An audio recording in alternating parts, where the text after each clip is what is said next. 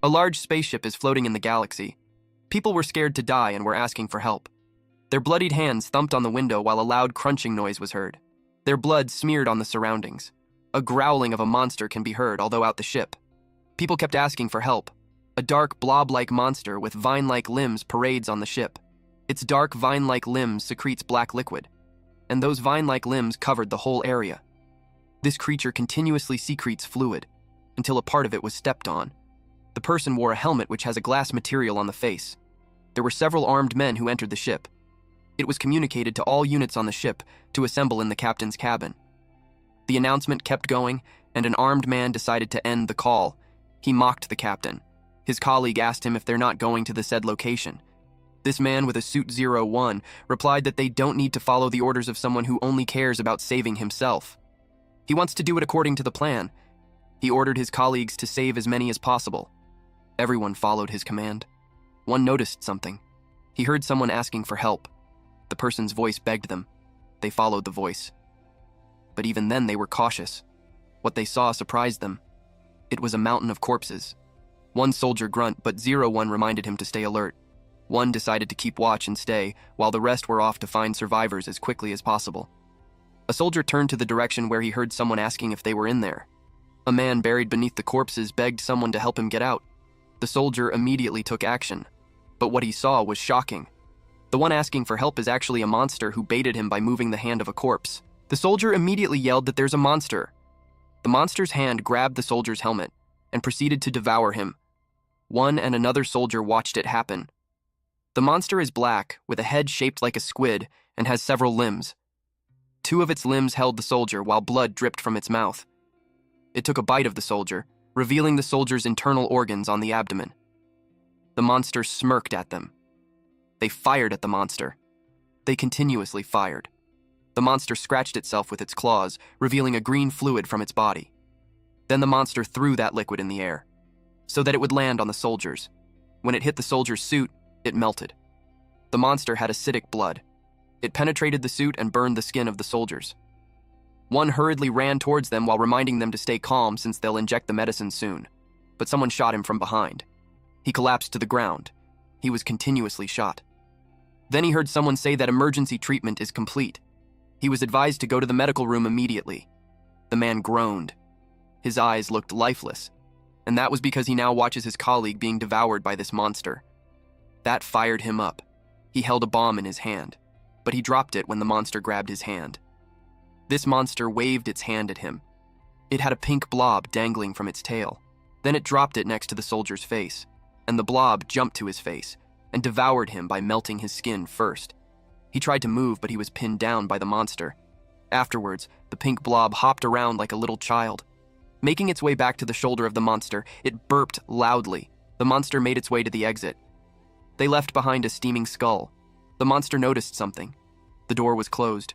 It took an arm from the corpse to have it identified by the system, but the hand was unauthorized, so access was denied.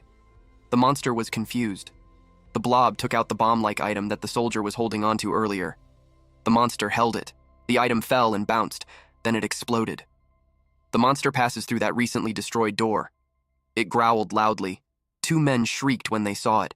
The monster made its way towards them. It targeted the first prey and dashed towards it. The man's wet eyes saw the monster's teeth coming closer at him. The monster knew that it's a monstrous alien creature. He devoured the man.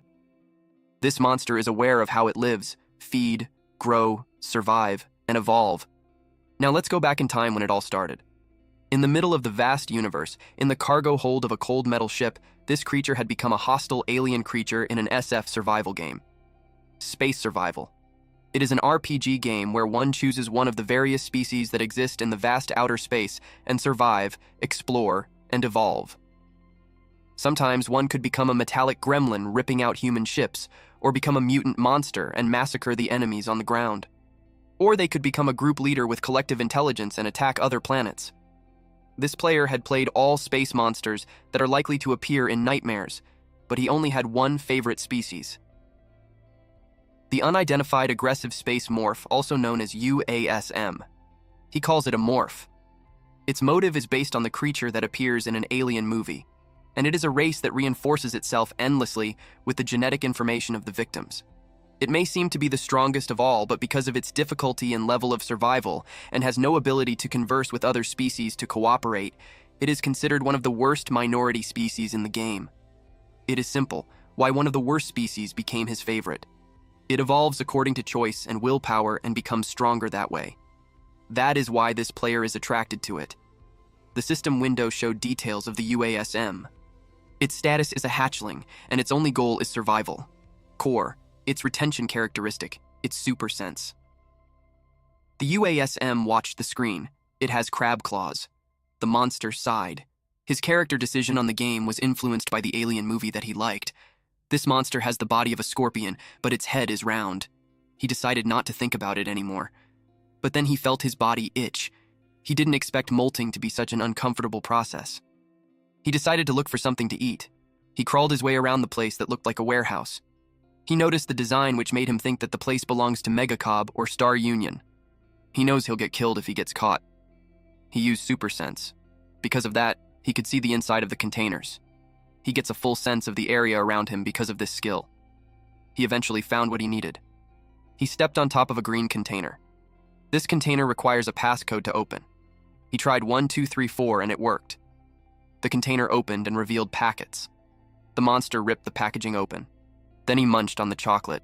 It felt like he's chewing rubber, but it was enough to get the nutrients that he needed. Suddenly, a cockroach passed by. He was surprised. He instantly stabbed it with his tail. The roach was limp. The monster ate it. The system window informed him that the predation effect is on. He successfully acquired the wing gene essence. He was asked if he wanted to apply the wings. The monster felt lucky that he was able to acquire the gene essence so quickly. Genetic essences are a key component of Amorph's operation. The more gene information it acquires, the stronger it can become. The monster liked the wings that he got, so he chose yes to accept it. It slowly formed on his back. His cockroach wings have fully appeared. It was nice, but he had no idea how to move it. Since it's on his back, he tried moving his trapezius muscle. He eventually got it. He fluttered his wings until he was off the ground. Then he proceeded to munch on those chocolate bars. He realized that he's burning more calories than he thought he would. He saw several cockroaches. He watched them in the hopes that he'll learn the skill to utilize his wings properly. He finally decided on his first target. He stabbed a cockroach and then ate it. He already had 20 cockroaches in total, but it was not enough. He munched on another cockroach while commenting that it tasted like chicken. He now gained another characteristic, which is chitin shell. It increases defense depending on growth level. It's a good ability, but it will take time to develop. He needs to secure strong vitality characteristics, but it's not as easy as it sounds. Strong vitality is a characteristic that slows aging by reducing energy consumption. It's a common characteristic of passive insects or plant types, and it greatly reduces the need to dwell on food. From that, the monster concluded that he just needs to catch more roaches to survive. He leapt above the containers to change position. He jumped up high and flew while surveilling the other roaches. He slowly approached it and grabbed it with his crab claw. He took a big bite of the roach. But while he did that, the other roach scurried away. He didn't want to lose it. He wasn't able to control his speed, so he crashed. It was a bit painful, but it didn't make him stop chasing after the roach. His tail made its way through the nook to try catching the roach, and he successfully stabbed it. The roach struggled even if it was already on its way to his mouth. Chewing the roach made a loud crunching noise. System window informed him that predation is on. The system window informed him of his successful acquisition of tough life force gene essence. He attained the strong vitality of cockroaches' biological properties. He was asked if he wants to apply strong vitality. He tapped on yes. His limbs bulged. His skin became firmer. He was delighted with the outcome. Then he glanced around. The owner of that spaceship, mankind, is his enemy. Sensing the vibration coming through the walls and the sound of faint steps tells him that there's not much time left. To avoid the looming dark future, he needed to overcome the hatchling stage as quickly as possible. To do that, he needs to expand his scope of activity to beyond the cargo hold. It was only the beginning. It's time for him to break free from the cargo hold that he first stepped into. He pondered on where to go next. He had decided on his next destination and made his way. He stopped in front of the cooling chamber next to the reactor. It's an important facility, so there won't be many people visiting and no one will see what's under their noses. Another option that this monster has is to break the cooling chamber and make a run for it. He peeked on the vent. He was about to dive in when he heard something. The fan started turning.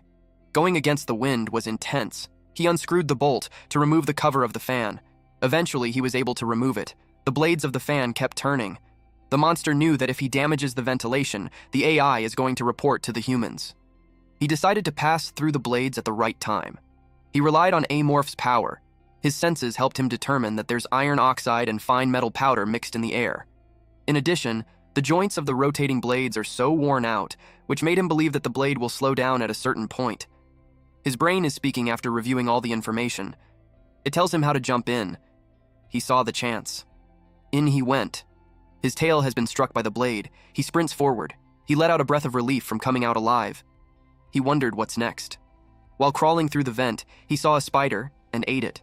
He eventually reached the end of the vent. A person can be heard asking about the result of the experiment on number 026. The person with him replied that it's another failure. The guy whined that the boss is going to yell at him again. A man replied that there's nothing that they can do since the test subject is from Earth and the captain favors her. The monster was surprised to see that it was a lab since he thought that it was just an ordinary spaceship. He discerned that those people look like Mangacap. Mangacap is a thriving human group around the solar system. Simply put, they are a race based on the motif of humans from Earth. Instead of the government, giant corporations dominate the country, and most of the inhabitants are extreme materialists. Most human races in the game are neutral, but among them, Mangacap is more of a villain. Mangacap is the only species that renders normal humans into slaves.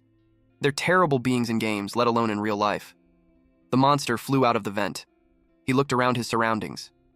His path depends on what kind of experimental ship it is, so he used his senses to know more about it. If it's a Hulk mutant research center, a mutant soldier specializing in land combat, then the monster can get a strong body and combat ability. If it's a place where they experiment on superpowers of cult, a space elf kind, then the monster can get his hands on strong psychic power. Personally, he wished for it to be cult, but he doubts he'll be able to attain psychic powers from an early stage. He heard someone asking for help. He peeked from a distance. There's a round, pink creature inside the capsule, and it expresses how much pain it is. This creature is called a bubble amoeba. Its characteristic is oxygen saving. It's a worthless characteristic for Amorph. This Amorph decided to use his super sense to look for clues. Then he noticed the electricity. He wondered if this was what the researchers were talking about earlier. Because of his super sense, this Amorph found out that the experiment will be terminated if he presses the yellow button. The machine shuts down and Bubble Amoeba thanks him. The Amorph creature wished the Bubble Amoeba to have a good life. The Amorph realized that a human just came in. He hurriedly flew away. He landed on the cabinet at the top. The door of that room opened. A woman stepped in. She asked the man behind her when she will be seeing the progress for experiment number 26. The man asked for more time. The woman glared at the man and told him that she needs results to report back to the company before they arrive. She told the man that if there's no performance, the company might rethink the man's employment. The man begged the woman. Mr. Wei, the senior researcher, trembled and sweated profusely when she called him. The woman told Mr. Wei that she has high expectations of him. She informed Mr. Wei that if he's able to gain the aptitude from experiment number 26, his promotion as chief researcher would not be a problem. Mr. Wei asked if she's telling the truth. She replied yes, and told him that if things go well, they might be able to be in line with Mars. She added that Mars is really interested in their project. Mr. Wei asked the woman what she thought about administering sonium. It's the wake-up drug made by Star Union. It's something that they haven't tried before. The woman uttered that they've tried everything similar to it by component, everything but sonium. She agreed with Mr. Wei and instructed for it to be administered right away. Mr. Wei was a bit hesitant since if it doesn't absorb the neutralizing agent, it becomes a life-sustaining problem. The woman demanded to have results immediately. Mr. Wei understood, but he was about to reason out. She cut him off by telling him that he should understand how serious the situation is. The man couldn't do anything except to go to work right away. He started administering 0.01 milligrams and slowly increasing the dosage to 0.03 milligrams, then 0.05 milligrams. The bubble amoeba was showing a response. As Mr. Wei was about to administer 0.07 milligrams, the woman told him to halt. She told Mr. Wei to increase the amount to the fullest. Mr. Wei was hesitant, but the woman pushed the button instead. All the fluids rushed to the bubble amoeba. The bubble amoeba expressed how painful it is. It kept asking for help. But this fucker was just enjoying herself. The amorph can only watch from a safe distance. A few moments later, things calmed down. The woman found the result interesting, and she asked for more experiments to be run to number 26. Mr. Wei asked if that would turn out okay. The woman replied yes, and she instructed him if there's any noteworthy progress. When she was about to leave, she noticed something. But when she turned to the cabinet, there was nothing in there. She decided to continue exiting the room. The amorph wondered if the bubble amoeba spoke to him earlier, asking for help. The amorph felt uncomfortable. He made up his mind. He planned to kill the woman in the next few days. The machine's word.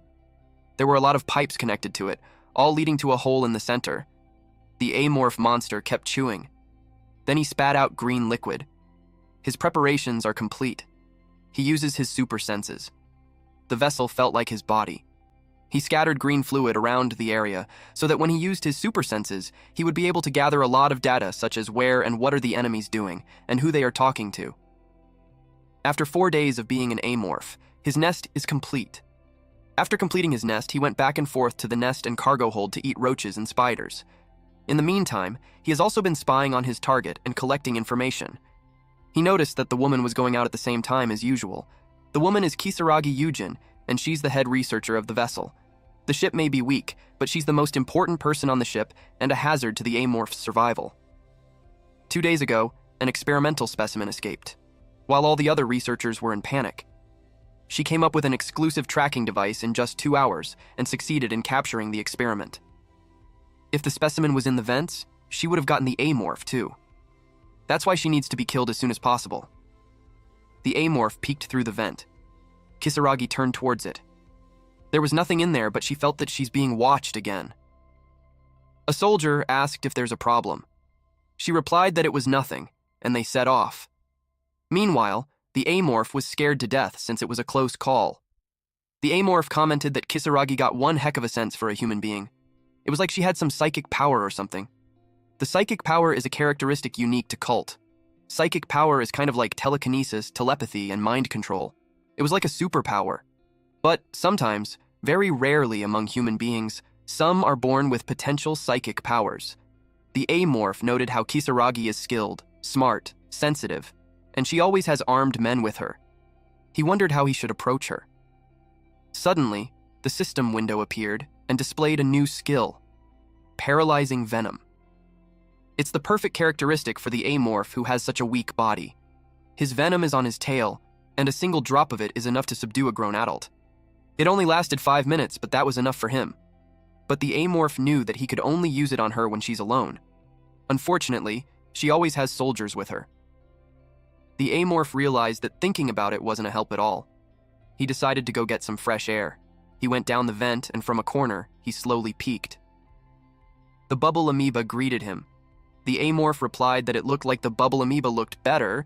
He brought it some food. He dropped it in a box, and it went straight to the tubes connected to the bubble amoeba. The bubble amoeba was delighted with how good the food was. The bubble amoeba has no other skill in the game. But amorph is uncertain if that only applied to the bubble amoeba in front of him, or it could also be that the bubble amoeba there is from a different kind. The amorph remembered that the woman has a cat.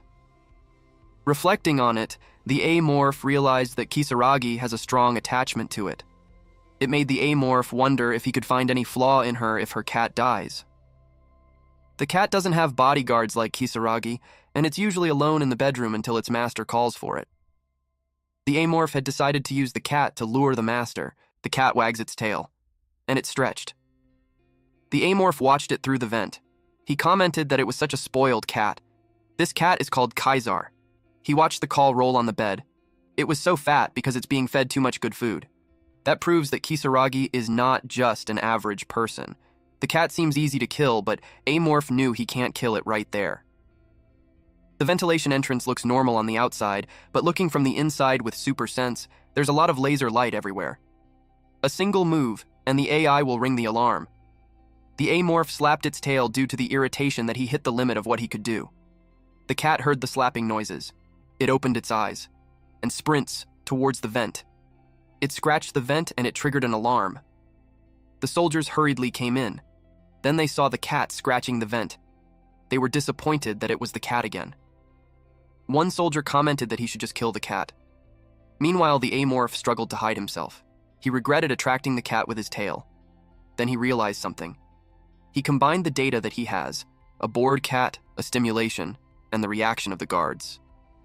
The amorph smirked since now he knows how to approach the situation. The cat rolled on the bed. It opened its eyes when it heard rustling noises. It was coming from the vent. The cat approached it and saw a cockroach. Its eyes sparkled. Immediately, it placed its paws on the vent.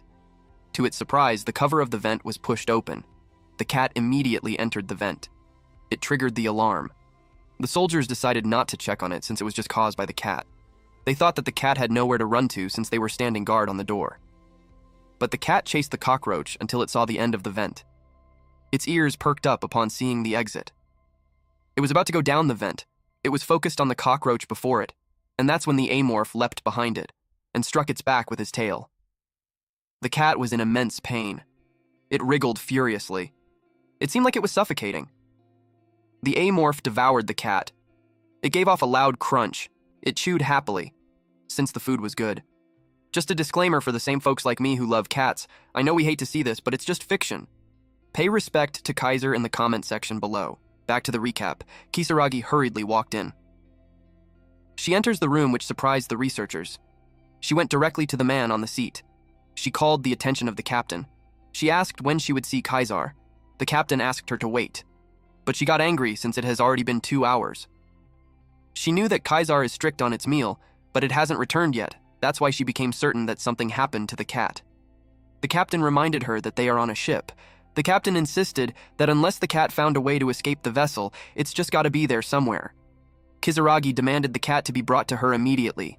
The captain calmly told her that the good news will come if she just waits. Deep inside, the captain wonders why the cat is so important. He grits his teeth as he contains his emotions. If only Kisaragi wasn't a noble capital, he would have locked her up already. Kisaragi asked where the guards were. The captain replied that they were locked up. To his surprise, Kisaragi demanded that the guards should be executed. Kisaragi reminded him that since he's the captain, he has the right to execute that. The captain explained that if he executes someone for just something like that, the guards will be shaken. Kisaragi gets triggered when the captain thinks of the situation lightly. The captain rephrased his words and explained that such an order should be given when a thorough search has been conducted. The soldiers are getting annoyed too. Kisaragi reminded the captain that the situation happened because the soldiers didn't do their jobs right. The captain cowered at her and admitted that he's fully aware. He replied that he will discipline the soldiers again. Kisaragi wasn't satisfied, but she tried to hold it in. She walked away and told the captain that she will be back in 2 hours. But if the cat isn't found by then, she threatened the captain that he'd better resign in his post. She furiously made her way out. The captain slammed his fist on the table to express his anger. He wondered where the heck the cat was. Meanwhile, Amorph was watching from the vent above. In his mind, the cat is nowhere else to be found except on his tummy. He now has the characteristic called Wild Instinct, but he has no idea what it is. There is a characteristic convergent system. It is a system that combines related characteristics into one and makes them powerful. The player had used so much of it that he knew all the combined systems within the game all to heart. But he was speechless when he saw the notification text box while having his cat meal. It was a characteristic that even a game maniac like him hadn't seen before. The system window displayed that characteristic wild instincts have been applied, and it fused with the existing supersensory properties available. The wild instinct and supersense have been fused, and it evolved into predatory sensory characteristic. Now, the Amorph can detect threats in advance. The Amorph triggered it because it said it sensed danger, but the super sense power had only become stronger than before. It didn't create an intellectual effect like he anticipated. It's probably the passive nature that occurs automatically. It just didn't happen because danger hadn't actually occurred. The Amorph decided to focus back to Kisaragi. He's certain that Kisaragi isn't in her right mind by then. Kisaragi slammed the table. She's furious that it's taking too long until stabilization. The Amorph watched her, and just as he expected, Kisaragi only acts humanly towards what she cares about the most. People like her go out of their minds when they're rid of something their own. The Amorph was pleased that he had reached his second goal, which is to separate Kisaragi and her soldiers. A big rift has appeared between them because of the missing cat incident. The guards didn't care for the cat in the first place. The cat was being fed the best meal that the soldiers could only just dream of having. Any normal person would be mad about that. They're angry about the class. Kisaragi is the highest-ranked noble capital in Megacab. For the soldiers who were forced to make absurdities, they were too afraid to protest to her directly, and the cat was the scapegoat that would radiate anger. In other words, the cat was kind of like a shield. The amorph thought about what would happen if the cat disappeared, and the soldiers had gone through so much work looking for something they hated so much. Amorph wonders if the soldiers will still be able to sacrifice themselves to protect her, like they did before. Not only that, Kisaragi can no longer trust the soldiers again.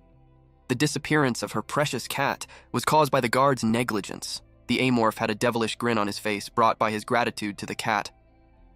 The time has come for him to take the genetic integers of Kisaragi. Kisaragi looked unwell with her anger constantly on the rise. She walked briskly. Then she pressed several buttons aggressively. It electrocuted a specimen on the capsule. Almost all specimens were electrified. Kisaragi complains that everyone is useless. Then she noticed something. She made her way to the bubble amoeba. She told it that it was one of the useless things. Then a thought crossed her mind that it made her grin. She pressed a button. All the fluid traveled through the tube.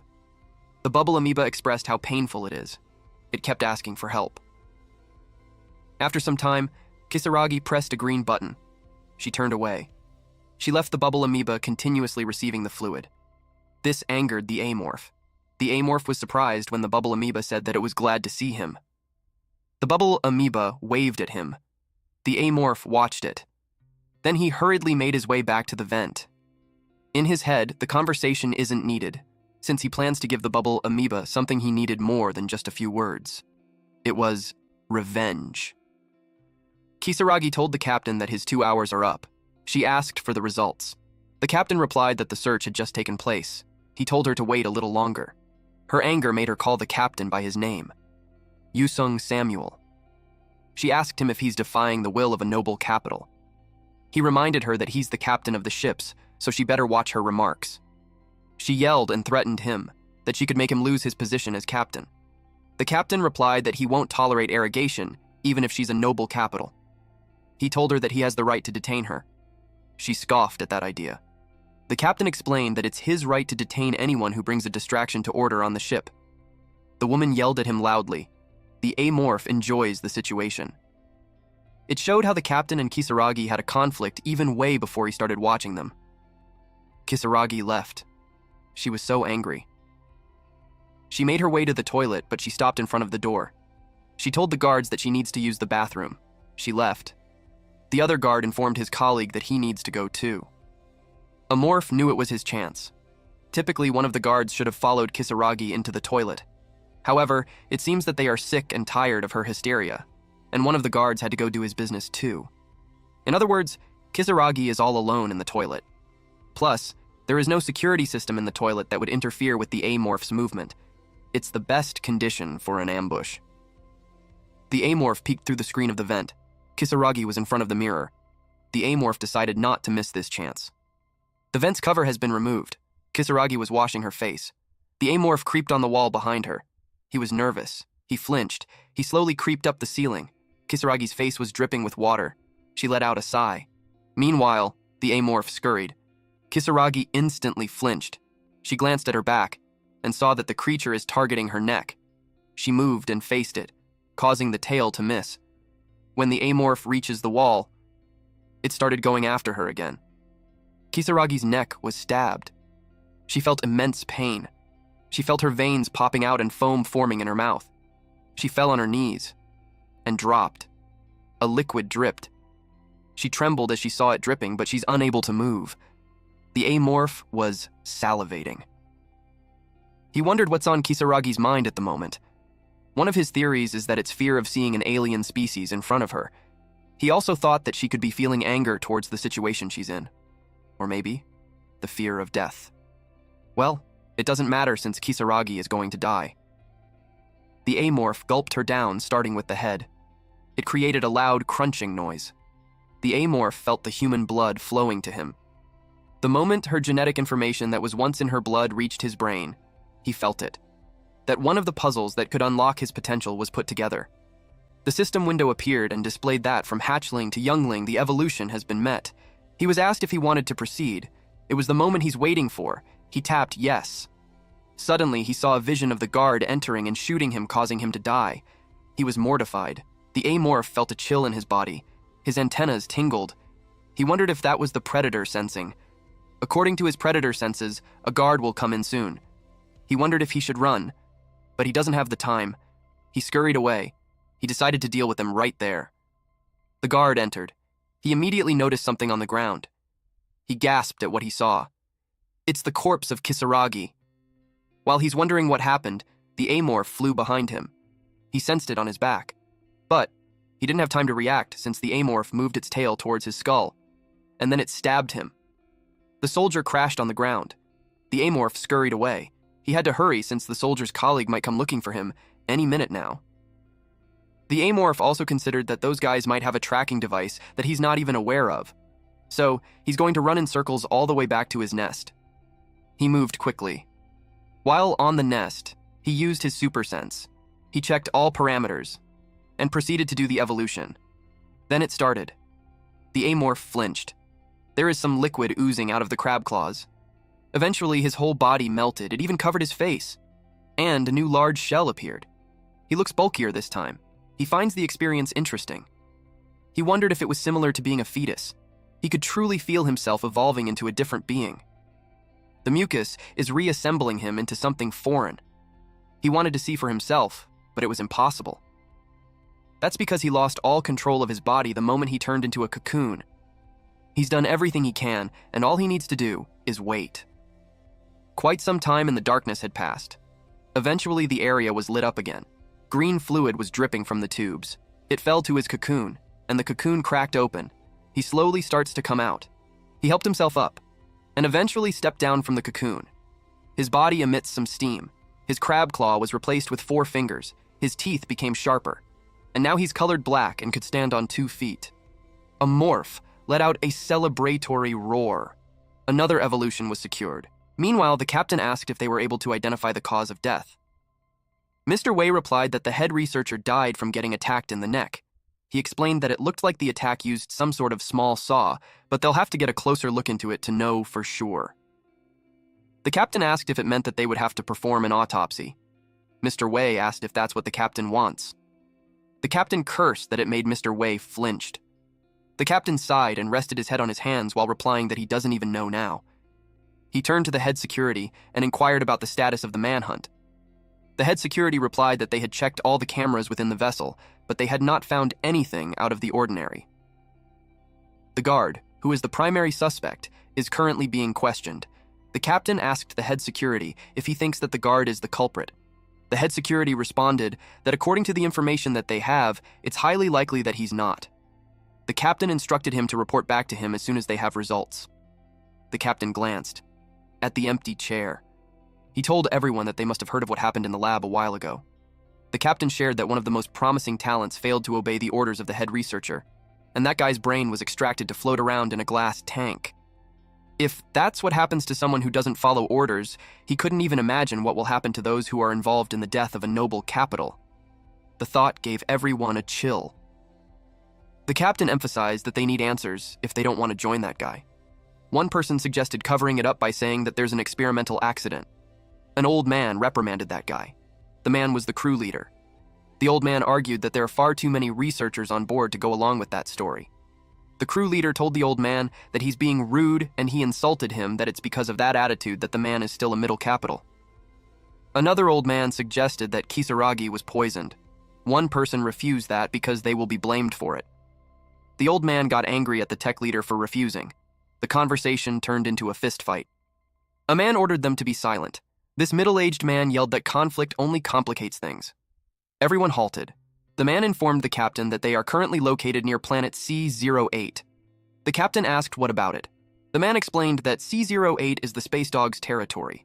The captain asked if the man was trying to say that the head researcher died because of those creatures. The man replied yes and came up with an explanation, that they can say they were ambushed and didn't have a chance to save her.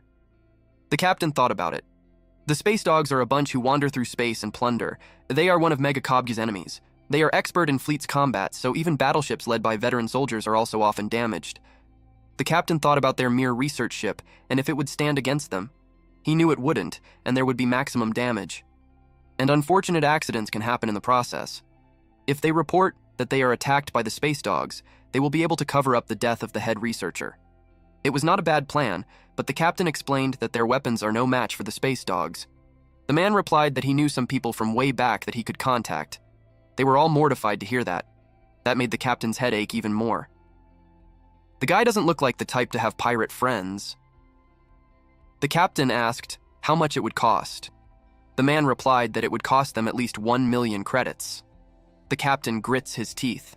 The man explained that the space dogs can't easily lay their hands on Kisaragi.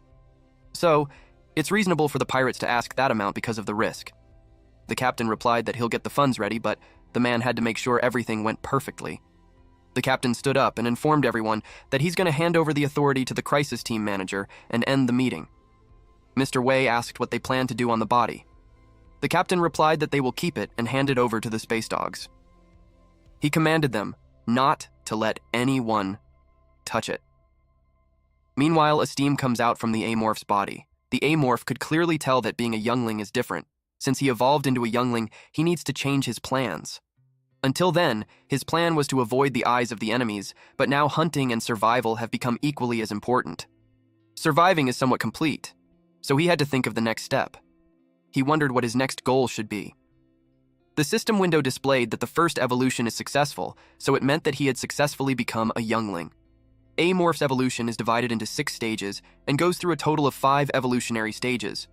First is the hatchling, then youngling, third is juvenile, then subadult, adult, and lastly, the ascension. Once he reaches out ascension, the last stage, it means he has cleared the game. If Amorph ascends in the game, all the secrets regarding the race will be revealed. Information such as where they come from, who they are, etc. Thus, it would be the same in real life. The problem is that it's extremely difficult to get to the ending. There are only 20 or so of them who have seen an ending of a species, and this player is the only one who has seen the ending of an Amorph. The Amorph watched the screen. The type indicated there can be unlocked from the youngling stage. He looked at his characteristics and assumed that his type would be physical strength. The system window prompted him if he would like to view the potential types that can be specialized. He tapped yes. As he expected, physical strengthening has met most of the conditions. It's all thanks to the reinforced exoskeleton and acidic blood properties he gained from evolving into a youngling. The types are similar occupations that other ethnic groups have, but slightly different. If the conditions are met, the type will be unlocked and synergized by the relevant abilities. The system window displayed that currently, there are 2 types that can be specialized. Physical strengthening, 6 out of 10, and superpower enhancement, 1.5 out of 3. He wondered what 0.5 is when one is probably the predator sensing. He doesn't have a characteristic like that because he ate all the bugs and the cat. Then he remembered something. Kisaragi is the only body that he didn't get to finish eating. He expected her to have a good instinct because of her psychic power. The Amorph decided to find her body since he wants to have the psychic powers. He scurried away. He opened the cover of the vent. It was too small for him now since he had grown. He smelled something. It was a dead body. He followed where it came from. He scurried over the cover of the vent. Then he found it. It made him salivate instantly. He found the mortuary where they kept the bodies. It was just beneath him. We then see a man wearing headphones. He's listening to music. He's also busy on the big screen in front of him. Then he smelled something. He went to where it was coming from. He was surprised at what he saw. A large hole was made since the ground was melted with acid. Unbeknownst to this man, the Amorph was above him. He's confused as to where the acidic solution came from. He decided to call security, but when he turned around, the mouth of the Amorph was already closing in. He got stabbed on the side of his head. Instantly, he died and fell to the ground. The body is taken out of the freezer. Amorph grabbed the cloth and removed it. It revealed Kisaragi's body. He commented that Kisaragi looks the way she did when she died. A noble prime's body is never to be touched. The Amorph finds it strange that no matter how many people he had to kill, he doesn't feel guilty at all. There's a saying that one changes according to its surroundings. He wondered if he had changed as well after becoming amorph, or could it be his true self all along? He recognized that thinking about it won't change anything, so he just focused on having his meal. He needs to keep killing to survive. That is the life of amorph, and the way of life he needs to get used to. Once people die, their body goes back to nature and gets absorbed. It made him think if he would also be considered part of nature when he absorbs those bodies. He bit on something. When he coughed it out, it was a spherical item. It was inside Kisaragi's heart, but he had no idea what it was for. He crushed it in his hand. To his surprise, the system window appeared. As he expected, Kisaragi indeed has psychic powers. He found out because the system window displayed that he successfully acquired the gene essence of a superpower organ. He was asked if he likes to apply the superpower organ. He complained about why it has to be a superpower organ. Amorph can use psychic power without it, so it's basically useless for him to have that characteristic. He decided to look at it positively since he needs a number of characteristics to unlock his type anyway. He clicked yes. Suddenly his body made cracking sounds. His head formed several tentacles. He found it interesting. He thought that it might become useful, like predator sensing and fuse with other characteristics. Now that he's done with Kisaragi, he wondered if he should go for the guard next. He chomped on the guard and commented that it tasted funny. The guard was hard to chew. Suddenly, his antenna twitched. He knew it was dangerous. The guards had changed shifts. With his super sense, he saw that the guard was handing out his power suit to the next guy on duty. It made him wonder if there aren't enough power suits on the ship. He knew that there would be someone coming in for the guy that he just killed. As soon as the next shift comes, that person could immediately notice the changes in the room. And since they're living in the space era, people would immediately think that there's a monster living in the same ship as them. The amorph acknowledges that he's not strong enough to face the whole crew yet. He needs something to stall time until he gets stronger. Then, he realized something. The acidic solution continued to produce smoke. Then the amorph remembered that he's in a mortuary. There are preservatives and chemicals to dispose of bodies. An interesting thought had just popped into his mind. A useful way to get out of the crisis and bully the crew on board at the same time. Mangacap doesn't have an official capital city. However, there is a place that they consider as the center of their society. That place is Earth, the headquarters and pivot of the current Mangacap. The 5 companies that contributed to the establishment of Mangacap are the kings of the Earth. They are now known as the 5 families. And one of the families, the Kisaragis, resided in an area formerly known as East Asia. The Yujin family started as a business in a small country called the Republic of Korea. Now, all the land in the country is the living space of the Yujin family. There are small trains for travel, maglev trains, and an artificial sun for internal ecosystems. And of course, there are the people of the Yujin family and tens of millions of tools that obey them. There was a house in the middle of the fields. A man is tilling the soil. He happily does his job. While he's doing that, 2 men were waiting for him. He rose to his feet and acknowledged that he kept his guard and butler waiting for too long. The butler nodded to the guard to go ahead. The old man asked the guard what it was. The guard replied that it's about the man's granddaughter. The man asked which granddaughter he was referring to. The guard informed him that he's talking about Kisaragi. The old man recognized that it's the daughter of his 3rd child.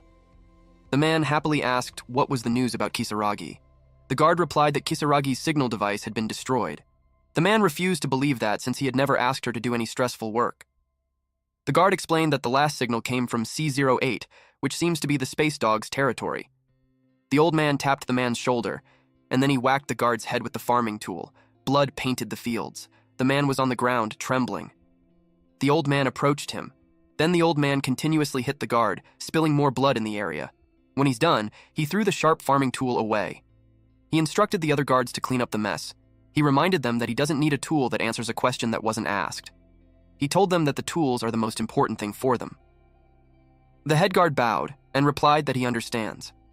The grandfather of Kisaragi shared that it costs him 10 billion to raise that child. It was as if developing a new vessel. He even had her go through a gene enhancement surgery, so he doesn't believe that a simple pirate could have harmed her. It made him wonder who has the guts to lay their hands on the darling of the Yujin family. He asked the butler if the captain's name was Yusung Samuel. He knew that the Samuel family is from Titan, and the Ascertain family is interested in them. However, it couldn't be the Ascertain family since the head of the Ascertain family is a coward. They don't have the nerve to challenge the Yujin family. He asked the butler for his opinion. The butler replied that it could be the doing of the TNC. That's what the grandfather thought too. TNC and the Ascertain family look like they're fighting over the rights to Jupiter, but they're actually a team. The Ascertain family's credits come from TNC. Kisaragi's grandfather bet that sneaky bastard is planning to get a drop on a board of directors. The butler replied that the head of TNC Chamberlain is after their position as CEO. Kisaragi's grandfather agreed. He commented that the brat is terrified of him seeing that he came after him directly. He laughed out loud, but it immediately turned into a serious expression. He had decided to strike first since they already had the reason to do so. He instructed the butler to let everyone in the family know. Then he told the butler to contact his shadow undercover near C08 and have him deal with that matter. The butler acknowledges the order, but deep inside he's thinking of how it's going to be a bloodbath. Kisaragi's grandfather ordered to bring Yusung Samuel and anyone who has anything to do with that guy to him. He asked for every single one of them. He had an ominous expression when he uttered that anyone who destroys his property deserves to die. Back to the spaceship. The door opened and fumes came out. Yusung Samuel trembled in anger. He screamed to ask what the hell happened. The bodies are charred because of the chemicals. Earlier, the guards reported to the captain that there was smoke coming out from the inside, and when they went in to check, there was a fire. The guards explained that they wanted to check on what's going on, but according to the policies, only doctors can go in. The other doctors cleaned up the corpses. The captain expressed that he doesn't understand how a fire started in a room full of dead bodies. Mr. Wei checked the body and saw a ring on the finger. It made him wonder if the dead body belonged to a late-night worker. Then he realized something. He asked if there are more bodies other than that. A researcher replied that those were the only ones. Mr. Wei felt doomed as he uttered that it was impossible. The captain asked what the problem was. He requested the captain to round up all the leaders as they are in big trouble. During the meeting, they were all surprised to find out that the bodies of the research leader and the guard are missing. The captain was so angry since they had no idea how it happened. It's not as if dead bodies can walk. He questioned Mr. Wei if he's certain about it. Mr. Wei explained that he looked over and over again, but had not been able to locate those bodies. He added that the chemical substances in the mortuary are likely to cause fire, but not a big one. That's when they realized that someone must have set the fire on purpose. They wondered who would do that. One man suggested that it could be an unidentified alien on board. Due to being scared, one man yelled at the man who suggested that. The man explained that it was just a guess, so there's no need for the supply management leader to be worked up. Mr. Wei emphasized that the biggest problem they have is that the body of the head researcher is missing, and the pressing issue is that they already promised to meet with the pirates at C08. The captain told them that they had to find the body, no matter what it takes. He suggested narrowing down to a suspect first. The captain cursed loudly that it made everyone flinch. He screamed, telling everyone that if they are at least a bit worried about the noble capital's revenge, they must cooperate to the fullest. After that, silence enveloped the room. He asked the crisis management leader if he made contact with the pirates. The man replied that he did as soon as the meeting was over.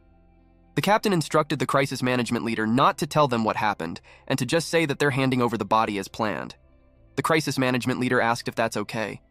The captain explained that it would be a bigger problem if they found the body, but didn't know what to do with it. They thought that as long as they find it before the meeting with the pirates, then it should be fine. The captain grips the shoulder of the head security and asks if he understands. The captain told him that he has to find out who did that. The head security replied that he's already doing his best, but the captain told him that it wasn't enough. The captain gave the head security the permission to go through every single crew on board and find the culprit. He delegated all powers to the head security in relation to that. The head security assured the captain that he would definitely find the culprit. Meanwhile, the Amorph is spying at them through the vent above them.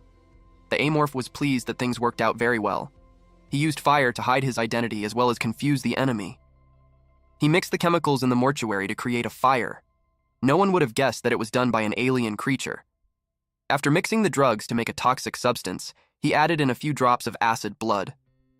Fortunately, it worked out fine, and burned the bodies too. But he didn't expect them to talk about an alien species. In addition to that, they're meeting up with space criminals. He commented that the captain must be out of his mind. He took a mental note to look into the crisis team leader who came up with the idea, because the man might be working with the pirates. The pirates are multi-species, so the amorph should be able to get a variety of genes from them. But the raid will reduce the number of essences that he can get from the research vessel. He decided to make a decision once he saw the pirates. Then he saw someone. It's the supply management leader who denied the aliens' presence. The man looked nervous. He looked at his surroundings. He scanned his palm on the door. Then he entered the cargo hold. The amorph knew that the man doesn't have to sneak in since he's the one in charge of that. It made him wonder why the man is wary of his surroundings. He wondered why the man was acting suspiciously. The man's traces end right at the container. The container has a higher security level than others, and its walls are so thick that the amorph can't see through it using his super sense. It tickles the curiosity of the amorph since it looks like something important is in there. His previous target was the medical team leader, but now he had changed his mind. The next target is the supply management leader. The man slammed a cup on the table while exclaiming how good it is. His subordinate suggests that he should stop drinking. In the supply management leader's head, he's complaining how life has been hard lately. He regretted listening to the black market cult merchant. He was hooked on the fact that it came from ancient remains and he thought it would sell a lot. He managed to set a trade date and sneak it into the ship, but one of the eggs hatched on the day that he got drunk. He regretted not shutting the container door properly. He couldn't even tell anyone. He knows that the captain is going to flip and kill him if he finds out. He yelled that drinking is the problem. The bartender is already annoyed and informs him that they're closing. The man begs for one last cup, to which the bartender gave in. The man staggers. He was so drunk. He announces that the problem is drinking. He noticed something that made him flinch. He turned around while asking on who's there, but the hallway was empty. He got nervous. Then it made him annoyed. Then he heard several clicking sounds. He glanced behind him, and he saw a creature scurrying away. It made him terrified. So he ran for his life. He cursed and cried while running as fast as he could. He pressed the passcode of the door quickly. When it opened, he stumbled his way inside. Then he crashed on the ground. He planned to make a phone call, but turned pale when he heard the beeping sounds behind him. He was scared to look behind him. The door opened. The alien monster slowly creeps in. The man trembled at the sight of it. It approaches him real close. The amorph was grateful for the meal, and he opened his mouth wide. It was followed by a loud, crunching nose. Getting rid of the supply management leader was easy because he had a simple life pattern. The guy wasted most of his time at the bar, and it seemed like he's overpaid. The amorph thought that the captain should thank him because he got rid of those who were wasting his time and money for him. The amorph rummages through the dirty room and complains how it's so filthy that it looked like the guy never cleaned up in his life. He's looking for the ID card. But then he found a post of a woman in a bikini. The woman was hot, but amorph didn't feel anything, maybe because he looks that way. He took a folder and an ID card fell. He was happy when he found it. Now he has the hand and the ID card. It was everything he needed. He decided to clean up before he leaves. He munched on the guy, but he complained that the man doesn't taste good also because the man reeks of alcohol. A few moments later, the amorph approached the container. He inserted the ID card and tapped the hand on the scanner. It slowly opened. Here were capsules that contained creatures inside, but it was cold, like a freezer. Turns out the man is a smuggler. Then the amorph noticed something. There were several amorph eggs. He wondered if it was real.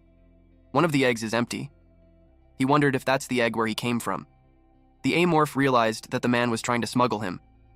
In the game, amorph's starting point is not a spaceship like that, but an unidentified archaeological site. The amorph has no idea what happened along the way, but it seems that the owner of his body managed to leave the container after hatching and died a while later from malnutrition. Then his conscience entered the body. Now he knows why he finds the cockroaches delicious. His body was acting instinctively to survive. That gives him mixed feelings. He bowed at the hatched egg and prayed for the dead owner of the body. Now that he has paid his respects, he's ready to act like a true amorph. He grabbed the eggs and chomped on it. He ate all the unhatched eggs, but unfortunately, there's no message that's coming out. but it didn't matter to him, since there were a lot more creatures to eat. Loud chomping and crunching noises echoed in the room. He opened the screen and got excited when he had 2 more characteristics left until he completed the physical strengthening type. In all honesty, he admitted that he was disappointed when he ate Kisaragi because instead of psychic power, a useless superpower organ came out. But the supply management leader had given him a special gift, a powerful characteristic that he'd only be able to obtain way later if it was a game, a trait that can effectively kill the crew members. And with that ability, he can be bolder with his plans. It's not long before the spaceship meets up with the space dogs. He had no idea how dangerous those people were, so he had to grow as strong as possible. He's excited to gather the gene essences, especially when those creatures won't be heard no matter how much they scream. The pathetic howls of the research vessel and the crew will be buried in the black abyss. Meanwhile, at the onboard runway of the mangacap research ship, a mechanic invited Scott to eat. Scott replied that he'll be right there. The man asked Scott how much longer he has to work. Scott replied that he might stay until late. They groaned at the thought. They talked about the recent maintenance order. They were instructed to go all through the planes when there's no reason for them to fight. The man didn't like talking about work during dinner, but Scott urged him to think about it since it's odd. Scott shared that he heard a rumor that they are preparing to capture the metallic gremlin. Fincher replied that if they ever come across one, they won't stand a chance. Scott replied that the metallic gremlin is already on board. Fincher was surprised to hear that. Scott asked him if he had noticed the funky smell in the air lately. That is the smell of a metallic gremlin. Scott added that someone from the kitchen said that people are disappearing one by one lately. Fincher thought that it was just a load of bullshit. A man with eyeglasses joined their conversation and shared that he heard that the supply management leader was missing. Because of that, the cargo manager got promoted, making him the temporary leader. Scott emphasized to Fincher that he's right. Fincher considered that even if it's true that people are disappearing, it's questionable why the higher-ups aren't doing anything about it. The man with eyeglasses replied that the higher-ups are hiding it because they don't want to cause a stir. Scott replied that it was because of the metallic gremlin. Fincher asked about its relationship to the maintenance of the ship.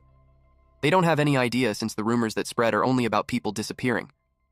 Scott wondered if it's because they're being disciplined. That got Fincher into a foul mood. He told them that they're such an idiot. It was already dark, but one ship remained lit up. Someone asked Scott if he wanted to eat something. He replied that he wants compound liquor if there's any. Scott complained that he might not be able to finish all the work that night. He continued the maintenance of the ship until Cameron called him over. He replied that he's working, but Cameron insisted and told him that it will only take a second. Cameron called him again, and it made him annoyed. He plans to smack Cameron's head if it's not worth his time. He came out from under the ship, but he was confused. He wondered where Cameron went. Cameron's voice is coming from the maintenance room. Cameron told him to come inside. Scott asked what he was doing in the dark. The man replied that he's looking for something, and he asked for Scott's help. Scott sighed as he entered. He has his flashlight on, but he smelled something like metal. He wondered where the guy was. The guy responded that he's over there. Scott slipped on a dumbbell, and he crashed on the ground facing forward. He hurt his head on the fall. Then he realized that something wasn't right. He could barely see in the dark even if there's flashlight. It made him think about what Cameron would do in the dark. Then he recalled the rumors about people disappearing one by one, and he insisted that it's because of the metallic gremlin. He heard footsteps behind him, so he called Cameron's name. It's slowly scooting closer to him, but he kept calling for Cameron.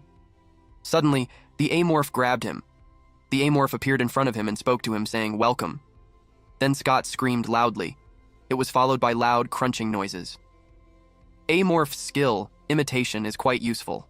Fincher called out to Scott to inform him that he brought the compound liquor, but Fincher got confused since Scott wasn't there. He knew that Scott never leaves his post until he's finished with what he's doing. Then he heard Scott say that he's in the maintenance room. Fincher went to the room and asked what he's doing there. Scott replied that he was looking for something. Fincher asked what he was doing in the dark. Scott told him to come in and help him move something. Fincher walked in. He was about to say something when he noticed the flashlight on the ground. He reached for it. Suddenly, blood dripped from the ceiling. He wondered what it was. When he looked at his hand, he realized that it was blood. That scared him. Then he saw Scott's dead, scary face. The amorph is dangling Scott's head while imitating his voice. It was really creepy. Fincher screamed loudly. Then he ends up with the same fate as Scott. While the amorph chomps on his food, he reflected that he had the knack for luring others. His imitation skill makes things really convenient. Out of the creatures that the supply management leader wanted to smuggle, there was a larva named Red Worm. Red Worm is a giant worm that only lives on desert-type planets. It has the ability to imitate the voices of the other living things. It is said to have evolved to effectively hunt other creatures in harsh environments. It's great that he gained the genetic essence from the red worm larva. But it's a shame that it's not as effective as the original effect of the characteristics. He can only imitate the voice of the last living thing that he ate. But still, it's a pretty useful ability. He planned to eat someone from the kitchen tomorrow. He already knows the name of the person, Pierre.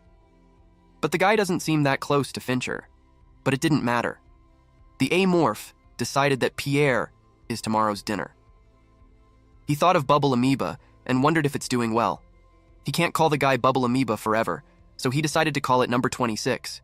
He decided to pay it a visit before he goes back to his nest. Suddenly, he heard number 26 say hi. He didn't know that the superpower organ had such a function. He didn't expect it to be able to communicate with a living thing that talks through wavelengths. He decided to say hi back. Number 26 says that he's hungry and asks for food. The amorph noticed that number 26 knows more vocabulary than before. He wondered if there's something about sonium that he's not aware of. The amorph apologized and explained that it's going to be difficult to give him that. Number 26 asked what difficult meant. The amorph replied that it means that he couldn't give it to him. Number 26 made sad noises. Amorph understands that it's disappointing, but it was too risky to do that. Ever since the disappearance of the research leader, they had increased the security to maximum level. The vent above the facility has also been compromised. That's why Amorph hasn't been able to give number 26 the calorie bars. The only thing he can do is have a conversation with it. He said that he'll go, and no 26 replied goodbye. Amorph wished him good luck.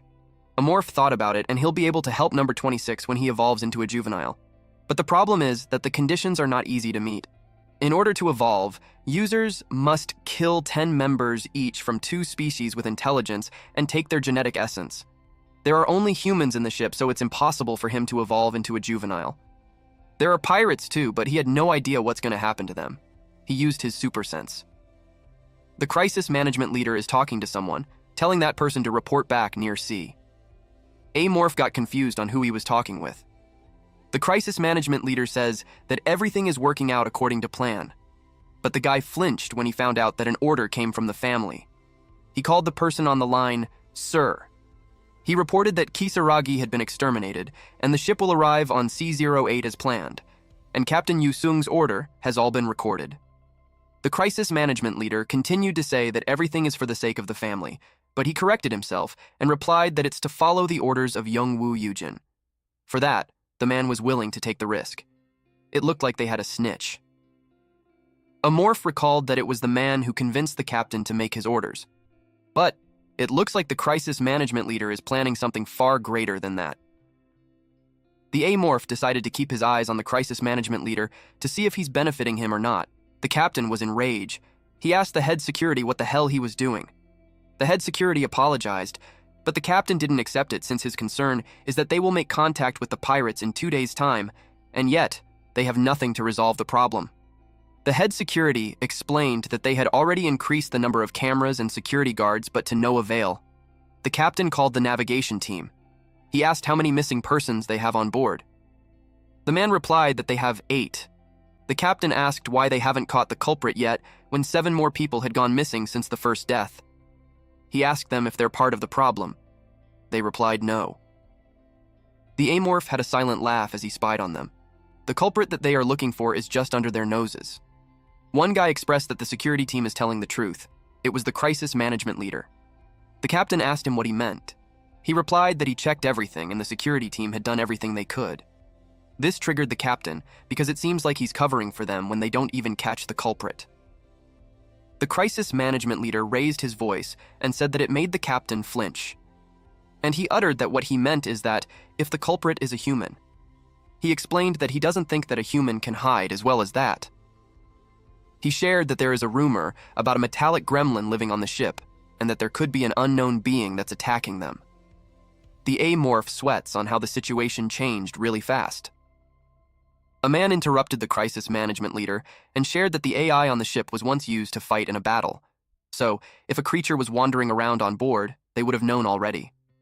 Crisis management leader acknowledges the capabilities of AI, but he revealed that about the container that belonged to the supply management team leader. The freezers were all empty. He asked where those creatures had all gone. The scenario that the A-morph is dreading the most is happening at last. The captain posed a question that suppose the creature is in the ship. He asked them where it could be hiding and why it hasn't been spotted yet. The crisis management leader revealed that there's a place that they haven't checked yet. Then he pointed at it. He was pointing at the vents. He explained that the ventilation passageways span the whole ship, so he assumed that the creature would be around a meter in size to get around.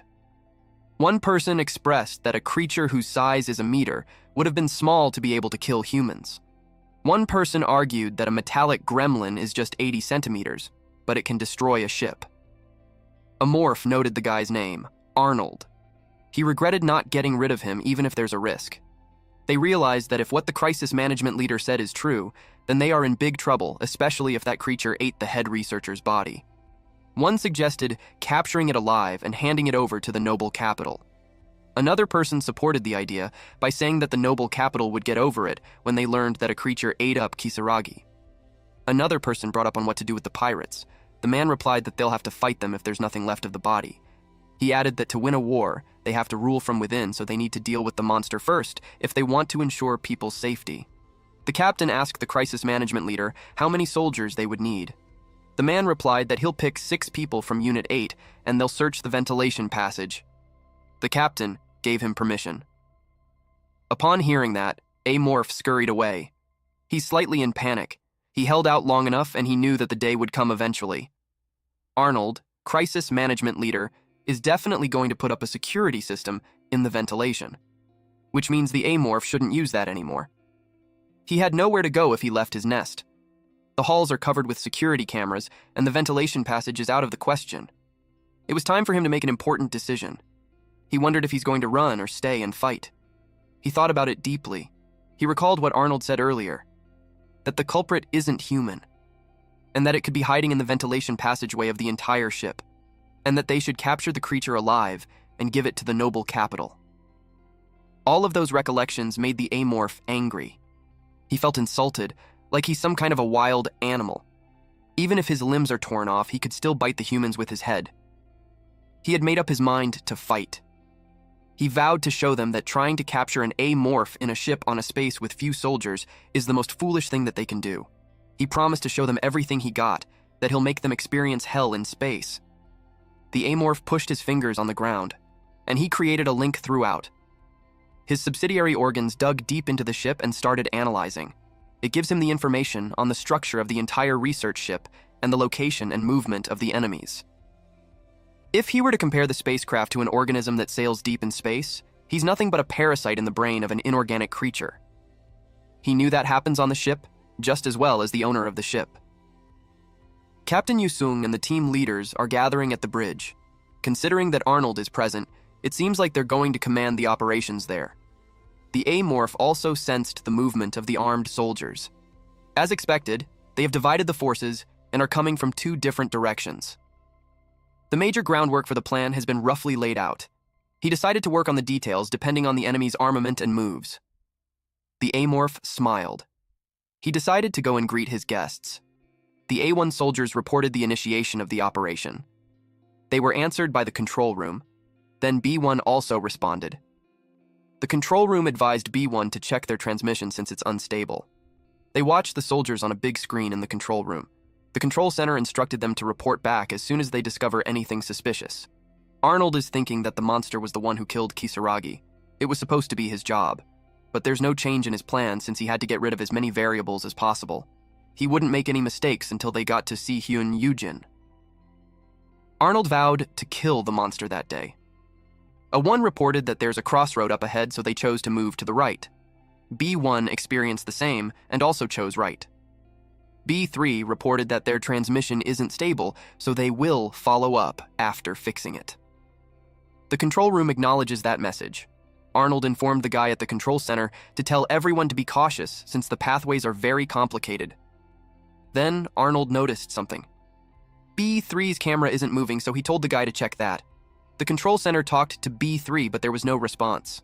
Control room attempted contact again. Eventually, B3's camera started working again. The control center informed B2 to wait for B3, who's coming from behind.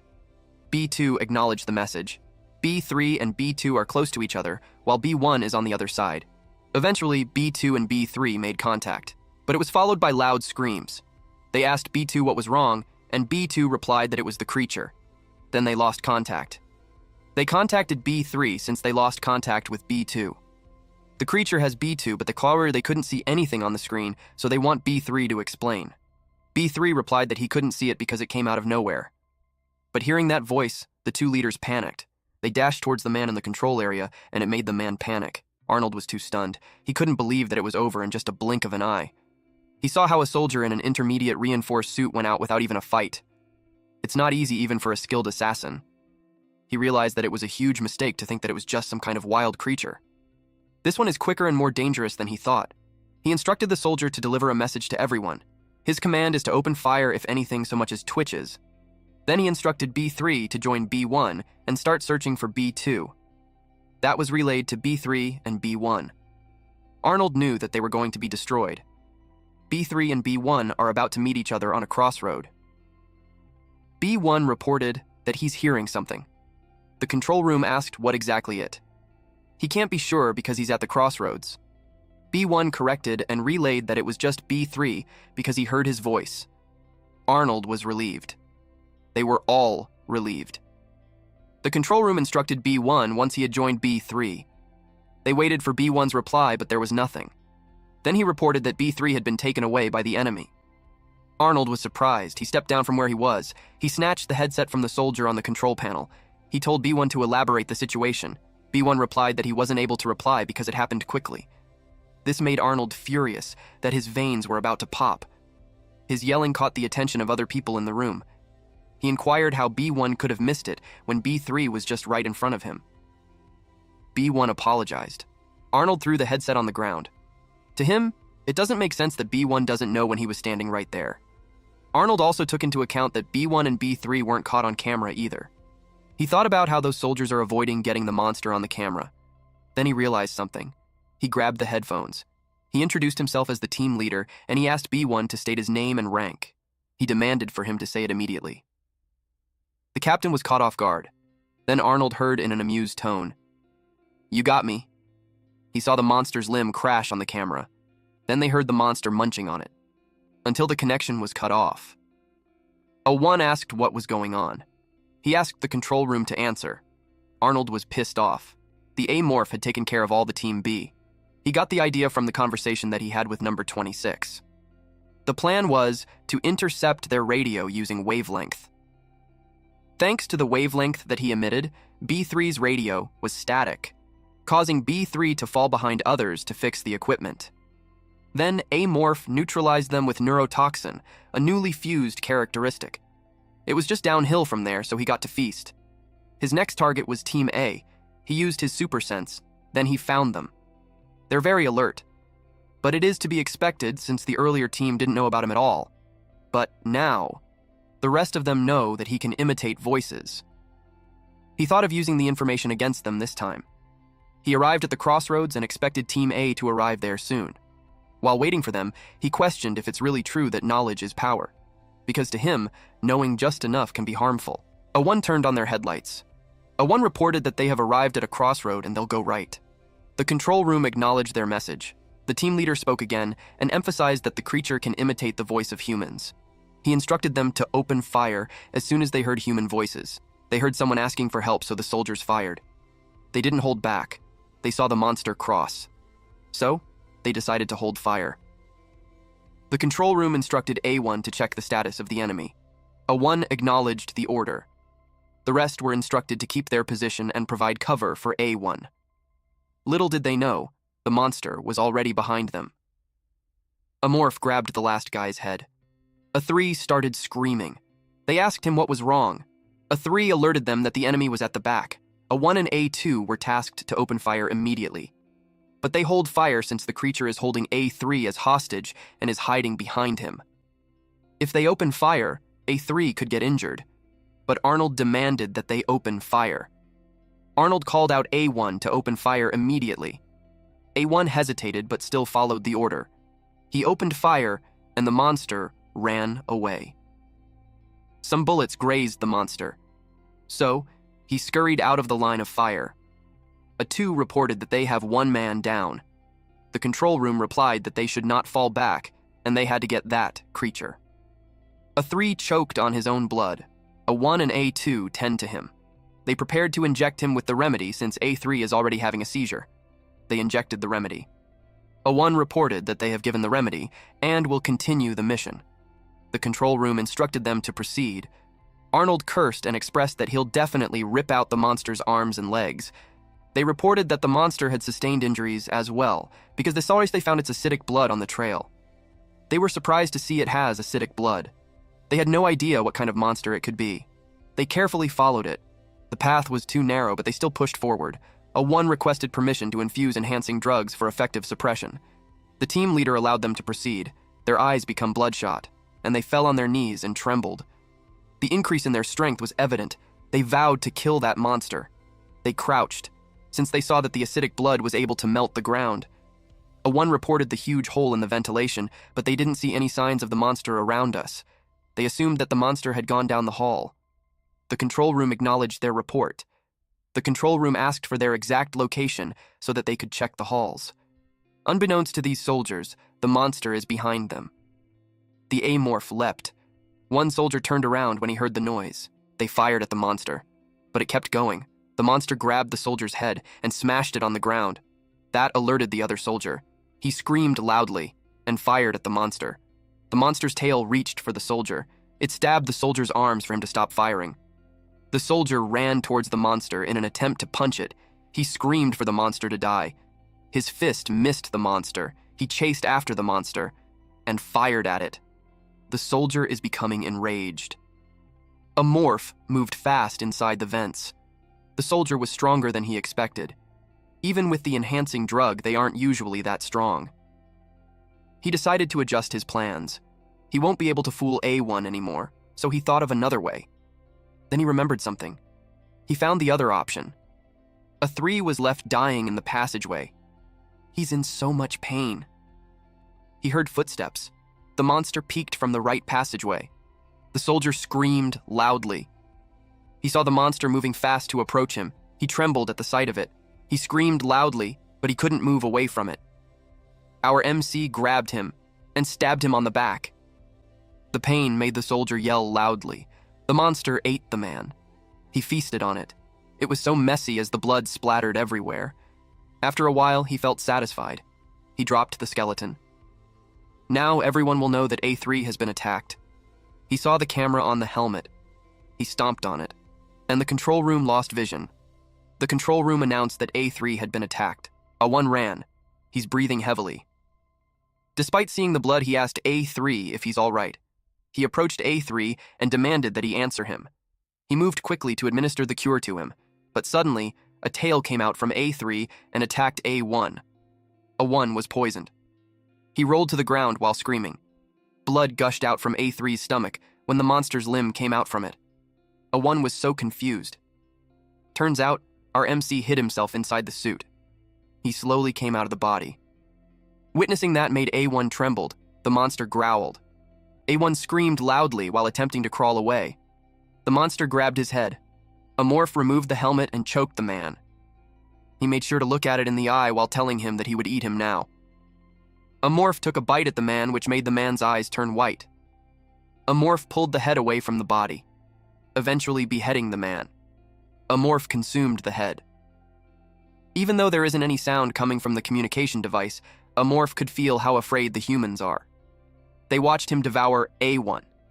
They all turned pale and panicked, even Arnold. Through this act, Amorph communicated that the danger isn't only in the ventilation passageway.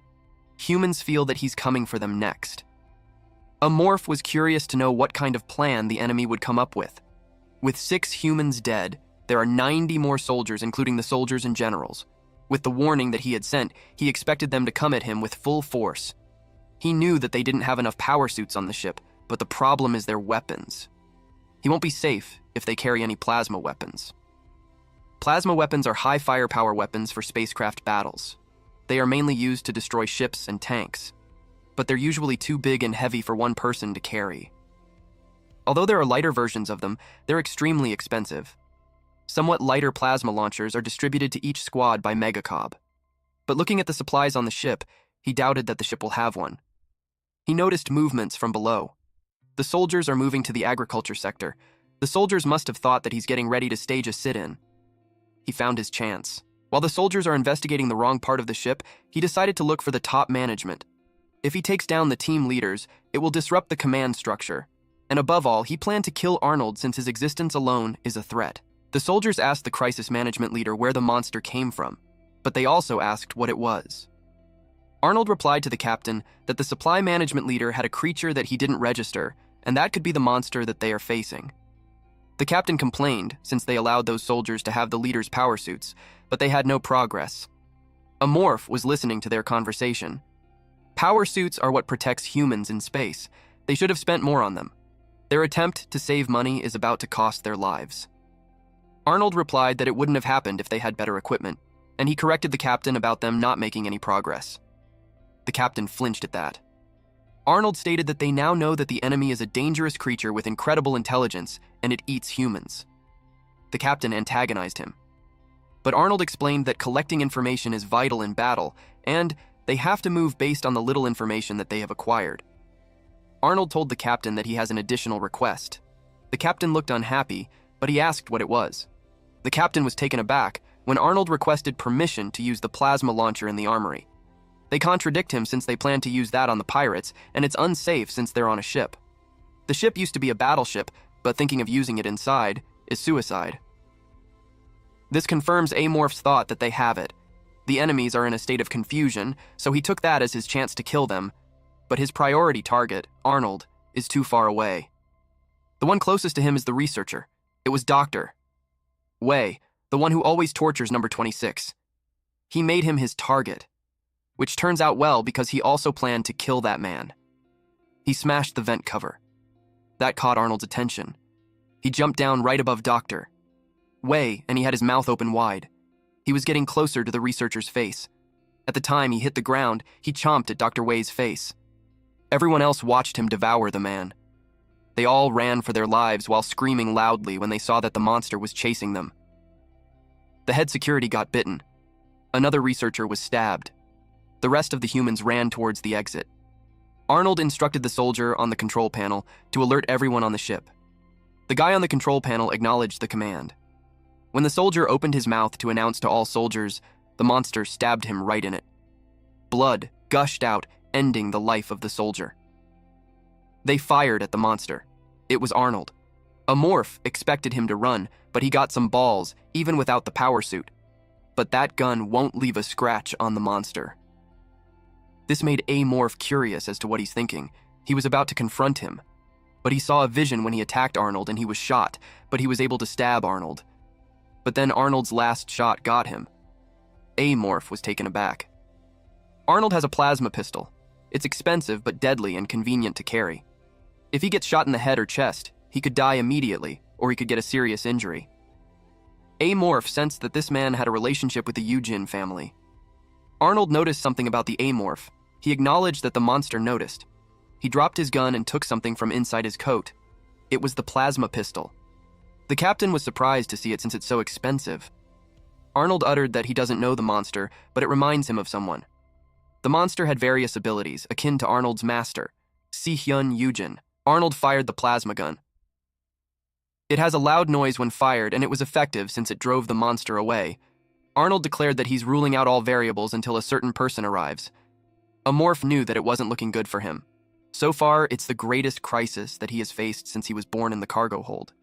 He has been in worse situations while he's playing the game, and the winner has always been him, the Amorph. Whoever is coming, may it be Arnold's master or not, that person would be greeted by him and Arnold. Bears, lions, and wolves are some of the carnivorous animals that people came across in the media. they are portrayed as the embodiment of fearless violence. However, this is not true. The predators in real life are cowards who avoid fights that would incur significant losses. That cowardly prudence may be the element of a true hunter. The player who played Amorph in the game took that to heart. It's important not to forget that having strong characteristics or knowing important information becomes useless if you are not careful. Amorph evaded a plasma shot. He used his super sense since he had observed that Arnold is pretty good. He used his super sense on him and found out that Arnold's heartbeat is stable, which means that he was just pretending to be nervous until that moment. Amorph assumed that Arnold must have analyzed him and assumed that Amorph had something similar to a biological radar. Amorph can sense that the man has the same hunter's blood as him. Arnold is a predator with experience. Amorph scurried away. The shot missed him, but it was followed by several more. The captain reminded the crisis management team leader that he's in the control room so he shouldn't hit the devices. Arnold glanced at them and responded that he will keep that in mind. He released another shot. He was about to fire again, but he paused. The monster hid behind the device. It pissed off Arnold. Amorph knows that Arnold is just trying to trick him. Because of the super sense, Amorph found out that Arnold gave an order to the soldiers to assemble all units in the control room. Amorph realized that Arnold was stalling, and all that shooting was just to trap him there. He noticed that Arnold was stalling while keeping the monster away from the captain and other leaders so that his men could come in and capture him. Amorph was impressed that Arnold had him fooled. Amorph decided to finish it before the support came. He saw a fire extinguisher and decided to use it. He removed the pin and positioned himself. He pointed the nozzle at Arnold's face to block his vision. Arnold announced that the monster is pulling a trick. He fired randomly. Everyone in the room couldn't see anything. Arnold scolded the soldiers for not using their weapons properly. Someone asked where the monster went. Arnold had a guess. Arnold immediately instructed the soldiers to get the captain out of there.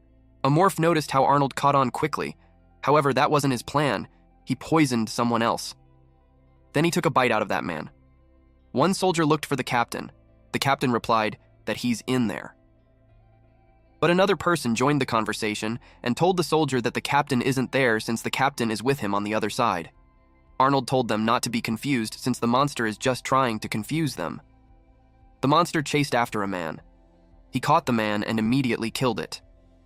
Another person uttered that the soldier shouldn't listen to that gibberish since the monster killed the team leader. The soldier asked if it's really the navigation team leader speaking. Someone yelled that they shouldn't fall for it since it mimicked the leader's voice.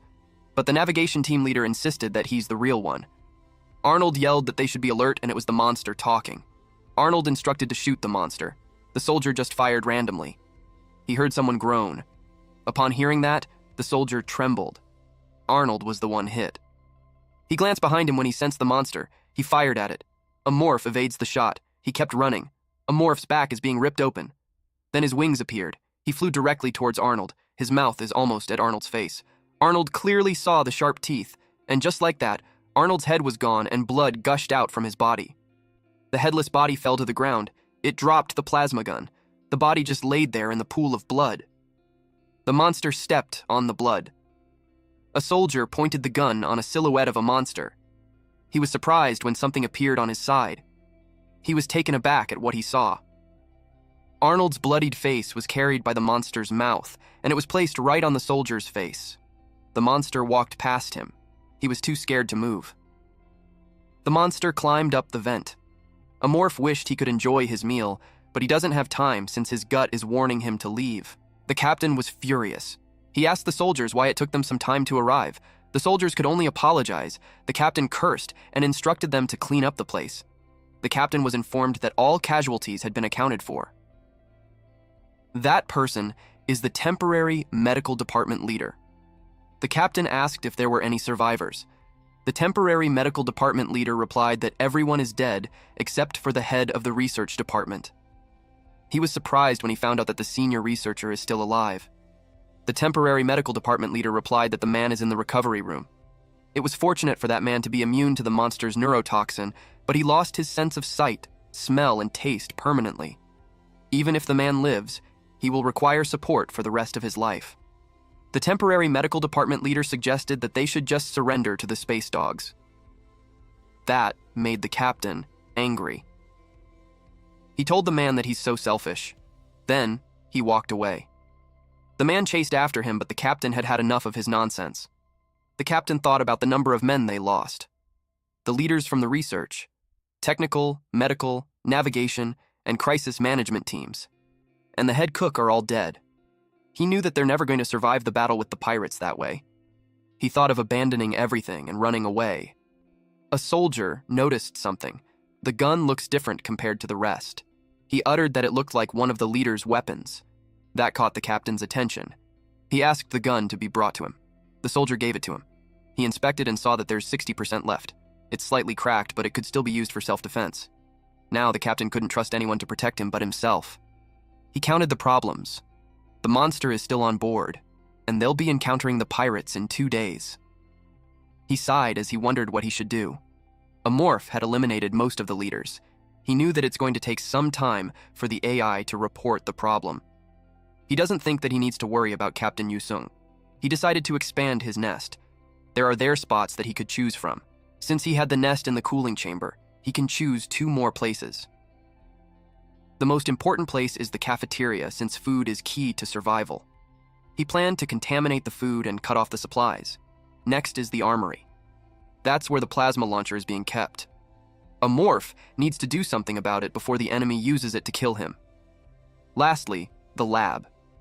There are various DNA samples and psionium, but the problem is that he had less than a 10% chance of gaining a property from the samples. With just psionium alone, he'll be able to have the power of a juvenile stage amorph. Then he'll be prepared for pirates and other possible enemies. A morph had made up his mind. He'll create the nest in the cafeteria and the lab, and he decided to steal the plasma launcher.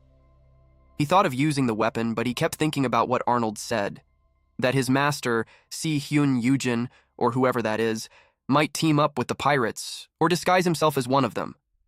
To amorph, there's nothing scarier than an unknown enemy. He needs to gather everything that he can use. Number 26 greeted him. He felt that number 26 was in a good mood. He assumed that it was because they didn't inject him with any experiments for that day. He asked number 26 if he's feeling good. Number 26 replied that there's no pain.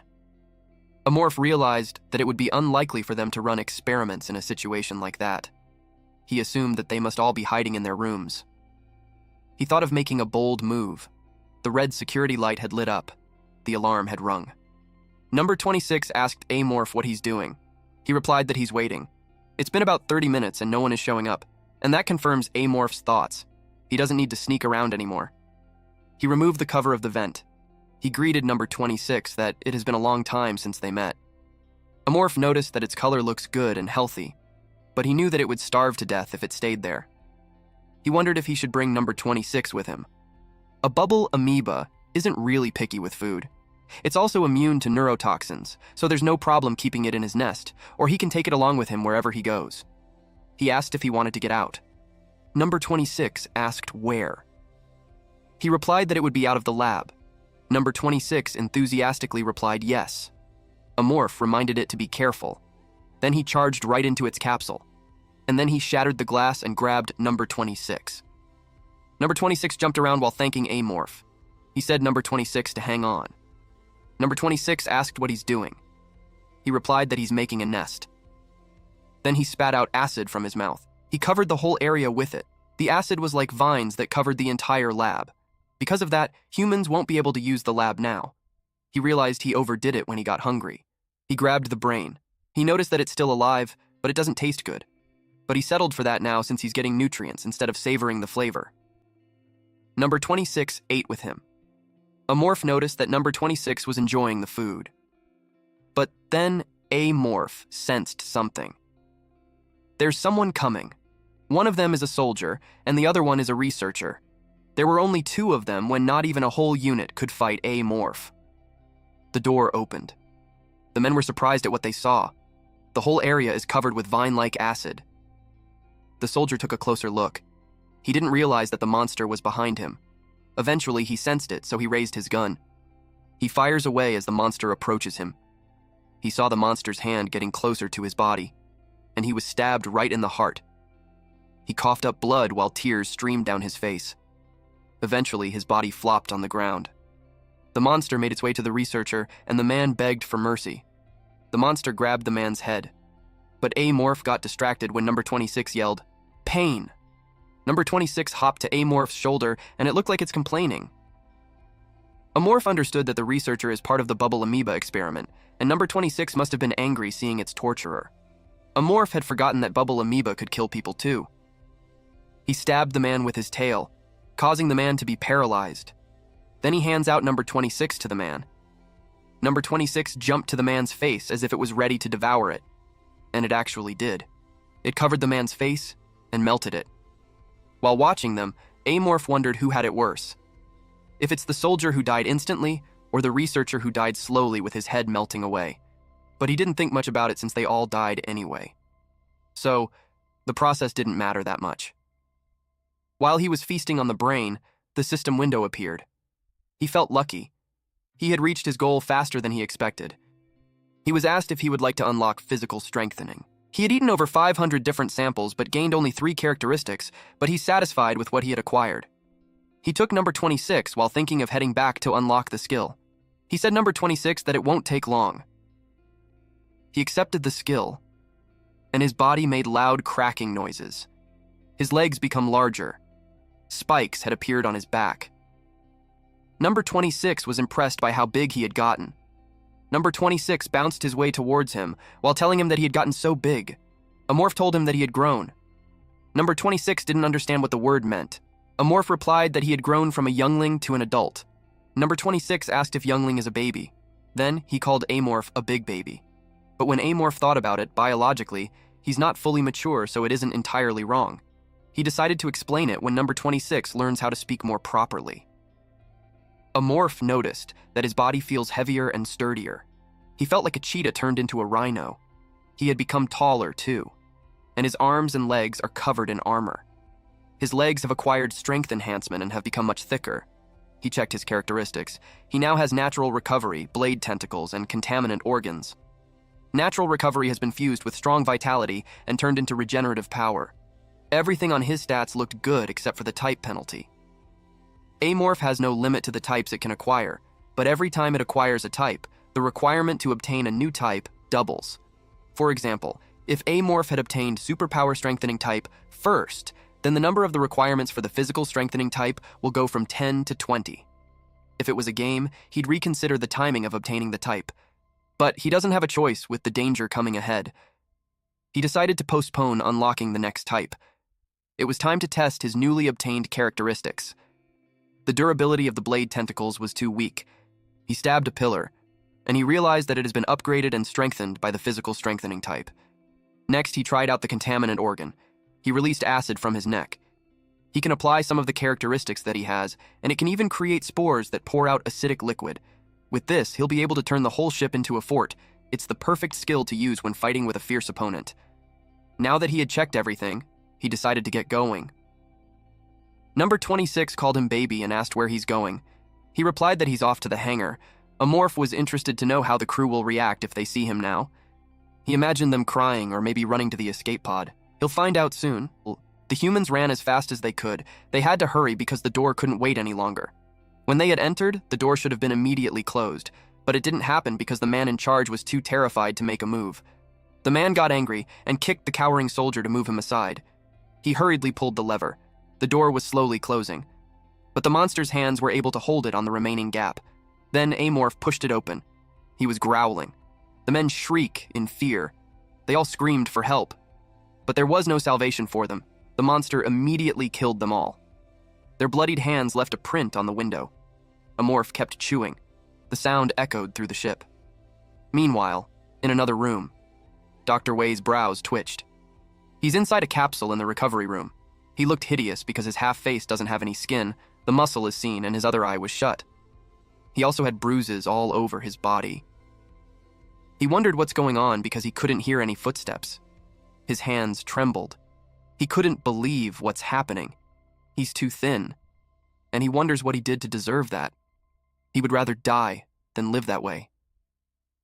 He heard a loud thud. He wondered if it's a soldier. He opened his eyes and the eye socket was empty. The footsteps were familiar. He knew that it was the monster, and it came for him. The monster pressed a button. He wondered what it was doing. Then he felt something squishy on his head. Instantly, number 26 devoured his head. As his head melted, he felt like it was burning. He couldn't speak, but his mind screamed for somebody to just kill him, until he's choking with his own blood. 3 hours later, number 26 crawled out of the capsule. A morph asked him if he's done eating, and number 26 replied yes. A morph asked how he feels about his revenge, but number 26 didn't know what that word meant. A morph explained that it's about eating the person who tortured him, and number 26 replied that it tastes good.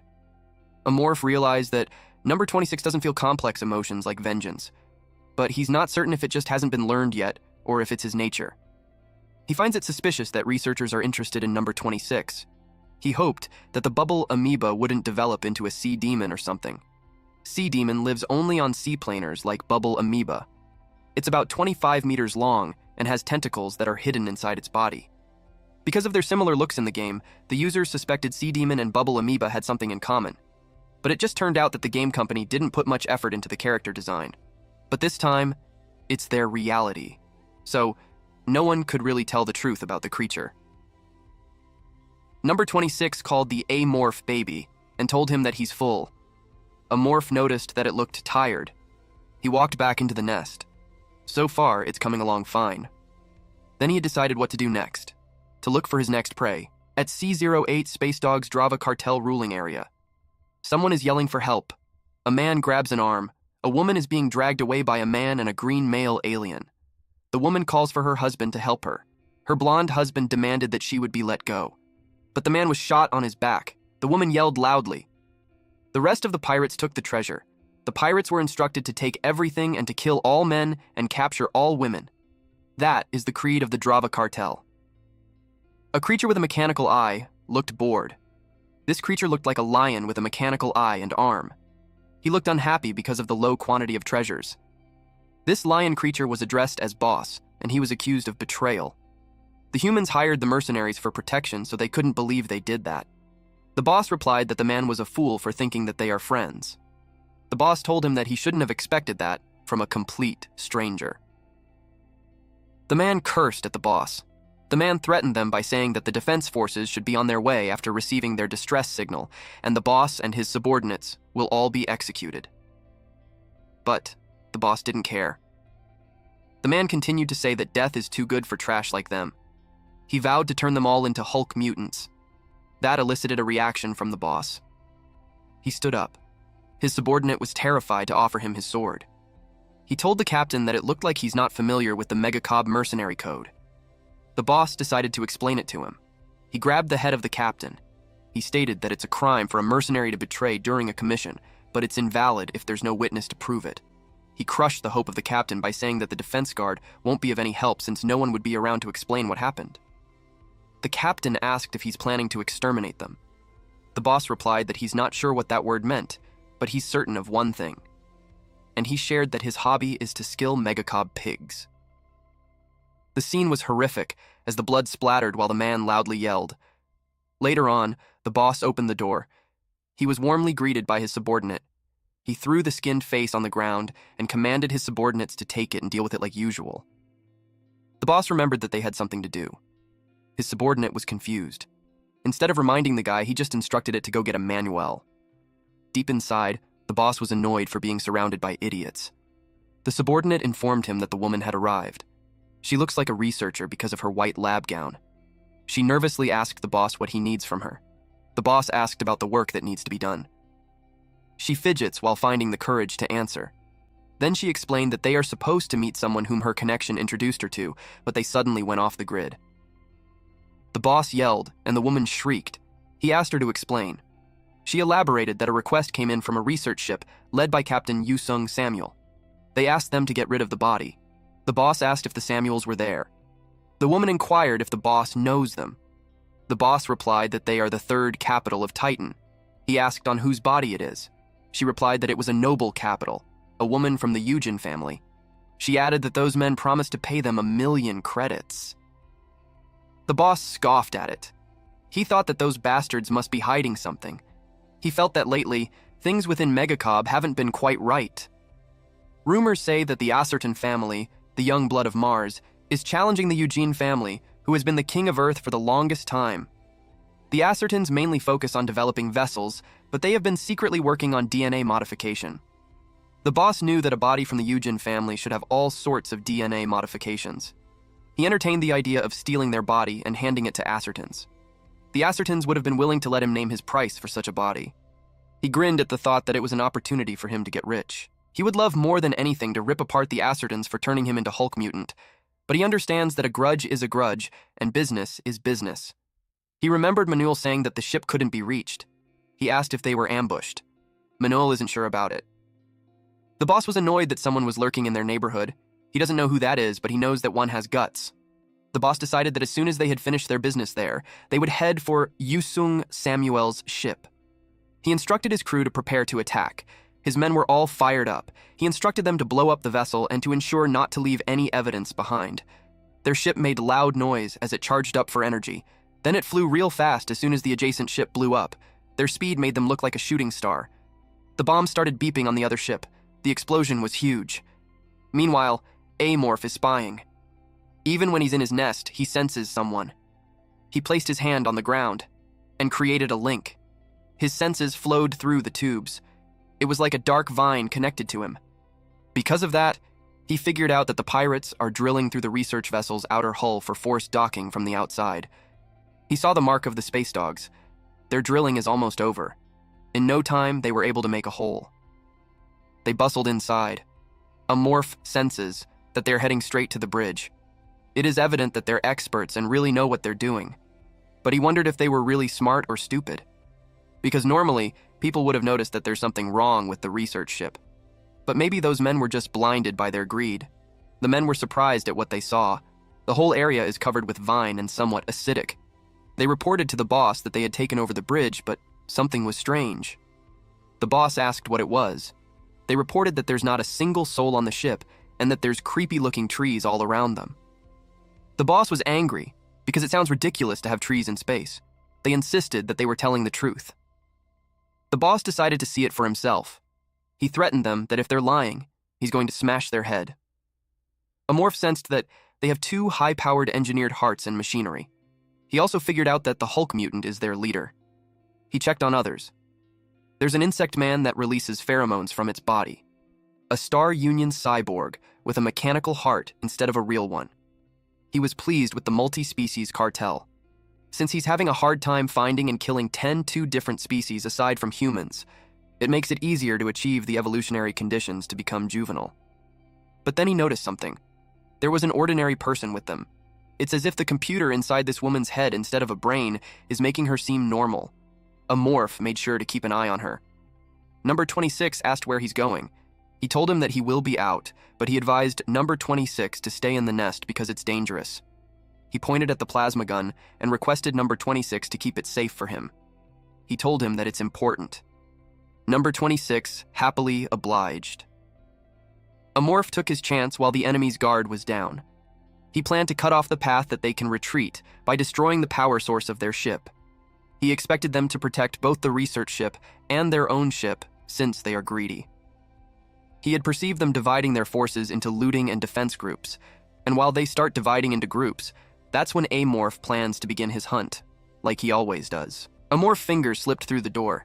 Then he spread the door open. He made his way inside. It's as if the place doesn't have any security systems at all. But it's not surprising since they're pirates. The pirates must have never thought for a second that they would be the ones getting robbed. He found the nuclear reactor, and it's not far from where he is. He used his super sense to scout his surroundings, and everything's looking good except for those android security robots. They'll alert the central AI system as soon as they get attacked. He wondered how he'll get past them without getting caught. He noticed something, and it made his mouth drool. He decided to go eat something first. He rushed through the hallway, but he abruptly stopped when he noticed people passing through. It was a human and an insect man. He decided to deal with them there. He sneaked on the side of the human. The human was confused when he saw something swinging on his face, but he no longer has time to react because in the next second, his head was cut off. The insect man was surprised at what he saw. He pressed on the radio, but the tentacles grabbed his limb. Then his hand was cut off. It fell to the ground together with the phone. Blood gushed out of his arm.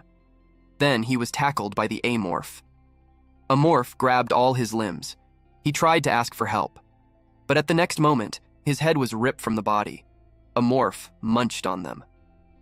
As what he's expecting, the NPC species doesn't help fulfill the evolution condition. Someone can be heard speaking through the radio. The patrol team was asked on what's going on. Amorph said that it was nothing. The guy on the other line was assured and reprimanded him for not answering fast. He was told to quit slacking off, and he just apologized. Amorph pushed open another door. He doesn't see any value fighting the androids. He looked around the area. He sprayed his acid all over the place, and when it dissolved the ground, the nuclear power was revealed, just as he thought. A human would have noticed it right away, but he's dealing with androids. It's not trained to handle unexpected situations. The engine was clear. There was a loud banging sound followed by the control room's request for a backup, since it was reported that the monster was trying to break down the door. The guys in the control room realized that there's not enough men to be sent to help them. One guy asked about the captain and the team leader. The man replied that the team leader is dead. All of them were in a state of franticness as their doom awaits them. They were informed that the monster was breaking the door, and they were instructed to prepare for battle. They expressed how they didn't want to die. Meanwhile, the pirates' jaws dropped as they tried to take in the sight before them. They were watching the events that happened on the ship earlier. The boss wondered, what's going on? He noticed that there were weird plants and no sign of people. It was like a ghost ship. They wanted to find out more about the attacker, so he had his man replayed the footage. But what they saw were several men without limbs, or with limbs but had already lost their minds. Not a single person on the ship is in proper condition, so it made the boss even more curious as to what those people fought with. He instructed his men to play more videos from the past. They watched the crisis management team leader instruct B3 to join as soon as his transmission is fixed. The boss realized that it was the person in charge of defending the ship. He also recognized Yusung Samuel. He noticed that all the manpower was down and the top management was shaken. What he saw next surprised him. The monster attacking from above, and hiding behind the expensive devices and strategically using the fire extinguisher. The boss knew that it was an intelligent creature. Because of that, it's also a highly dangerous one. He watched how the monster attacked Arnold. At first, the boss was worried about how he would deal with the Eugene family, but now he knew that he should worry about retrieving the body safely first. He called for Manul, but she was in a daze. He called out loudly, and that surprised her. The boss clarified what she said earlier, that she lost contact yesterday. She replied that the initial plan was to meet yesterday, but the vessel didn't arrive, so they had to search for it the whole day. The boss had figured out the details of the vessel on his way there, but the problem is they don't know what that creature is. But since they had infiltrated in silence, he assumed that the creature didn't know that they had arrived. He commanded them to find that creature first and kill it. Then they will look for the body. His subordinate reported that they have a problem. He asked what it was. The man reported that their ship's engine had broken down. The boss was taken aback. He angrily yelled that it can't be when it's perfectly fine. But then the man reported that the engine had completely melted down, so it's impossible to fix. The boss slammed the table and cursed loudly. He punched the table as he expressed how he'll rip that creature to pieces. The desk crumbled. Using his loud voice, he called Manul. He asked her if she could run the ship. She replied that she has to check. The angry boss threw something past her and it exploded. Her fear drove her to say that she can do it. He assigned 3 men to help her out, while the rest of them will go with him to find that damned monster. He instructed them to move quickly, otherwise if they got behind, he'd bash their heads. Meanwhile, our MC used his super sense. Knowing that the boss was angry made him laugh. Unbeknownst to them, there are still survivors on the ship. There are 20 of them hiding in there, including the captain and the upper management. Amorph didn't spare them out of mercy. He knew a fight would break out since Mangacap hates pirates. He plans to take advantage of that fight. Currently, there are 3 pirates and a woman who is pretending to be normal in the control room. This would be Amorph's chance to attack, but he had a bad feeling about it. The Amorph's instinct is warning him that the woman is dangerous. It made him wonder if that woman is Arnold's master. He recalled Arnold saying that his master had various abilities, but Amorph was confused as to why Arnold says that he and the woman are similar when the woman looked like a genetically modified human. But considering that the woman is a noble capital of Megacob who is obsessed with extending life, it's very likely that she's been modified beyond the extent of Kisaragi. If the woman is modified to the extent of a player, she may be hard to defeat, even if Amorph evolves into a juvenile. It made him grin since it has been a while since he fought with a genetically modified human. Seeing such a strong opponent both scares and excites him at the same time. But for now, he had decided to keep that woman, who he's guessing to be Si-hyun Yujin. Now, he's focused on dealing with the pirates first. The pirates were scared as they heard the grinding of the teeth. The boss is angry. He exudes a terrifying aura. Their radio made a beeping sound. The man called out to his boss. He reported that the biological detector had detected humans. The boss replied, "So?" The man replied that it was pointing towards the captain's cabin, but the path was blocked, so he suggested drilling a hole nearby. He flinched when the captain yelled and called him a fucking moron. The captain asked the man if he asked permission if he needed to pee. He immediately went to work. They drilled a hole, he kicked it open. He glanced at the detector. In a blink of an eye, he was shot on the face. The firing continued, so the rest had to take cover. The captain told the idiots to move. He rushed head on. He slammed his weapon on the human's face. Then he punched the next. He was going wild. The humans exclaimed that there's a monster. It was a bloody scene. A few moments later, a man groaned pitifully. Eventually, his bones were broken, and he died. The researcher shrieked at the blood gushing out. He panics as the boss approaches him. He told the boss that he surrendered. But the boss replied that their cartel doesn't care about surrender. The man introduced himself as the medical team leader of the ship, and he told them that he would be of use to them. That caught the boss's attention. The boss asked where the captain was and why the doctor was in the captain's cabin. That triggered the doctor. But he immediately composed himself. He shared that the captain left to escape the ship. The boss verified if the captain had abandoned his crew and ran away. The doctor replied that he had no idea if the captain got away safely. Internally, the boss complains that the whole thing sucks. The ship was wrecked, and the only human who knows about the whereabouts of the body is on an escape ship. But he thought that the doctor might know. He asked the guy if he knew where the bodies were. He asked where they would place the body of a noble capital. The doctor replied that the monster has it. Hearing about the monster made the boss annoyed. He punched the wall as he asked why the monster would need a dead body. The doctor replied that the monster eats humans. Hearing that made the boss realize that he doesn't have enough time left. He instructed his men to spread out and find the monster. He commanded them to move in 6 and to report as soon as there's a problem. The boss glanced at the doctor and recalled that the doctor expressed that he wants to be a pirate, and it just so happens that they are in need of a doctor too. The boss asked if the doctor had any knowledge of genetic remodeling. The doctor nervously replied yes. He told the captain that he could trust him. Amorph watched them through his super sense. Amorph was disappointed that the boss ended the humans quickly, but it wasn't surprising since the leader was a Hulk mutant. He noticed that the pirates moved like a regular army. He decided to get moving too. Number 26 wanted to come with him, but he told him to stay inside. But number 26 insisted that he'll help. Deep inside, Amorph noticed that it's acting like a child who wants to help his father. He realized that number 26 must also need battle experience.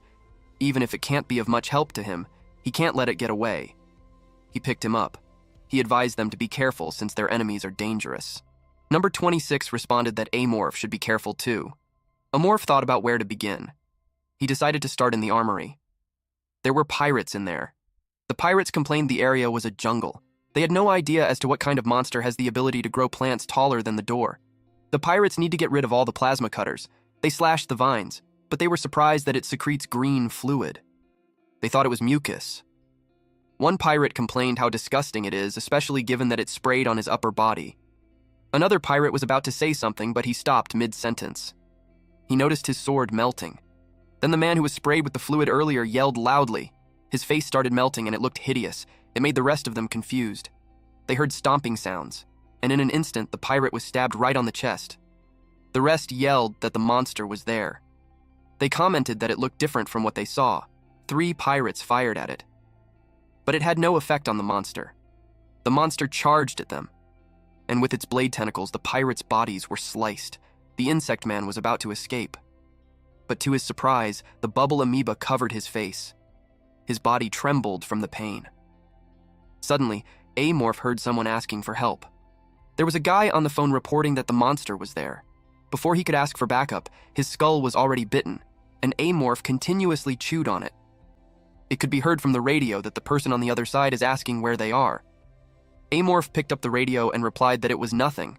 The man on the other side got angry. He reprimanded him, and Amorph just apologized. Amorph decided to keep the radio since it could be a useful distraction. He noticed that the guy was still breathing despite his body being melted away. He wondered if it's because he's a cyborg from Star Union. In contrast to Mangacap, who improved and modified genes, Star Union believes in replacing weak human bodies with machines. The problem is that they force their beliefs onto other species as well. Any species they take hostage will be modified regardless of their will. Mangacap and Star Union are both crazy. Amorph ate the machine. He was worried about it for a bit, but then he assumed that he'd be okay even if he ate it. He finds the taste interesting. There was a strong, coppery taste of oil. Out of the blue, the window screen appeared. Just like in the game, the cyborgs are treated as a separate species. The window screen displayed that he had met the conditions to evolve from a youngling to a juvenile. It was an unexpected surprise. He recalled that there were 12 cyborg pirates on the ship. He can evolve to the next stage right away if he eats them all. Number 26 asked what he's excited about. He replied that it's something number 26 wouldn't know. Some may call the space dogs the disaster of space, but to Amorph, they're like Santa bringing presents on Christmas. A golem man fired away. Amorph grabbed the man's face, and he ripped off the head. He watched its face, while blood gushed out from the body. Amorph took down 2 teams already, but he lost 3 cyborgs. He noticed that the recent man looked like the one that was covered in acid in the armory. Everything melted but the legs. He decided to rip the leg to eat it. He took a bite. He spat it out. He also didn't get any predation effects. There was a low chance of that happening with the body that he didn't kill. His tail swung as he stabbed the man that number 26 was eating. Number 26 asked if he's angry. He explained that he had to kill anything that looked like that. He pointed at something else and informed number 26 that he can have that instead. He felt bad doing that to number 26, but he had no choice. He heard voices from the man's arm. Those who are still alive were requested to report back. One team reported that there's a lot to take in the cargo compartment, while the other team reported that the restaurant is messy since everything has gone bad. Amorph mimicked the guy and reported that he's currently searching the armory. The control room asked the ones in the lab to answer. Amorph ate a man, so his voice changed, then he replied that the lab is clear. The control room was confused since it isn't the voice of the one in charge of the radio. He explained that the man in charge was just getting ready to clear out. The control room accepted that explanation. Amorph noticed that those guys are pretty systematic for pirates. The boss is just a Hulk mutant, but he decided to keep an eye on him. Putting those thoughts aside, he couldn't believe that he's hanging out with Bubble Amoeba. The game community would freak out when they saw that. The Amorph itself is specialized for acting alone, but himself, in reality, wasn't the friendly type. Things are getting different from what he used to know about the game. It makes him nervous, but excited at the same time. The boss sensed that something was fishy. He's pretty strict about reporting duties because of his military background. So someone who knows what happens if he breaks the rule would not make such a mistake. His wild instincts in his genes are warning him that it's a trap. The boss told the guys that something is off about the guys in the lab. He instructed everyone to head to the lab. The boss asked the doctor the whereabouts of the escape ship and the engine room of the vessel. The doctor showed him the way. The boss is fuming inside because he didn't like anyone touching his warship. He planned to figure out an escape route and put a bomb in the engine room. He expected the engine to be nuclear infused, so having a small bomb is fine. After he gets out safely, he'll blow up the bomb remotely, and the monster will blow up with the vessel. He knows that his men on the ship will also die, but he's confident that there are a lot of creatures out there that want to be a pirate. He'll just take Manol and the doctor. He called the doctor. He asked him if he knew about the monster's weakness. The doctor replied no, and that made the boss angry. The pirate threatened him to answer properly, but the doctor insisted that he's telling the truth. The boss knew that the doctor was a coward, but for him to say so little, it just meant that the doctor is more afraid of the monster than him. The boss asked about the characteristics of the monster, to which the doctor described the monster who moves like a ghost. The doctor elaborated that the monster eats humans in the blink of an eye, and it doesn't leave a single piece of body behind. They didn't even notice. even if anyone was gone, until much later. The boss told them that it could be because they're just idiots. The doctor defended that there are numerous security systems on the ship, so many that they could hardly count.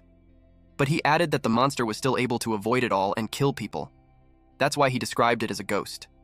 Internally, the boss finds it ridiculous, but it also seems like the doctor is telling the truth. He decided to round up his men. He told them that there were changes in their plan. He gathers them before they come to the lab. Amorph commented that the boss was a clever guy. He didn't fall for Amorph's imitation, which even fooled humans. It could be the wild instincts of a Hulk mutant, but it was too late now. Amorph used his super sense. The pirates are complaining, but they are heading to the location. Amorph planned to attack them with a new plan this time. His tentacles merged with the vines. He just created nest maneuver. His cognitive abilities expand through those branches. The flow of his senses rides through the current of consciousness and takes over the corridors and the rooms. The subsidiary organ connection has been completed. The pirates are literally on his stomach now. The pirates noticed that the vines wriggled. Amorph activated paralytic spores, so the vines released black mist. It instantly affected the pirates. Their mouths foamed, killing them instantly. Amorph can use the nest maneuver more fluently when he becomes a juvenile. He just tried it out of curiosity, but it worked. Amorph felt dizzy because of the exhaustion. He suddenly felt hungry from using so much energy at once. Number 26 bounced towards him and asked where he's going. He invited him to eat since he's been so hungry. A few moments later, our MC grabbed the corpse. He tore the muscles apart by using his teeth. He noticed that it's likely for pirates to abandon their fellow mates. Not that Amorph minds it. It's actually better for him since he doesn't have to fight to eat. Number 26 kept munching too. 5 out of 7 he killed are cyborgs. He checked on how much he needed to evolve. He has 8 cyborgs now, so he only needs 2 more, and it won't be long until he evolves into a juvenile. The other 5 cyborgs had escaped. They went to the training room. He wondered why they went there of all places. He assumed that those pirates thought that they would have a clearer view and better shot angles, since the training room is more spacious than other rooms. The only problem is that the previous crew thought of the same thing. The place where they've been strengthening bonds with their comrades had long been turned into a slaughterhouse because of Amorph. Amorph could feel the pirates' pheromones and breaths through the door.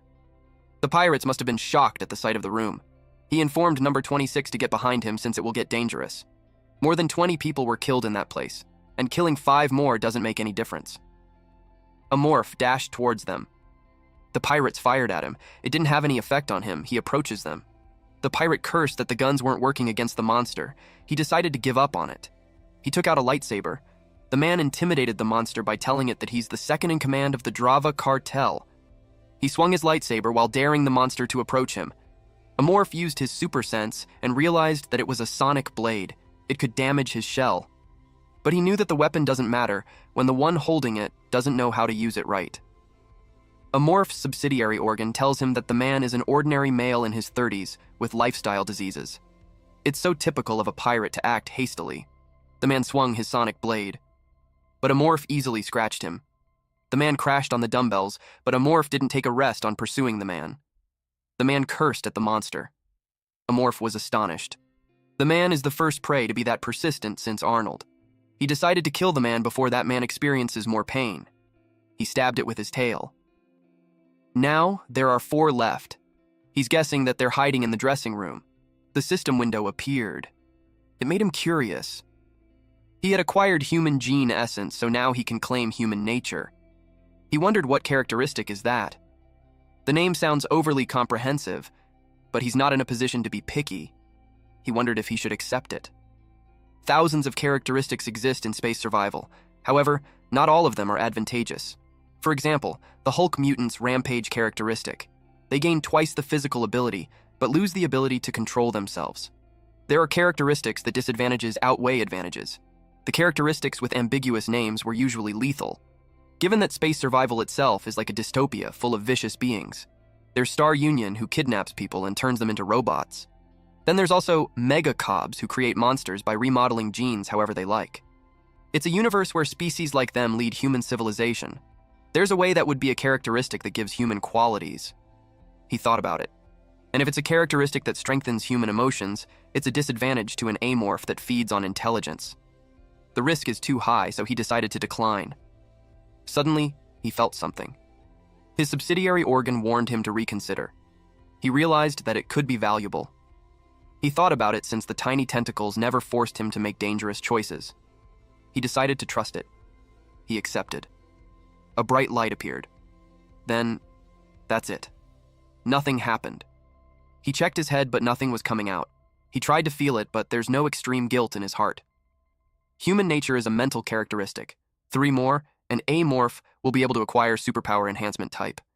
Human nature would help amorph make the right decision when he's in a pinch, and his choice would be worth it. He scratched his head as he commented that the characteristic is neither good nor bad. He decided to focus on the fact that he had accomplished the type conditions.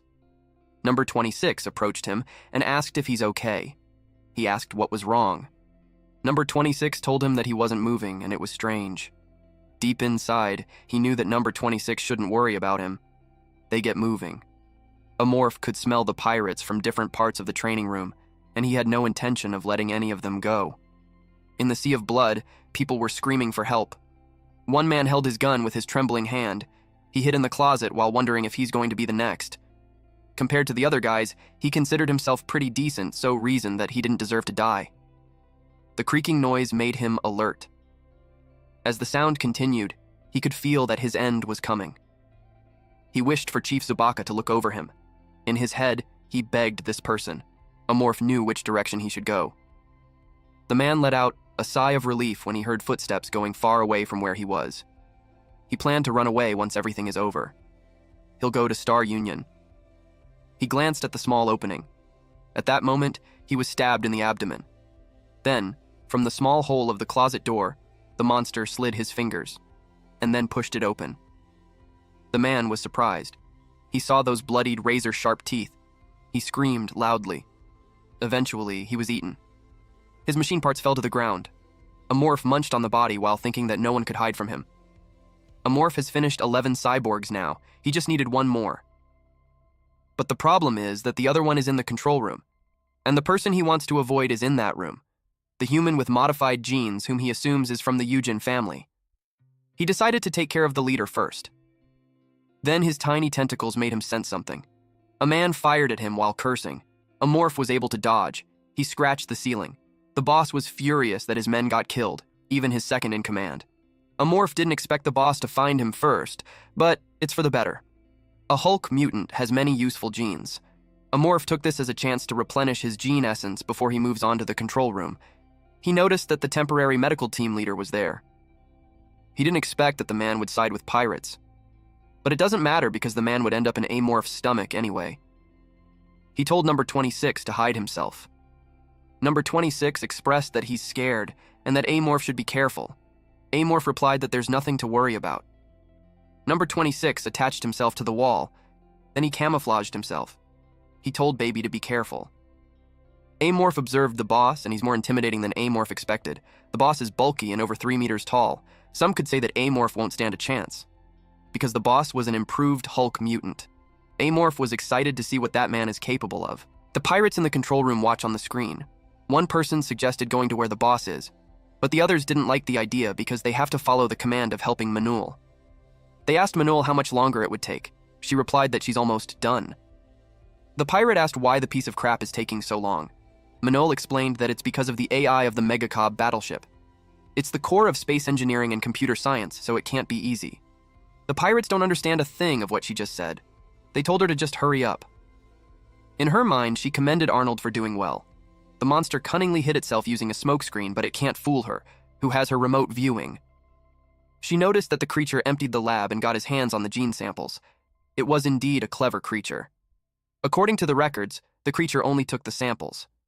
That means that the creature knows how to use its skills. She wondered if the monster absorbs genes and evolves. If that's the case, the creature is like her. Because of that, she's certain that the boss named El Chen won't be able to win. El Chen is nothing but a monster, strengthened by the will of others. She described him as a miserable being who doesn't even know what he's made up of. She was getting fed up with him, so his end would be good news for her. The pirates are no longer of use to her. She decided to reduce the number of genes that the monster can obtain. They asked her if she's done, but they were confused with her behavior. Manol has several names. She removed her eyeglasses. A blade appeared on her forearm. The enemies of Mangacap call her the Helix Witch, but the family calls her Shadow and treats her with awe. The head of the family, Akira Yujin, calls her Code White, and the person who was once her father called her Si Hyun. She is the epitome of genetic engineering of the Yujin family, and the only forgotten heir to the lineage in the family. Back to the impending fight, the boss took a step. He attacked the monster. A morph was able to evade that. A morph pushed him with his fingers, and his other limb hit the metal leg. The boss staggers as he groans. A morph's tentacle hit a capsule, and he sensed a static. His superpower organ strings were electrified.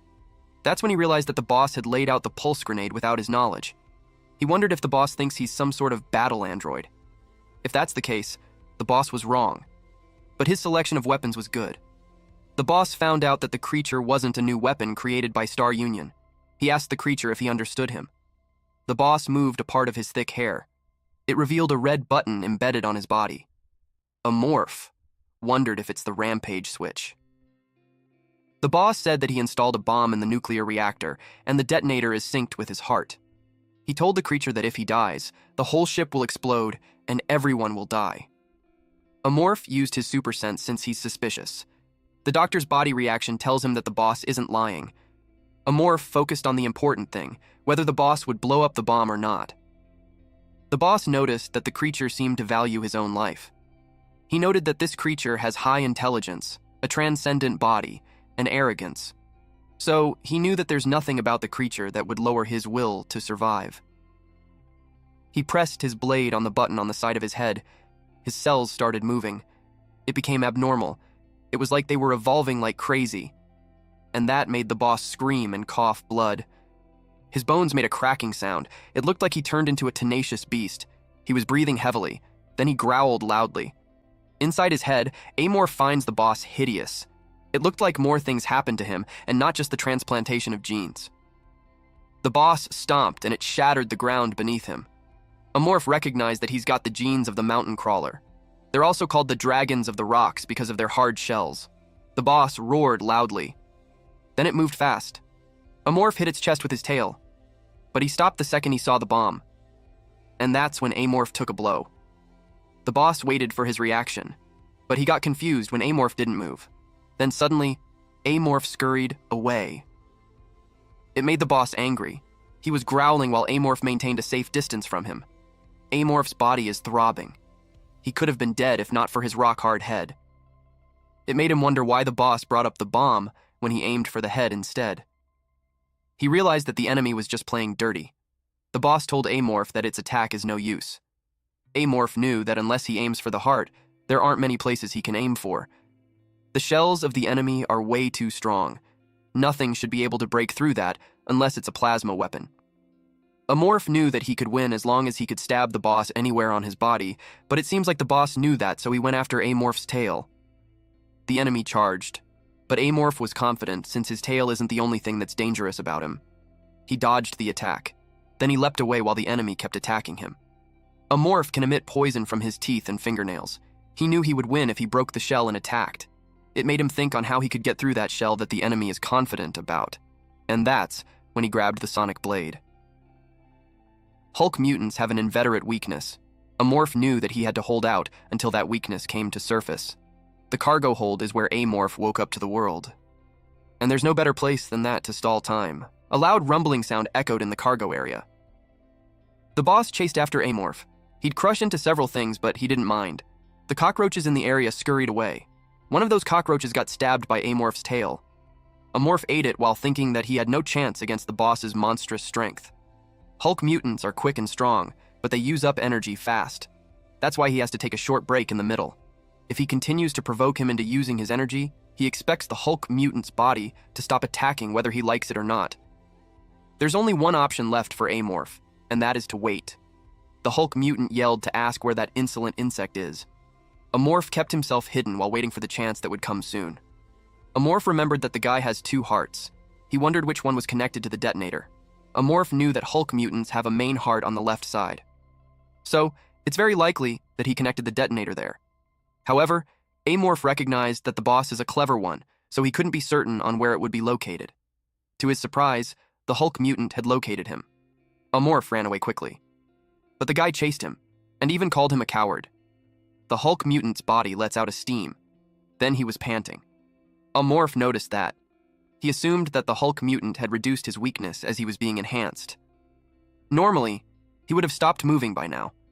But nothing has changed except for his speed. It looked like he couldn't completely get rid of the break time. Amorph took the chance and jumped in on the Hulk mutant from behind. The Hulk mutant grabbed a slab of stone and threw it on Amorph's way. Amorph leapt around to evade the attacks, then he landed on the ground. The Hulk mutant roared loudly. Then he smacked Amorph right on the head. Amorph grits his teeth as he endures it. He eventually found his chance, and he hit the Hulk mutant with his secret weapon, and it cracked the guy's bones. Amorph followed the attack with a bite. With that, he injected poison to the Hulk mutant. This ugly-ass mutant then screamed as he received the unexpected attack. The Hulk mutant got angry and threw Amorph towards the wall. The Hulk mutant was about to punch Amorph, but then he staggered. Amorph grinned. The Hulk mutant couldn't believe that his body started trembling. His legs were wobbly. He lost his balance and fell on the ground. Amorph noticed that the paralysis effect is not as effective as it would be on humans. He expected the poison to have spread on the body now. The Hulk mutant asked for help, but Amorph mercilessly stabbed him in the throat with his sharp tail. Then he started ripping out the ugly ass's flesh. Eventually, he found what he was looking for. The detonator was attached to his second heart on the right. The timer starts when it's struck with force. The second heart limits the side effects of genetic manipulation. It made Amorph wonder if the guy was trying to take him down with him, knowing that he would die anyway if the detonator got damaged. It's going to take some time to disassemble the detonator, and as a reward for himself, he decided to enjoy the Hulk mutant's genetic sample. Then number 26 calls him. He reminded him to stay hidden. Number 26 reported that they're in trouble. Amorph asked why. Suddenly, a signal prompted him. Amorph saw a vision of his morbid ending. If he continues to stay right here, he'll receive a fire attack that will kill number 26 as well. For a brief moment, he was frozen in shock. When he regained his senses, he dashed away. He immediately grabbed number 26. At that moment, a fire broke out behind them. Si-hyun stepped forward and saw that the monster got away. She was curious how the monster got the prediction. Amorph planned to deal with her last, and he didn't expect her to come there herself. He noticed the shiny blade protruding from her hand. Her genes are mixed with those of the white Galergon and another high-level organism. Not only that, there are dozens of visible genetic traits. Amorph knew that he couldn't beat her in his current state. He felt his body warning him not to confront that creature. He needed to step back and reorganize. The Hulk mutant recognized Manol and called her. She told him that he did well and stabbed him. Her sword pierced through the detonator. She couldn't let the space monster escape. Amorph was in a pinch. He thought of what to do next. The timer on the bomb should have been activated with her stabbing the Hulk mutant. Amorph knew that it would be suicide if he attacks her now. He decided to observe the enemy and get information. He noticed that her eyes are different. He wondered if those are the eyes of the Outspace Observer or maybe Daredevil's. Si-hyun told him that she has a suggestion. Because he seems to be like her, she plans to spare his life if he agrees to serve her. In other words, she wants Amorph to become her pet. She knows that he's a creature that relies on genes, so she's certain that she can be the perfect master for him. She urged him to join her. Amorph tried to process that. The formidable Si-hyun Yujin is demanding him to be her slave. A gust of wind blew. Amorph has confirmed that Si-hyun isn't lying. Well, not that she has a reason to. He's also aware that the blade on her wrist is the claw of Galergon, and that even with his hard shell, he won't be able to protect himself from that. Plus, she also got plenty of other weapons to kill him with. Number 26 called him. Amorph knew that submitting to her is the most reasonable choice. Si-hyun grinned. Amorph walked towards her. She told him that he's making the right choice. Number 26 pats Amorph, while assuring him that she's right by his side. Amorph was thinking how Si-hyun had no idea why he liked Amorph. She doesn't know that he's so obsessed with the crappy, useless character, or why people call him the Morph Park on online communities. The reason is simple. It's because of the freedom to choose. Because, with the choices that he makes, it grows stronger, and indefinitely. That's why he loves a morph. That is why there is only one choice for him. With just a step away from Si-hyun, a morph stopped while he bowed. Number 26 noticed how strange he's acting. Si-hyun reached out to pat him while praising him for being a good boy. But Si-hyun was taken aback. A morph splashed poison on her. It landed right on her face. Immediately, he retreats and scurries away. So-hyun's eyes remain shut while she grins at the choice that Amorph made. She was thrilled that Amorph chose to play. She threw fire on Amorph. But he continued running. Amorph knew that she's stronger than him, and she's the most challenging enemy he had faced since he became an Amorph. However, he fought other outstanding enemies, and he always wins. He decided to teach her a lesson, that fighting isn't all about strength. The floors creaked. As the Hulk mutant's hand shifted, he tried to lift himself up while cursing at those bastards. He's mad that she betrayed him. He vowed to bring her down and make her beg for her life. He was furious that the device got destroyed.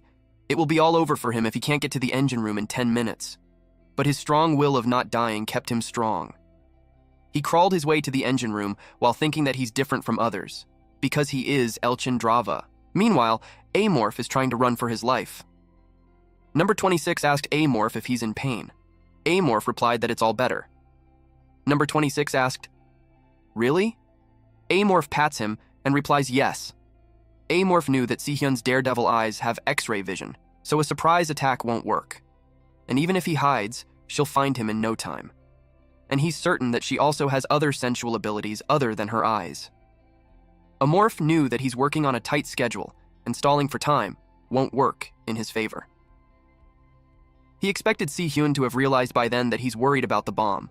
Because of that, she'll probably expect that he will try to escape using the escape pod. He assumes that she's going to block the entrance to the hangar and corner him. That's likely her strategy, and then she'll try to subdue him with her overwhelming power. In other words, standard tactics. It was like she's using the same strategy that he used on the pirates. It's like fighting with another game player. For now, he decided to focus on eliminating the enemy rather than the bomb. As for the information that he doesn't know, it will just surface once he faces her. The problem is that his attack and defense abilities are much lower than those of his enemy. Amorph kept thinking of some other way. Then he thought of something, the item in the lab. Because of that, he might just be able to turn the tables around. It was the psionium. Once taken, Amorph could use the ability of a juvenile body for a limited time. The technique Si-hyun uses is called the sword dance. It's Galargon's technique that includes psychic powers. Amorph has zero tolerance for psychic power at the moment. But when he evolves into a juvenile, he'll gain that tolerance. And if Si-hyun's claw was just transplanted to her, Amorph assumed that his shell would be able to withstand it. And he'd be able to launch a long-range attack. The only downside is that it requires a lot of energy. Amorph knew that he had to finish her within the limited time. He has no time to worry about his energy. He said number 26 to wait for a moment, then he let her down. Number 26 asked him where he's going, and he replied that he needs to get something. He looked around the shelves. Then he found it. In the game, only a buff notification appeared when he took it. It made him wonder what it's like in real life. He'll find that out himself. Surprisingly, number 26 immediately stopped him. He asked him what's wrong. Number 26 stayed silent for a moment.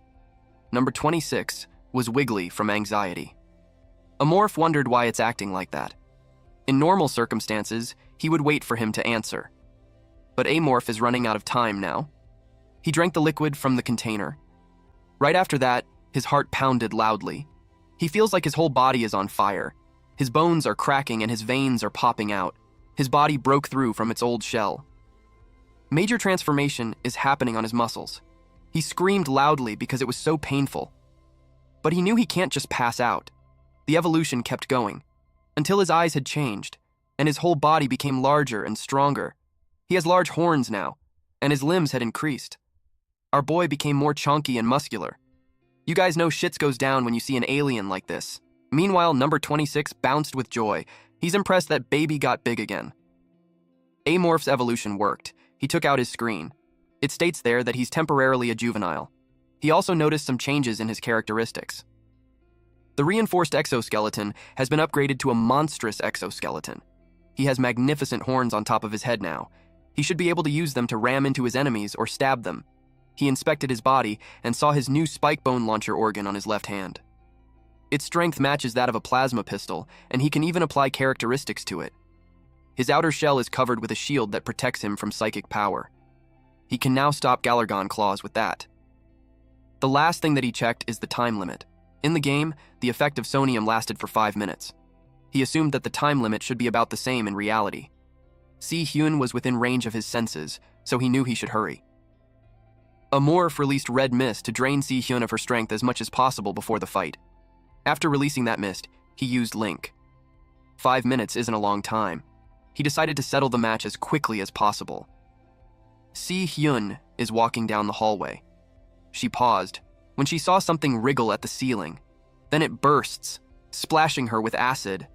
Her body sizzled. She countered it with her fire, making a portion of the ship explode. It created a loud rumbling sound. A morph had sensed that Si-hyun was coming. He grabbed number 26 and told him to hold on tight since they will be running. A morph started running as fast as he could. He assumed that Si-hyun destroyed the mucus with her sword with just one blow. He planned to lure her to the spot where the nuclear reactor is. He knew that Si-hyun wouldn't be able to fight at full strength there. Even the slightest touch or wave will cause an explosion. It doesn't matter how many genes Si-hyun has, it's impossible to survive a nuclear explosion. A morph is almost there, just one more sector. But he halts, and that was because of one thing. Si-hyun had just blocked his way. She prepared for combat. A morph threw number 26 to safety. Si-hyun released several waves of fire using her sword. A morph was hit. He endures the attack. It wasn't in vain since he was able to see the course of Si-hyun's claw attack. Normally, he wouldn't be able to see it. He wondered if it was because of his superpower organ. Si-hyun tilts her head in confusion. A morph's feet made a loud cracking sound. He charged towards her. Si-hyun was excited. She slashed him with her sword. A morph was hurt. Si-hyun noticed that A morph became faster than before. She was about to kick him, but he was able to evade. A morph attacked her with his arm, but she dodged it. Si-hyun looked like she's enjoying this. She told A morph that his attacks aren't enough. A morph wrapped his limb around her. While holding on to her, he attacked with another arm. At the very last second, Si-hyun was able to react. She moved her arm to deflect it. It chopped off a part of the limb. She told him that he's not bad, since he was able to corner her. She unleashed a pink aura around her and A morph loosened the grip on her waist. He was surprised to see her red hair. In a split second, his tail was slashed, and the tip was completely severed from his body. He was in pain. Si-hyun noticed that he created distance between them. She figured out that Amorph must have known about red mist. In his head, Amorph admitted that she isn't an easy opponent. Red mist is a predator that lives on a jungle-type planet. Its manes emit a menacing pheromone that causes hallucinations. If she has the hallucinating skills of a red mist as well, then Amorph have to defeat her before the psionium effect wears off. Amorph knew that panicking won't do anything. He needed to stay calm and wait for his chance. He charged forward, and that made Si-hyun thrilled. Amorph was able to deflect the sword on her right hand, but Amorph was almost stabbed in the chest with her left sword. But before Si-hyun could do it, Amorph splashed acid on her face, causing her to turn away. Then Amorph slashed her arm off. Si-hyun was infuriated. While Amorph is retreating, he shoots her some spikes from his body. Si-hyun watched as it approached her. She deflected those spikes with her sword. Amorph had observed her and finally figured out what was wrong with her. She certainly has the skills that match those of the players, but unlike them, she has a critical weakness. And that is, she can't use two abilities at once. Si-hyun grits her teeth. She told him that he's getting on her nerves. Because of that, she decided to kill him. Amorph has to know how long it takes her to switch up her powers. He's certain that there's a gap no matter how fast she does it. He was looking for the moment when she becomes defenseless and normal. Once he has that, Amorph plans to make changes in his strategy. He charged forward, with the intention to corner her. Meanwhile, number 26 narrates a story of a slime opening her eyes to a cold and heavy world. Some intelligent beings called it seabed, and that was her home. It was a harsh environment with low temperatures and high pressure. However, she didn't think it was all that bad. There were others who protected her. The slimes were weak, and they always had to fear for their lives. In normal cases, that is. When the slime realized that she had a special power, she used it to protect her own kind from predators. After some time, she became the head of the pack. But her life didn't change much.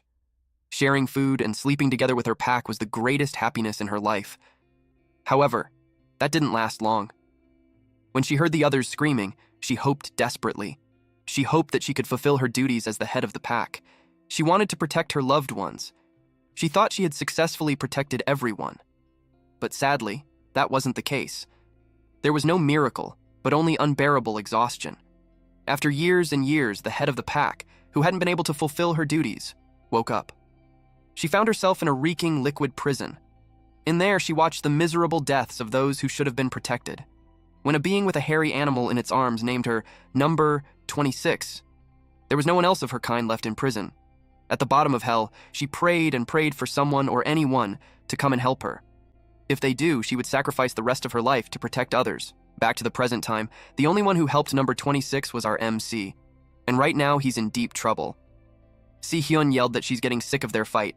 Amorph runs away while shooting spikes at her. She's infuriated with his petty tricks. Suddenly, Amorph used his sharp limb to attack her. Si-hyun barely evaded it. She cut off the tip, and the acid coming from the severed part splattered on her. Amorph was about to grab her, but she blocked it by punching. Amorph expected her to have some kind of defense skills, but he had no idea that she would have the superalloy skin of the Wolfram Goblin. Si-hyun punched Amorph on the gut. She told him by saying that a pet that bites the hand of the owner needs to be taught a lesson. Amorph felt the pain from her hits, but she needs to be better than that to defeat him. He attacked from behind. His limbs grab her and lift her up in the air. She was quite heavy, he must say. Superalloy skin is as strong as a super-reinforced suit, but it weighs down the body. But Amorph might have his chance. He slammed him on the wall. That made Si-hyun furious. She glared at this monster. So-hyun emits electricity from her body and blades from her arms. Amorph, knowing that it's bad, scurried away. She slashed him. Amorph endures just a bit longer. His skin has several cuts already. Then when the attack subsided, he took his chance. But Si-hyun docked and teased him that he just missed her. But she noticed her lapses. Amorph looked at her intimidatingly. He didn't miss. From the start. His target isn't Si-hyun. Our boy was smart enough to punch a hole onto the wall which opened the spaceship towards the vast space. Si-hyun used her blade to anchor her on the ground. When she turned around, she panicked. She saw that the monster was already behind her. Amorph was waiting for that moment. Si-hyun was desperate since she didn't want to die there. Her veins popped out from her arms. She's forcing herself to activate two skills at the same time. She's pushing her limit on the verge of death. Her color starts to change to a lighter color. Amorph decided to take her down before it's too late. He shot bullets that were deflected by her skin. Si-hyun grinned. To their surprise, Number 26 joined while telling her to leave the baby alone. Number 26 electrified her face. She yelled, "What the fuck?" Then a loud boom echoed in the ship. Si-hyun's left eye was blasted and a hole was left on her head. Then she was shot again. Number 26 jumped off her while asking help from Amorph. Amorph was able to catch her on time. Despite her injuries, Si-hyun refuses to give up. Amorph grabbed her torso and he slammed her on the wall. He advised Number 26 not to let go of him. Amorph thought about the psychic energy that just came out of the tentacle, but he decided to put that aside. His priority for now is to get out of the place. Amorph dragged her body. He was already panting, but he continued. This just proved that he had really won the fight against Si-hyun. The environmental maintenance system isn't even working with the hole in the ship. If there was someone around, they would have fixed it or manually shield the damaged area and stabilize it. But there's barely anyone on the ship except pirates. And he's certain that they don't know what's going on since they're busy hiding from him. He knows that the ship is done for. At that moment, it rumbled loudly. Number 26 asked what was wrong with his arm. His skin crumbles. The effect of psionium and the transformation is wearing off. Amorph was relieved that it didn't hurt to return to his original form. He was hoping it would last longer. But still, he gained something more important than that. In the game, mangacap rankers have an average of over 1,000 genes. All of them are genes from rare creatures that are hard to come by. Sihyun is an NPC at the level of a high-level player. Still, she should have a good number of genes. Amorph expected that just like when he took the samples, he'll probably get around 3 at most. He doesn't care if he gets only 1, but he hopes that it will be the Claw of Galargon. He'll find out. He opened his mouth wide to eat Sihyun, but before he could take a bite, he saw a vision. This showed that upon him eating his meal, a huge explosion will happen and they will be all caught up by it. It startled him. Then he remembered the bomb on the ship. According to his predator senses, there are only about 5 minutes left. That's not enough time to defuse a bomb. He knew that he needed to abandon the ship and get to the escape pod as fast as he could, but it takes at least 5 minutes to pass the hull to the runway. He will never make it on time. The only way he can make it there as quickly as possible is this thing right in front of them, the plasma gun. Amorph immediately grabbed it. Number 26 commented how sparkly it is. Amorph charged the plasma and set it to maximum power. It moved from 30% to 70%, then 100%. Amorph pointed the gun upwards and it created holes on several floors. It slowly dies down. Amorph instructed number 26 to hold on tight. Then he took a big jump. Our boy just created a freaking shortcut. He went through the hole, then a rope-like skeleton came out from his hand and tied it to the ship. He was dangling in the vast space. He moved so he could get on the ship again. This was just like watching Spider-Man making his way to his neighborhood. He eventually landed, and they're not far away from the runway now. He used his rope-like limbs for mobility. He charged the gun again and shot it to create an entrance towards the inside of the ship. Then he threw away the gun with gratitude. Number 26 expressed that what they're doing is fun. Amorph noticed that one of the escape pods was open. He wondered if someone was trying to get on it. But that's good news for him, since it saves him from the trouble of having to break one open. He instructed number 26 to hold on anything that it can grab on. Meanwhile, Drava staggers as he makes his way. He really thought he was going to die back then. He was breathing heavily while struggling to see. His senses are back, but he had problems with his eye. With one of hearts ripped out, his body is a mess. He nearly detonated the bomb in the middle of disarming it. He vowed not to let those monsters get away. He reset the bomb to explode 10 minutes later. By the time he escaped the ship, those monsters would have turned into ashes from the explosion. He noticed that it's quiet. He wondered if one of them died, but whoever is left is still at risk for his life. He stopped on his tracks when a man appeared in front of him. The man was also shocked to see the pirate. Drava scanned him, and from his uniform, he was able to deduce that this man is Yusung Samuel. He looks different from what the monster Manul told him. He assumed that Samuel stayed hidden because he couldn't abandon his ship. Then he crawled out, thinking the coast was clear. Samuel pointed a gun at Drava. He threatened to shoot with a plasma pistol if Drava moved. Drava was unfazed. Whether it's a plasma pistol or not, he suggested for Samuel to unlock safety first before he threatens someone. Samuel got confused. During the time he was distracted, Drave hit him. Samuel crashed on the ground. Drava grabbed the gun while uttering that Samuel is such a moron. He admitted he got scared for a second. Then he revealed that a plasma pistol has no safety to begin with. He told him that he would skin him alive if he had the time, but he didn't. Samuel begged him to have mercy. Samuel trembled while saying that he'll do anything, but Drava replied that there's no need for that. Drava pressed the trigger while saying goodbye. To his surprise, the plasma pistol did not fire. It just gathered its energy inside the gun. Suddenly it exploded on Drava. Only his foot was left of him. Samuel laughed out loud. He went crazy while saying that it serves the damn pirate. He exclaimed that he's a descendant of the great Titan and the eldest son of the Samuel family, and that he's invincible. But at the same time, something flashed behind him. Then it was followed by a loud bang. The ship rumbled. Number 26 panics. Amorph asked him if he's okay. Number 26 trembles. A morph inspected him and saw that he passed out. The impact wasn't that hard to cause severe injury, so he expected number 26 to wake up soon. The rumbling kept on going. A morph watched from the escape pod as the very first place that he steps foot in that world turns into ashes.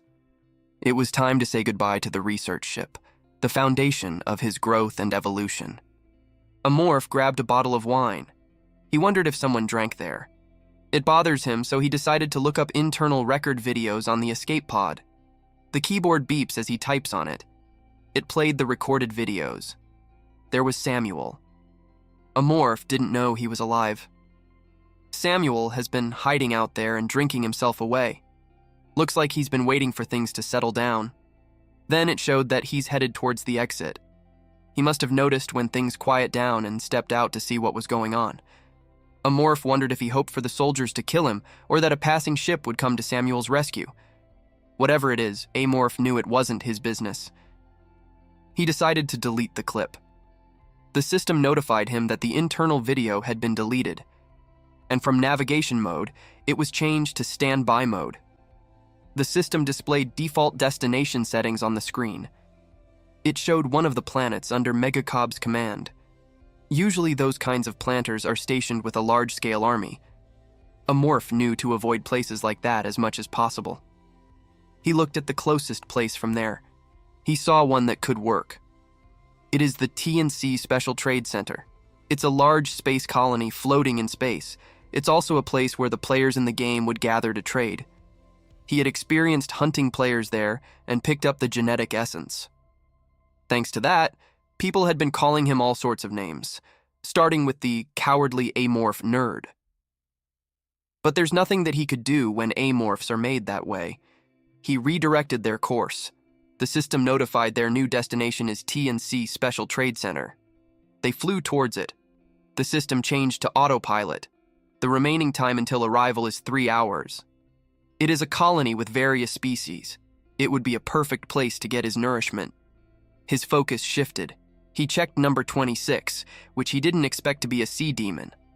They are similar in appearance and habitat, with the only difference being size, and neither is hostile. Maybe it's because they're the same species. Sea demons have a superpower characteristic called deep sea fear. It's a powerful trait that drives people within a certain range to madness. It's similar to red mist's hallucinations, but can be activated constantly and has a wider range. It's almost as fast as a claw of Galurgon. Amorph thought that it could be his chance, but he decided otherwise. Even if he eats number 26, there's no guarantee that the predatory effect will activate, and he admitted to himself that he became fond of him. Number 26 has been useful to him, and he does his best to help him until his life is in danger. He decided to keep an eye on it for now. Then he looked at Si-hyun's corpse. At last, it was time for him to eat that body. He grabbed the leg, ripped it apart from the body, and crunched on it. Just right after consuming it, he sensed something in his body. He liked it so much. Our boy even had this elated facial expression from the sensation he was feeling. He kept on eating. He's chewing on the arm now. To him, Si-hyun is like a luxurious food that was cooked meticulously. He expected her to be ordinary, but he was wrong. The more he chews on her, the savorier her meat tastes. He could swear that she tastes better than anything that exists. In that escape pod, it's only him and the unconscious number 26. There's no one who will interrupt his mealtime. System window appeared to notify him that a predatory effect is on. He acquired X-ray vision among the biological properties of Yujin. In addition to that, he also acquired camouflage skin and claw of Galurgon. Meanwhile, at Star Union's capital planet, JAX-01, a robotic cat walks under the rain. When it came to a corner, it saw several robotic legs walking on the damp ground. Men were crowding, and they salute. It was a salute to Great Commander Chewbacca. He is the father of all cyborgs. Chewbacca's face was displayed all over the screen. People believed that he's watching them to lead Star Union down the path of glory. The robotic cat passed through a vent. Inside the vent, there's a clunking sound, followed by a beeping sound. The vent led to a room where there's a capsule at the center and a silhouette is seen on the cover. The capsule made a loud decompressing sound as it opened. The engines were also loud. Once it was opened, a hand was raised, and the woman emerged coughing. She was breathing heavily. She wondered if it's a spare body. Si-hyun didn't expect that she'd end up on a clone's body. She commented that it didn't feel like her own. She got out of the capsule. She went to a screen and requested for the gene modification of the clone. She was informed that some genes were not updated. She grits her teeth as she holds back her anger. She punched the screen while screaming that all the genes that she collected are gone, and now her plan has gone to waste. She curses loudly and threatens that she's going to rip her enemy's brain out once she sees him. At the TNC Special Trade Center Port District, a man was listening to music. He was chilling. This man named Carpenter was asked by his friend Howard if he's busy. He was informed that a mangacap escape ship had entered Area 7. The control tower made contact, but there was no response. Carpenter cursed and complained that a motherfucker had run away from home this time. Howard told him that there might be something wrong with it since it's on autopilot mode. Carpenter decided to go check it out. They wondered which capital this one was from. A car moves towards the direction of the escape ship. It got closer. Carpenter uttered how it looked expensive. He plugged something into it. The door opened. He was confused to find out that the lights were off. He turned on a flashlight. Then he noticed a puddle on the floor. He wondered what it was. Then more liquid trickled down from the ceiling. It's actually the saliva of Amorph. Carpenter was about to get eaten. Carpenter's colleagues looked for him. One colleague shared that Carpenter said he was heading in early today. The other colleague was confused since Carpenter needed extra money to buy a new house. The man saw Carpenter. Carpenter was ascending the stairs. They called him. But the man flinched when he was puzzled as to why Carpenter was standing there. He noticed that there's something off about Carpenter. They talked to Carpenter expressing how he thought Carpenter is going to work late. He asked if Carpenter is leaving already. Carpenter replied that he's busy. The man inquired if the chief had not said anything about him leaving. Carpenter simply replied that he told the chief he was busy and the chief let him go. The man got annoyed that Carpenter talked to him that way. His colleague told him to just let him be. They made fun of Carpenter on why he's acting that way. Little did they know, Carpenter's eyes turned red. Carpenter kept walking. He was alone in the hallway. He kept moving forward. But it wasn't the real Carpenter. Eventually, Amorph showed his true form. Amorph had no idea that his new characteristic would be so effective. Amorph knew something that even the rankers don't know. Fusing the camouflage skin characteristic that he got from Yujin and the imitation characteristic gives him a mimicking organ. It analyzes the victims that he had eaten and emits a special pheromone disturbing the senses of the other creatures. It causes others to see him as the victim. It may seem like an invincible characteristic, but there are many disadvantages. The pheromones don't work on cameras or mirrors, so his real identity can be revealed. In addition, the uncanny valley effect evokes eerie feelings in others. The effects of mimicking are long and hard to explain. There are clearly pros and cons to it, but it's something he can use effectively. Other characteristics he got are the Claw of Galargon, which he wanted the most. Although he won't have any use for it right now since it's similar to the super sense of the Amorph. The superpower characteristic, X-ray vision, will be useful for fusion later. Amorph was surprised when an unexpected mutation called the monster's tentacles occurred. The tentacles on the back of his head began to grow longer all of a sudden. They looked just like the tentacles growing out of the mouths of Galergons, otherwise known as the dragons of space. Amorph isn't sure as to what happened, but he's sure that it's a better weapon than the claw. He acknowledged that it's thanks to Si-hyun. Now that Amorph has the 4 superpower-related characteristics, when he gets the superpower tolerance, after evolving into a juvenile, he'll be able to get superpower type. Number 26 then informed him that he's suffocating. Amorph asked him to bear with him.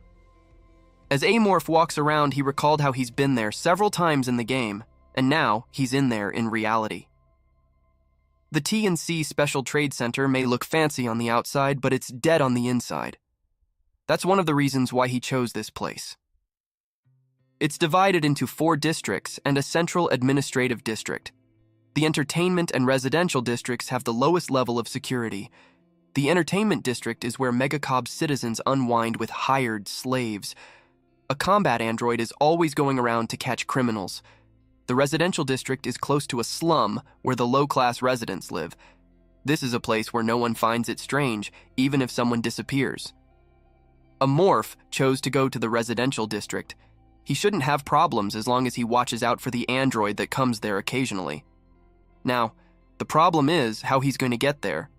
His options are sewers or an underground railroad. They both were made at the same time when the city was built. However, they can't get water in space, so it's very likely that sewers are getting high-scale maintenance. A morph chose to appear as Carpenter again.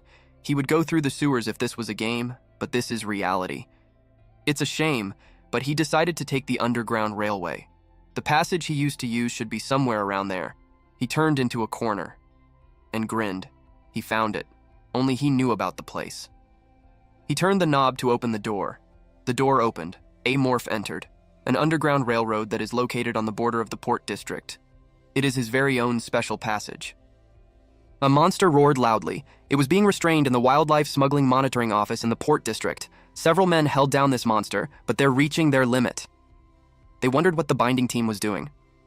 The boss yelled at someone to get a tranquilizer gun. One worker wondered who was the crazy fool who brought in a baby mountain crawler. Suddenly, she was approached by a man to tell her that he'll be going home. She cursed at him for saying that while they're in front of him struggling. She couldn't believe he dared to go home while they were all tied down because of that monster. This cyborg-looking guy replied that he doesn't do overtime, and then he left while the boss screamed at him to come back. Meanwhile, at the TNC Special Trade Center Entertainment District, the cyborg man was welcomed to this place where his fantasies came true. The place was called Special Entertainment Lounge. He checked the women through the screen, and he found someone that looked like his snarky coworker.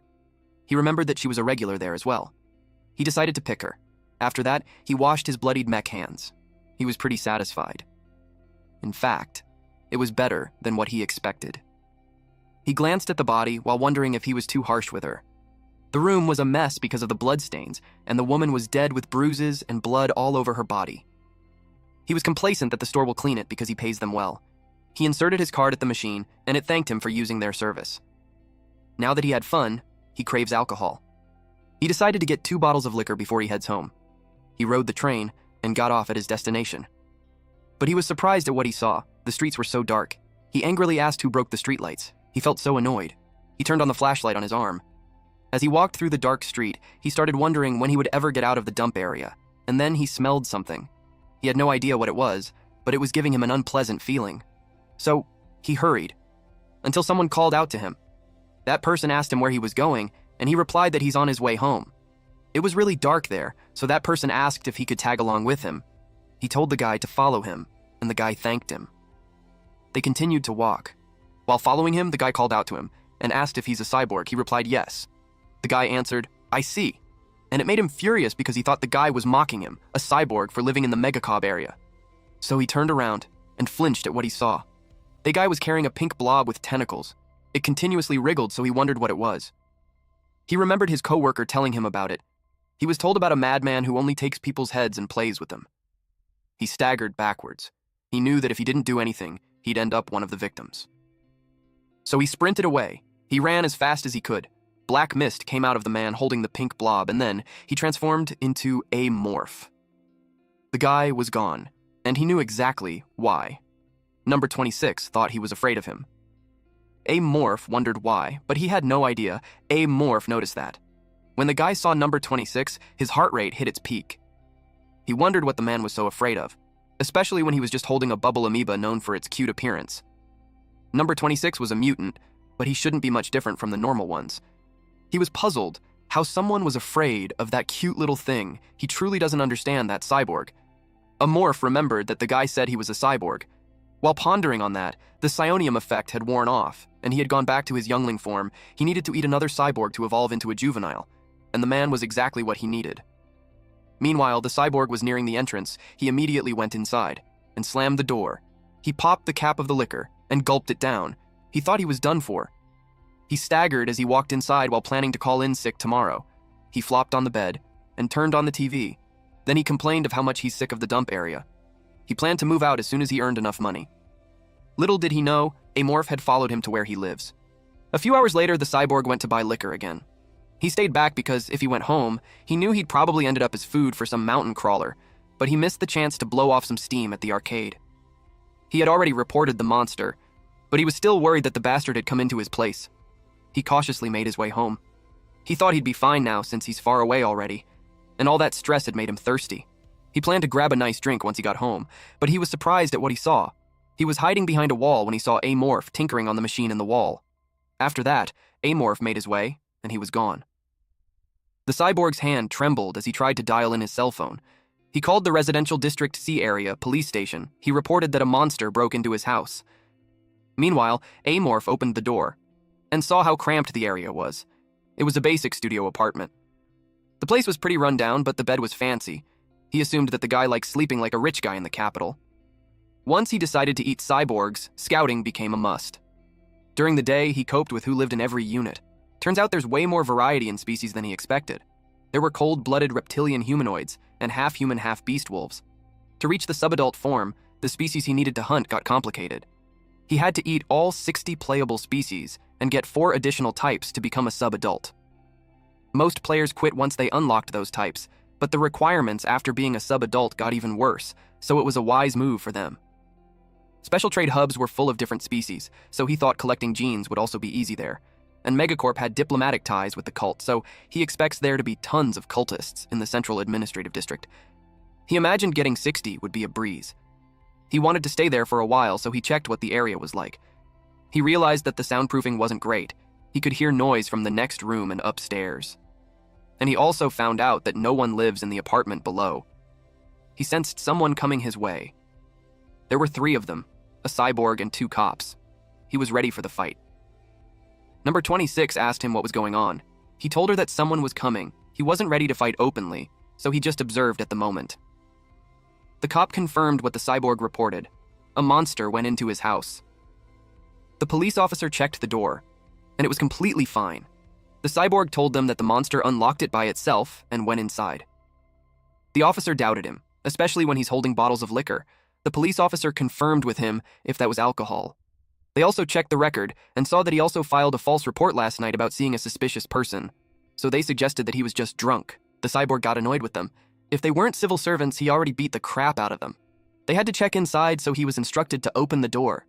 The cops went in and commented that the place was pigsty. The stench was too much for them, and the ref only had liquor in it. And then they announced that there was nothing unusual there. The cyborg refused to believe that, because he saw it with his own eyes. He suggested checking with another apartment for any other reports. The cop dismissed him and suggested that the cyborg should replace his eyes. They informed him that he was the only one who made a report. They advised him to drink in moderation. But he finds that ridiculous. There was a noise coming from the wall and it caught the cyborg's attention, but the cops decided to leave since they had confirmed that nothing was wrong. The cyborg tried to stop them. They simply advised him to report again if anything else happens. He started to doubt himself and question if he was just seeing things, or if the monster had left already. He was so sad. And also annoyed, he sat on his bed and opened a bottle of liquor. He started wondering if his body was breaking down, or if he was hallucinating. He laid on his bed as he planned to look for a girl that looked like the captain and spoil her rotten. He was about to fall asleep when he got annoyed from the noise coming from downstairs. He wondered what the bastard was doing at that hour.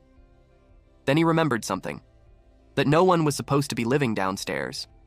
So he got up, but he was surprised. A morph was already in his face. This scene really creeped me out. Our boy then proceeded to open his mouth and say, "Thank you for the food." The cyborg screamed out loud as Amorph took a bite of him. One of the cyborg's neighbors got annoyed from the screaming because he was sleeping. He was forced to wake up with a scowl on his face. He marches out of his apartment and vows not to let that cyborg off the hook this time. He banged on the door and yelled at him to come out, until he smelled a foul odor. The door opened. Then he yelled at the cyborg to stop being so loud in the middle of the night, but he got terrified. The cyborg simply apologized, but he could tell something was wrong with it. Then he politely told him to be quiet since it's nighttime. The cyborg replied that he'd be careful. As long as he understood, then the man was fine with that, and so he left. The cyborg watched him, but that cyborg was actually an amorph, and he made that man his next target. The next day, the cyborg entered the apartment building. Then Amorph changed into his original form when he got on top of the elevator. Then he entered the room. He saw number 26 munching on the cheese because he got hungry. A morph encouraged him to eat up. Then he thought of resting too. He took a bite of the cyborg's leg and complained that it's the second worst thing he had ever eaten. It was a mix of ingrained alcohol and rotten meat. He realized that there was a correlation between health and taste. But he had no choice but to eat that for the sake of his evolution. And then the screen appeared. He originally planned to finish his evolution on the Megacoop research vessel, but it took a long time. The screen informed him that he had met the conditions. He informed number 26 that he's going to become an egg for a bit. Number 26 was confused why he's going to become an egg when he's already a baby. He replied that it was to get bigger. Basically, for number 26, he's going from baby to a big baby, and he confirmed that. He also assured him that there's no need to worry, and then he encouraged it to eat the rest of the food. Then he clicked yes on the screen. Evolution was initiated, larva into subadult. He's excited to enjoy the amazing power of the subadult, especially that he got a taste of it with the psionium. Meanwhile, number 26 ate the hands of the cyborg, while he becomes an egg. Number 26 approached the egg and remembered the oath that he made when he escaped the foul-smelling cell that was to protect the young child no matter what. But he realized that until then, rather than protecting, he was the one being protected. And that fact pained him. He thought that if only he was bigger, or his tentacles were longer. And the moment he touched the child's chest, his heart became filled with complex emotions. An unidentified energy traveled from the tip of the tentacle and was absorbed into his body. Following that, as if he had eaten nutritious food, he was filled with a sense of satiety and power welled up inside him. He rejoiced, because this time, he could protect the child. Meanwhile, Amorph's consciousness was transported into a void. He saw his hands from the time that he was human. He realized that it was his inner world. He wondered what the creators were thinking when they made Amorph being unable to move for 6 hours in the game is where real-time PKs happened. It was a flaw so serious that it was no exaggeration to call it a bug. He wondered if it was because of the dark space. The unpleasant memories of the past came back to him. A dark mist formed behind him, then it formed the remnants of the Amorph that left his body. It wasn't particularly scary. In fact, to him, it felt familiar. He touched it, and it awoke. His physical sensations had returned, which meant that his evolution had been completed. It doesn't feel new, but he felt good. He decided to check his status. To his surprise, something has been added. The system screen showed his status. It had his species, which was an unidentified hostile space organism, state was subadult, and the objective was to survive 2 successful evolutions.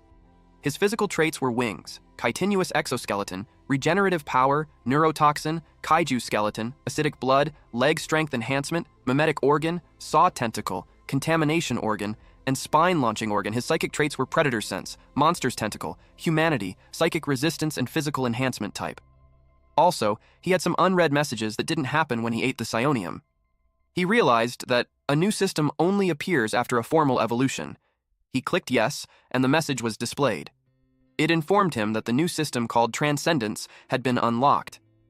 And because it was a new version, there were changes. It fuses 3 or more of his existing traits to create a new unique trait. The newly acquired trait was a new trait that did not previously exist. List of usable traits were chitinous, exoskeleton, kaiju skeleton, leg strength enhancement. He was also warned that aside from advantages, there could also be disadvantages, so he had to choose carefully. In the game, the player could only fuse traits 1-to-1 for a species that relies on traits. As the game goes on, they even forgot what trait they had.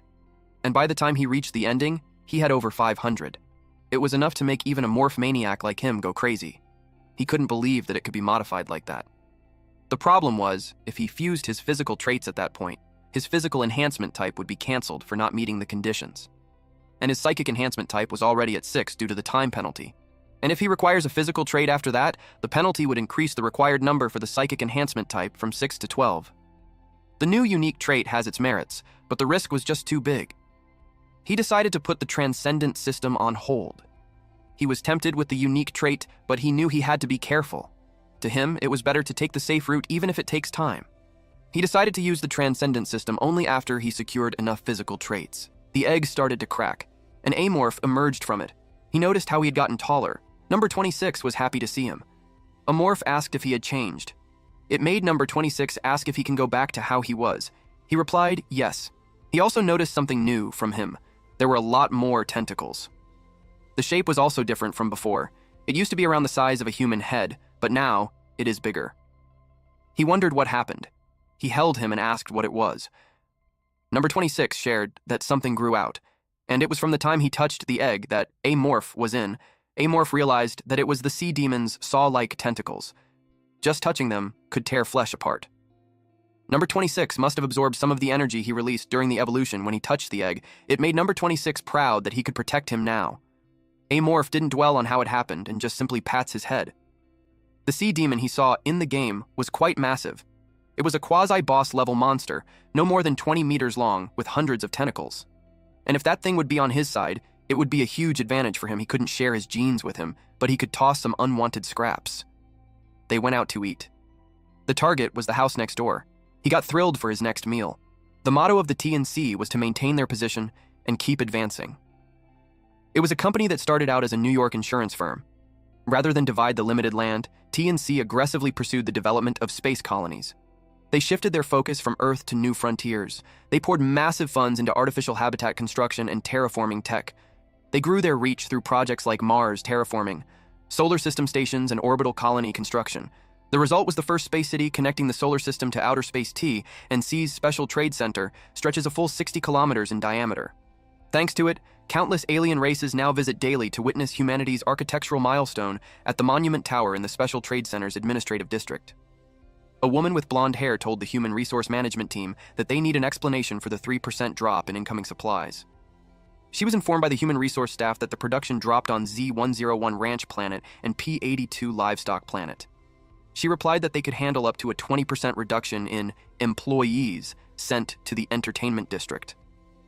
But a 3% in supplies was unacceptable.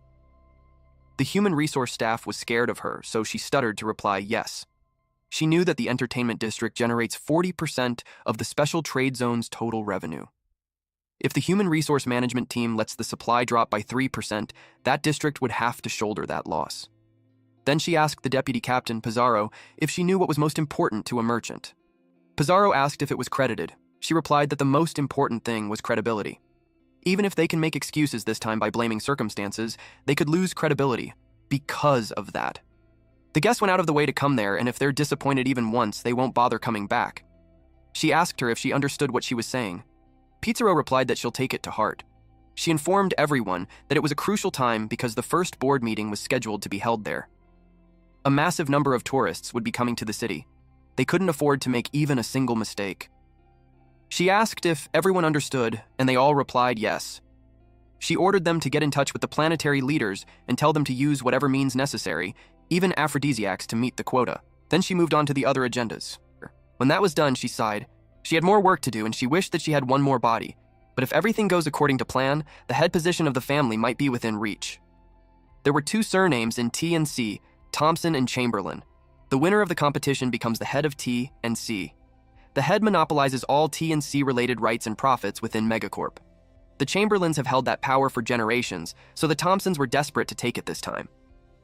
If Thompson actually becomes the next head, things could turn bloody. While she was lost in thought, Pizarro gave her the list of VIPs who had requested visits for the next event. She thanked her. Then she read the list. She was surprised at what she saw. It seemed that Kizaragi Yujin would be attending too. Pizarro confirmed with her that they got confirmation from the Yujin family about an hour ago. They won't be attending the board meeting as they only plan to go sightseeing. She knew him as the usurper. The reason he's called that and was looked down on was because he's the only one in the capital who seized power through rebellion. He murdered Jungwoo Yujin, the rightful heir, and turned his daughter into his shadow. Then he killed or tortured other clansmen and nobles with a straight face. He was a psychopath, but he's competent. The family of Jungwoo Yujin went against him again. After Jungwoo Yujin's death, he's been ruling Megacorp and the Yujin family for nearly a century. He could be called a monster. She knew that if he faced him head-on, she wouldn't stand a chance, but turning back wasn't an option now. She asked how long it would be until the next item on the schedule. Pizarro replied that there's 10 minutes. Their schedule involves inspecting critical facilities and discussion on security systems for the administrative districts during the board meeting. She believes that failure is the mother of success, so even if she lost, she could treat it as experience and learn from it. True to TNC's motto, she never backed down from a challenge. She believed that she could always bounce back even if she lost, but she didn't know that. A terrifying thread had already deeply rooted itself into her territory. A morph has started its mukbang again. The nosy neighbor was done for. After a few moments, we see number 26 eat the sandwich. A morph asked him if it was tasty, and he replied, yes. A morph left him in the fridge and checked the house. He could tell that the place was cleaned regularly because it was spotless. Compared to that cyborg's house, it was livable, but more importantly, even if he wanted to eat the fresh meat, there was still work to do. He decided to go over to the next house. Number 26 told him to be careful. He had to do some cleaning up, so he searched for the communication gear. He found the cell phone on the ground. The cyborg's name is Ras. He searched for work contact, and there was an entry named Bastard. He knew that was it since most office workers hate their bosses anyway. As soon as he dialed the number, the boss interrogated Ras on what he was doing in the middle of a busy shift. A morph pretended to be Ras and replied that he wanted to quit. The boss thinks he's out of his mind. He cuts her off by saying bye. She was still yapping when he ended the call. He knew the boss would forget about it tomorrow, but he wanted to handle it properly by sending a resignation letter from a company laptop. He turned on the laptop to look for more info about Ras. He read about smuggled animal surveillance team seizure inventory. Even a glance shows quite a variety. Eating those guys should get him a ton of genetic material, but he knew that surveillance would be tight. He planned to use Ras's voice to call staff, eat them, and forge transfer documents that should let him easily snatch 1 or 2 specimens. But for more than that, he would need a middleman. A morph noticed that lots of entries had empty destination fields. It made sense to him, so in the meantime, he used Ras's identity to reach the middleman. If negotiations fail, he planned to just eat the middleman and impersonate him and steal it. That cyborg Ras had left a lot behind. If he had just tasted better, it would have been perfect. Meanwhile, number 26 rests on top of Ras's neighbor's corpse. He welcomed Amorph. Amorph expressed that he won't eat the man. But number 26 told him he shouldn't be picky. So he decided to take the legs, and number 26 could have the rest.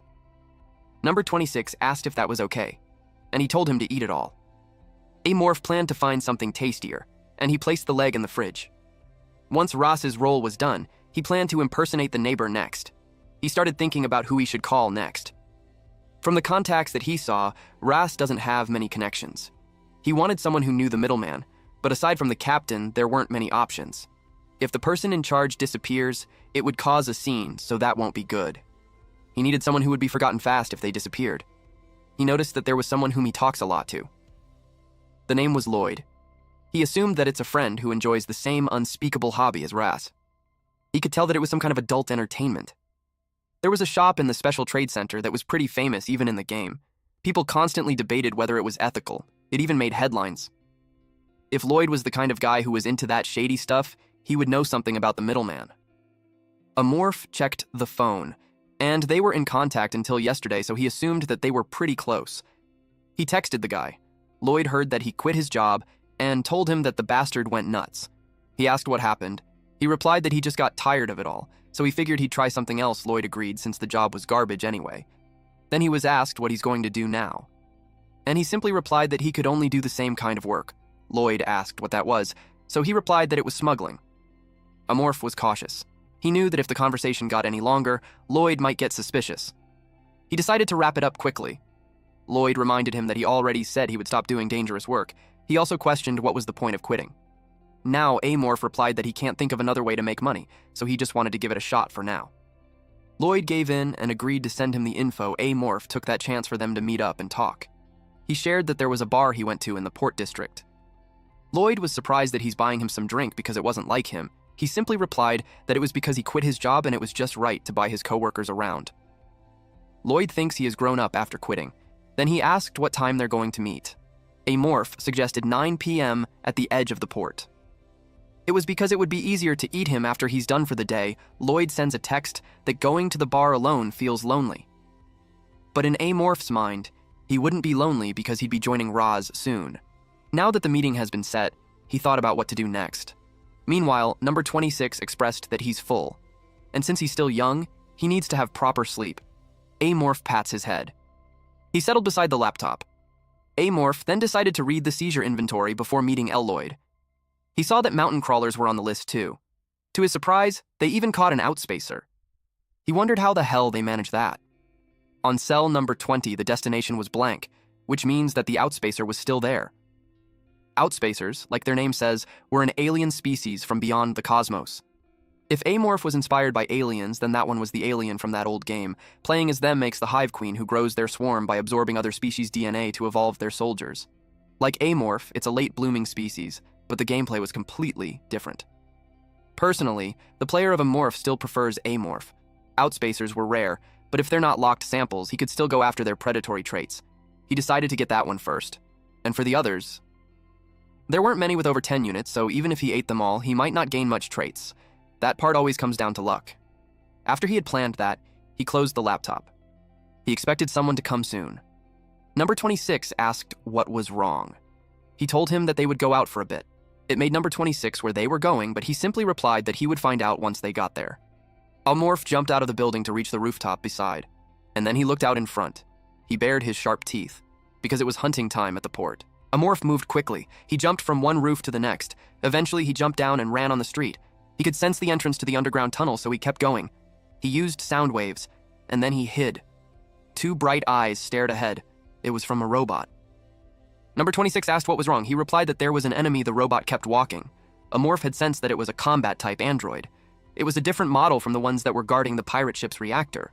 It also had an additional combat use right arm attached to its hip. He also checked the weapon that it was equipped with. It was a Gauss rifle. He wondered why an android would be equipped with that. A Gauss rifle is a step weaker than a plasma weapon. It uses tungsten rounds and was effective against heavily armored opponents. He finds it strange for an observational android to have such high-performance weaponry. Unless there's some special situation that requires it, it led him to think that a major event was happening. It was a place where all kinds of events were held, even in the game too. If that was the case, the alert level would naturally be raised. The robot looked around. It checked from left to right. Then it kept going. Nothing was wrong when he came back, but now, he couldn't believe that it was like that. He decided to be more careful from then on. He opened the manhole and jumped down. Number 26 asked where he's going. He replied that he's heading back the way he came. He originally planned to spread the spores after building a nest, but if an event was being held, it changed things. He needs to establish a surveillance network immediately. Because of that, he lets out green gas and spread it in the area. After that, his surveillance network was all set. In 2 days, he expects the spores to grow into a nest. Then he opened a manhole cover and emerged from it. As he expected, no one was there. He told number 26 to wait there, but number 26 wanted to go with him, but he left him because the enemy would be afraid of him. Number 26 understood. The area was on the district border, so there was no food traffic. It was the perfect place to hunt. He waited until he sensed something. A woman was about to approach him. He thought that Lloyd was a guy's name. She was surprisingly a perfect, ordinary woman. Based on her appearance, she looked like she couldn't even snap a flower stem. He thought of taking her to a brothel. He also considered her to be the type to rip out a person's spine without batting an eye. He showed himself. When she saw him, he cursed at him and asked why they're meeting in such a place. He replied that it wasn't a conversation for polite company. She agreed with him. Then she asked him why he's still wearing his work clothes when he already quit. Amorph realized that, in her eyes, it looked like he's wearing some clothes. He realized that the mimetic organ copies clothing too. The mimetic organ collects genetic data, as well as other sensory information, and it creates an exact likeness of the target just before its death. Its weakness was that it cannot reflect any elements that differ from the consumed target. He never had to worry about inappropriate clothing in the game, so he got careless. He took a mental note to be careful from then on. He shrugged and replied that it's the only thing he could wear. She suggested that he buys at least one set of casual clothes, especially since he quit. When she looked at him again, she sensed something. He asked her what was wrong. She replied that she smelled something strange. Amorph took the chance to ask about the middleman. She was surprised that he wanted to talk about it in that place. He expressed that someone might overhear them at the bar. She agreed that it wasn't a conversation that they wanted to be overheard. She gave him a flash drive containing the information on the deals with the middleman. She advised him that the file would automatically be destroyed in 24 hours, so he should remember that. He complained that it was such a pain. She answered that it was how business works. She also sent him the contact info. His cell phone notified him that he received the contact info of S from Lloyd. He wondered if they used initials in case one of them got arrested. Now that they're done with the topic, she happily suggested we go for a drink. She tapped his arm and told him that he would be paying for her drink, but as soon as she did that, she felt something strange. It made her jump back and ask who he was. Amorph realized he's been found out. The mimetic organ can't fool the sense of touch after all. She ran and screamed for help, but he covered her mouth and wrapped her body with his limbs. He could see how confused she was. He's supposed to only have arms, and yet she's being grabbed from multi-places. He used that kind of sensory mismatch a lot in the game. He bites her, making her scream out loud, blood sprayed everywhere. Eventually, the hunt was completed. He disposed of the body there. A morph took a bite. Lloyd tasted average. It wasn't good or bad, just plain, but it was still better than the disgusting cyborg named Ras. And now, he could turn into Lloyd. Next thing he did was to gather the bones left to get rid of the evidence. He thinks it was enough to just dump the bones at the underground tunnel. And once he's back home and checks the data, he'll decide whether or not to meet the middleman. Meanwhile, number 26 smelled food. A morph told him that he's back from eating. Number 26 looked for his share. That's when he realized he hasn't saved anything for him, so he took a mental note to save some for him next time. At the TNC Port Supply Storage Team, a man in a lab coat asked this bearded man, whom he called Thunder, if he's not heading out yet. Thunder replied that he still had something to finish up. So the man went ahead. Then he grabbed his laptop and turned it on. It was all money waiting to be made. He was annoyed at some bastards because of the money he's losing because of them. He was supposed to have the stuff smuggled off that morning. But because of the board meeting, every single outgoing shipment has an eye on it. Thanks to them, all the creatures scheduled for transport were stuck in limbo. He was frustrated at the loss he's getting from all the delays. He invested that much, and it didn't match the security level he received. Suddenly, he got a call.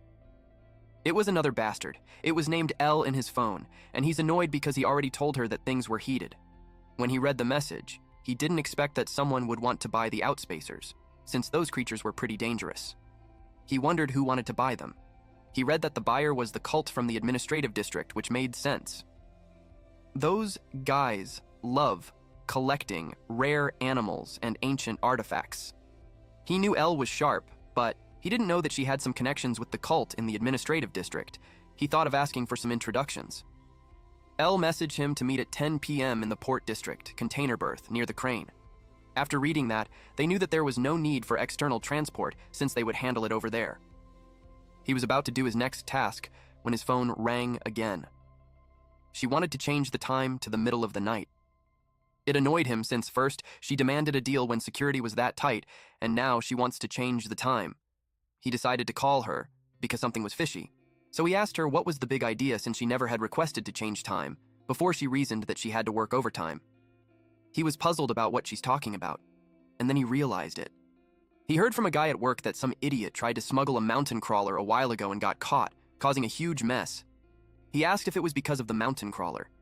She responded that things had been hectic because of that incident. He empathizes with her, so he agreed to the meeting at 1 a.m. But he couldn't shake the feeling that something was off. Even for a cult, a deal in the middle of the night was suspicious. He decided to prepare some insurance. He called someone to come with him, and ordered that person to go to the place at 1 a.m. He doesn't know what she was plotting, but if she tries anything funny, he is determined to kill her. Amorph realized that Broker S was a cautious one. But he couldn't blame him.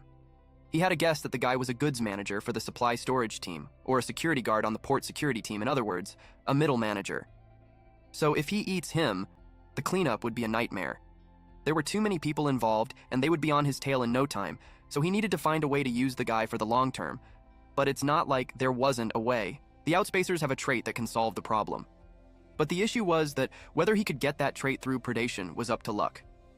A few moments later, our MC got out of the tunnel and arrived at the Port District container terminal. He was just on time. He sensed 3 security cameras, and they were everywhere. Just as he expected, S had some connections with the security guards too, but he was not one to be caught by something like that. Then he sensed movement by the crane. There were 10 of them, all armed except for one. He expected S to be cautious, but he didn't expect him to bring back up.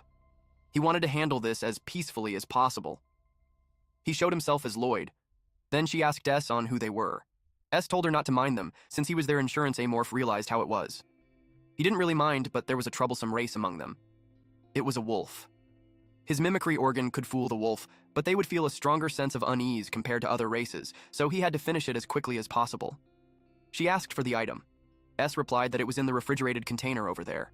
As usual, once the transfer was complete, the password would be displayed on the screen. The password was confirmed. And that took care of one of the problems. The deal was done. Then S inquired if it was the chief who connected him with the cult. S knew the guy was pretty sharp, so he asked if she could introduce him. If she would, he would give her an extra cut every time a deal goes through them, but she refused. He simply replied to let him know when she changes her mind. But then, the wolf called out to her. She could tell it was trouble. She was called Kate, and S asked what was wrong. She approached Lloyd and told everyone that she was suspicious. S wouldn't believe Kate since he had done several deals with Lloyd already. Kate couldn't exactly tell, but she knew she was hiding something. So S asked Lloyd, what was that? He revealed that Kate's sense of smell was superior to that of other wolves. He heard things were strange with the security team, but now he wondered if she was working for someone. So he ordered the man with a gun to seize her. Amorph wanted to handle things peacefully, but since it had led to that, he had no choice. He decided to kill everyone. First, he immediately pierced Kate's thigh using one of his limbs and poisoned her. Immediately, she fell. So the men fired at Lloyd. They continued to do so. But they're starting to wonder what she was since she won't die. Instead, she just stood there. And then she ran towards them. Lloyd's arm transformed into Amorph's arm. She did that to the others as well. She continued to charge at the others. The others kept firing at her. They thought she was using some kind of manipulation technique, and they realized that they couldn't handle her. Then, one of the men opened a box. He told his team that he will hold her off while the others escort the VIP. Then, he activated the machine gun and directly hit her. He kept firing, but she just stood there. It seemed like the bullets just bounced off her barrier. So the man took out a sword and warned her that he will not let her pass, even if he dies. Then Amorph released some of his limbs. The guy attacked, but Lloyd threw some rocks towards him. Unfortunately, they were easily deflected. His sword emits some electricity, but he stepped back when she charged at him, and then he got stabbed with Amorph's hand. The security called her a monster, even when all he could see was Lloyd's body. And through Lloyd's body, he grabbed the sword. He inspected it and realized that it was a sonic blade, just like the Pines the pirates who infiltrated the research vessel were using. It was the same model too, which led him to think that they belonged to the same organization. Then, he threw away the sonic blade and left. He didn't pay much attention since they ended up being killed by him anyway. He admits that the guy's explosive power was impressive, but he picked the wrong opponent. Then he approached the wolf. Wolves were a playable shape-shifting race. In other words, they would meet one of the conditions of his evolution. His plan to contact the middle had failed, so he no longer needed to impersonate Lloyd. He thought that there shouldn't be any problem with him absorbing a wolf's genes. The wolf got spooked when he showed his real form, and then it was time for him to eat, but it was better than he expected. But first, he needed to take care of S, who escaped with his bodyguards. He used his sonic wave and sensed that they were closer than he thought. It looked like they wasted time trying to avoid the security cameras. That's when he realized that the place had no people, not even androids. He wondered if S used their connections to alter the patrol routes. After all, smuggling was a serious crime in Megacorp. Ironically, their caution had sealed their own fate. They must have never dreamed that a being like him could exist, but his hunt wasn't over yet. S ran as fast as he could. He refused to go down like that. One of the men sought his attention and he asked what he needed. The man suggested that they go to the police. It infuriated him. Because if they go to the cops, he'd be done for. But the man reasoned that they were no match for it. So, the man wanted to request protection. S was so mad that he kicked the container. It also pissed him off that the man had a point. To him, it was better to buy some time than to die. Luckily, there was a police box right over the iron fence. He paid off the district general security team plenty of times. It has a good chance to see how effective that has been. He had no choice but to get there. But he sensed something. He shrieked when he saw the man with him was being drained of life, and Amorph was in his true form. Amorph looked at him. His legs trembled. He got scared of the monster. One of the escorts grabbed the monster's leg, then he begged for S to run right away. S did what he was told. He ran as fast as he could. He was almost at the exit, if he could just get past that fence. But suddenly he got dizzy and he fell when he was just a few steps away from the exit. He felt strange, so he was confused about what was happening. The next thing he knew was that Amorph went on top of S, drooling. Then he grabbed him. Our boy then carried him on his shoulders. S wondered where he would be taken. He tried to fight, but he had no strength to do so. Amorph just continued to walk and ignored his questions. He went to where the escorts died. And then, our MC placed S on the ground. Then S saw him tapping the screen. On his last tap, the door opened. S peed on his pants. He prayed for someone to help him. Amorph noticed that S pissed on himself, Seemed like he was that scared of him, but the broker was an important person, so he can't just kill him yet. He needs to take care of those things before he deals with the other middlemen. He pressed on something, and the capsule opened.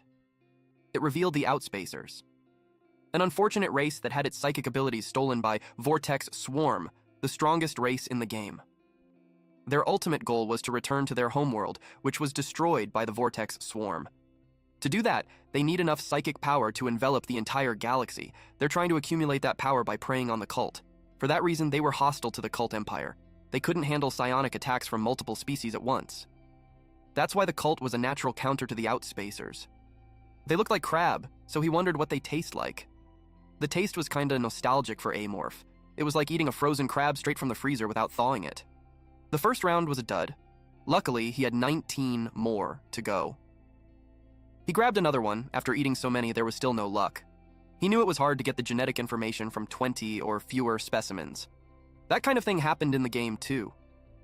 The next one was another dud. He only has 2 left. He started to think that he's not going to get it. He thought of giving the last one to No 26. Suddenly his eyes changed color. He got what he wanted. The screen displayed that the predation effect had been activated. He successfully acquired the parasite gene. He snatched the parasite's biological trait from the Outspacer larva. Parasite is one of the pathogens possessed by Outspacers. It can enter an opponent's body and control their movements. If Amorph obtained this parasite, the infection enhancement type was unlocked, and it could be fused with the contamination organ to create an enhanced parasite. The infection enhancement type affects debuff-related traits. It was pretty useful for someone like him who prefers ambush-focused strategies. He applied Parasite. Then he felt weird. Something crawled under his skin. He was notified that the Parasite trait had been applied. Then he fused it with the contamination organ and made it evolve to Parasite Swarm. With this, the effect of the contamination organ was lost. In exchange, he could create enhanced parasites.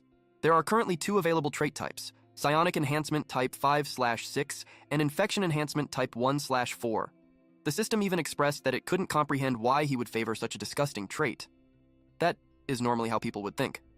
Now that he had the trait he was aiming for, it was time to test it out to S. S tried to crawl away. He dragged his pist-covered body, but he could only move a little. Then Amorph grabbed him and shoved him on the wall. S asked what he was doing. He shrieked when he saw a parasite. He yelled at him to stop, but the parasite crawled to his eyes. And he screamed loudly. After a while, he expressed that he would be heading out. The parasite implant was a success. It would only last for 24 hours, so he would have to keep swapping it out. We then found out that this guy's real name was Thunder, and he had become Amorph's slave now. After 24 hours, the parasite would have dissolved, and Thunder would die. That was because the parasite had taken complete control of his brain.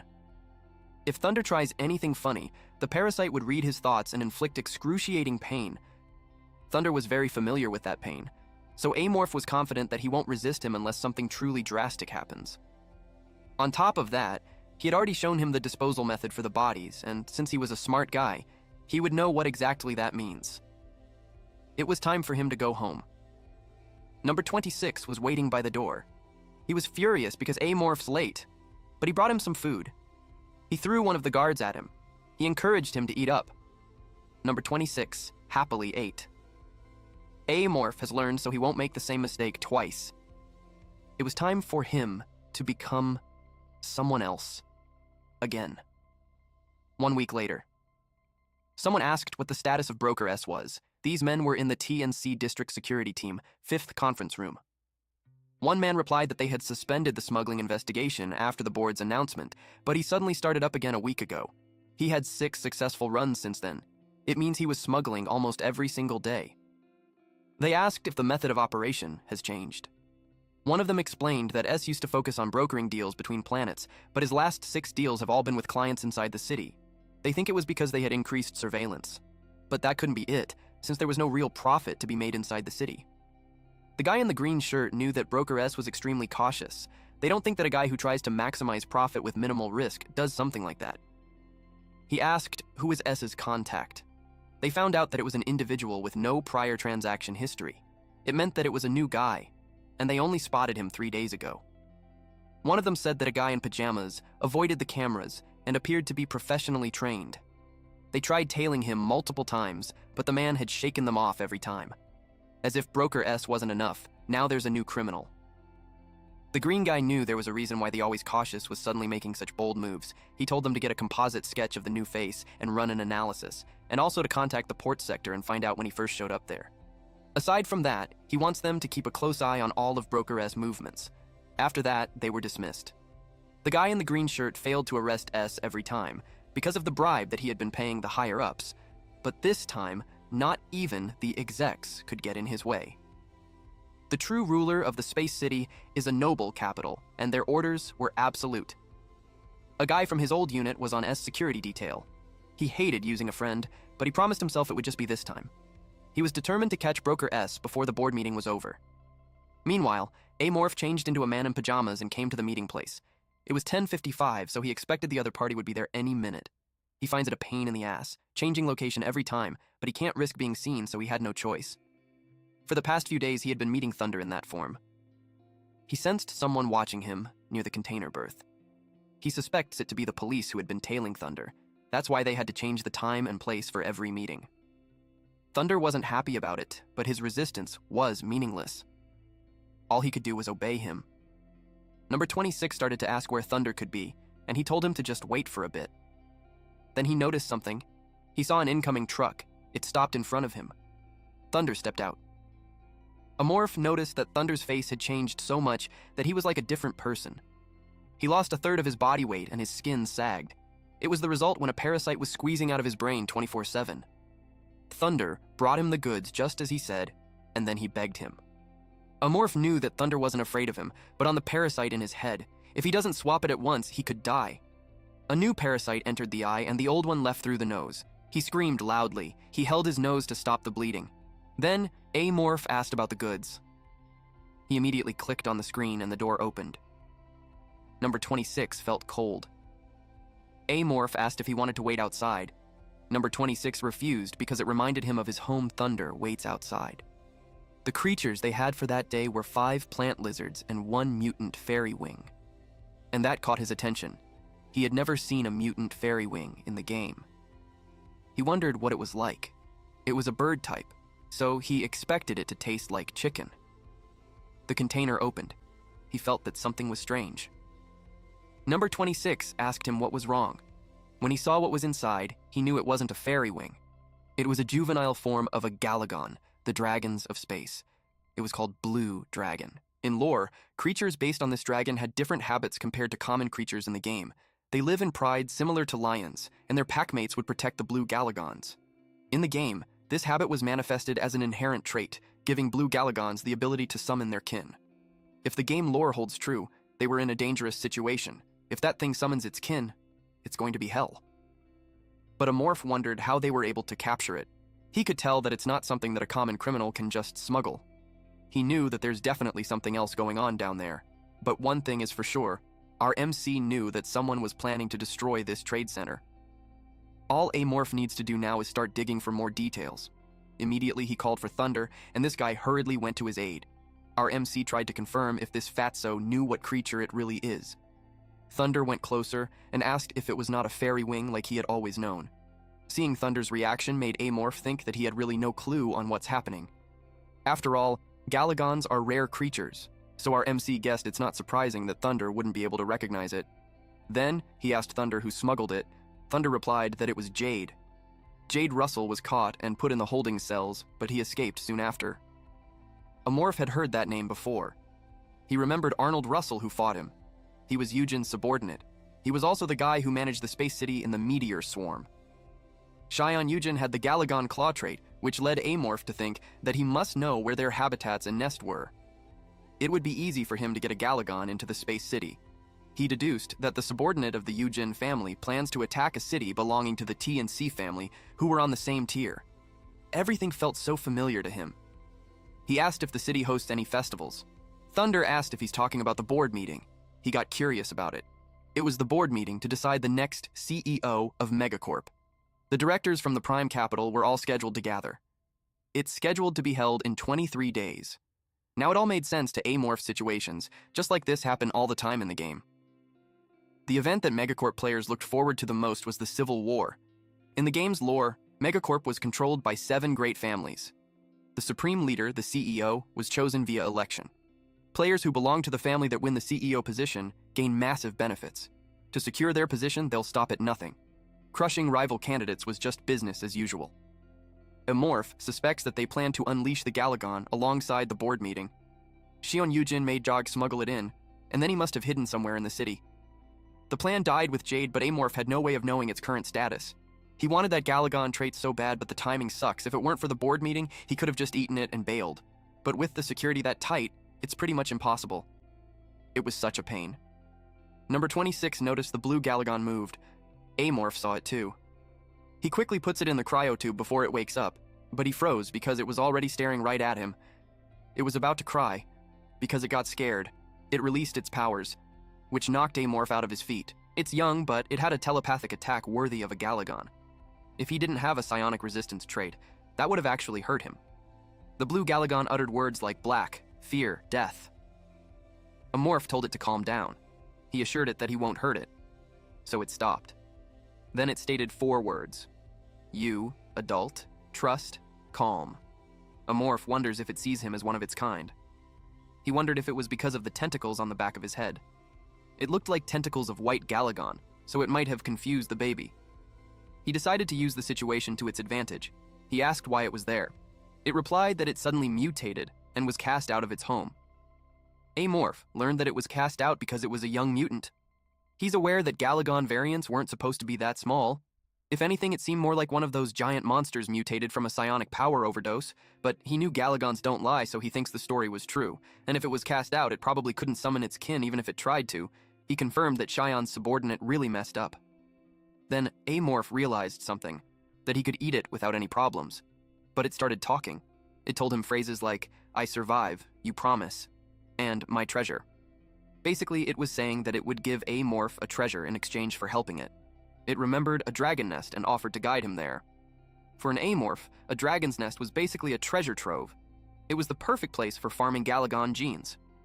Either way, he had to prey on a Galagon to evolve past the sub-adult stage.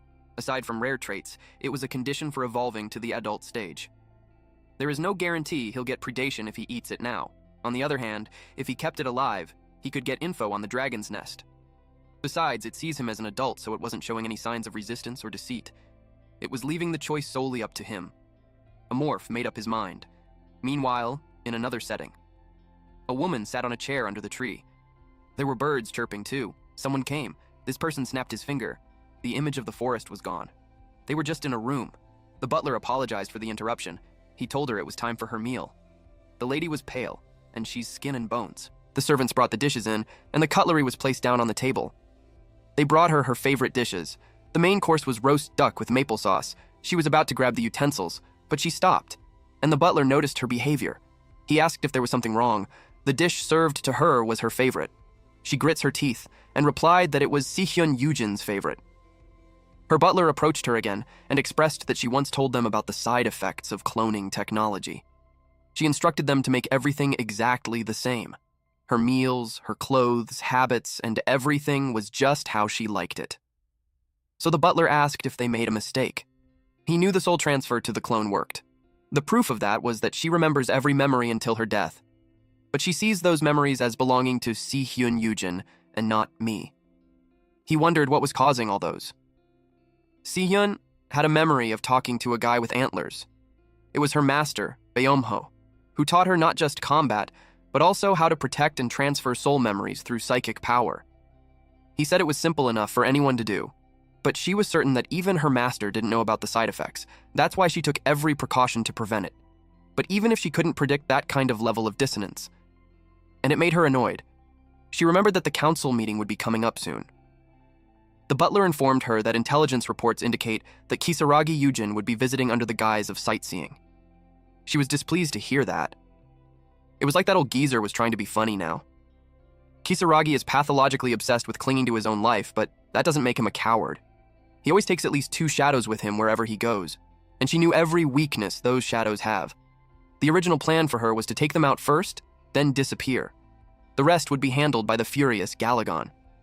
She asked about the transportation of the Galagon disguised as a fairy wing.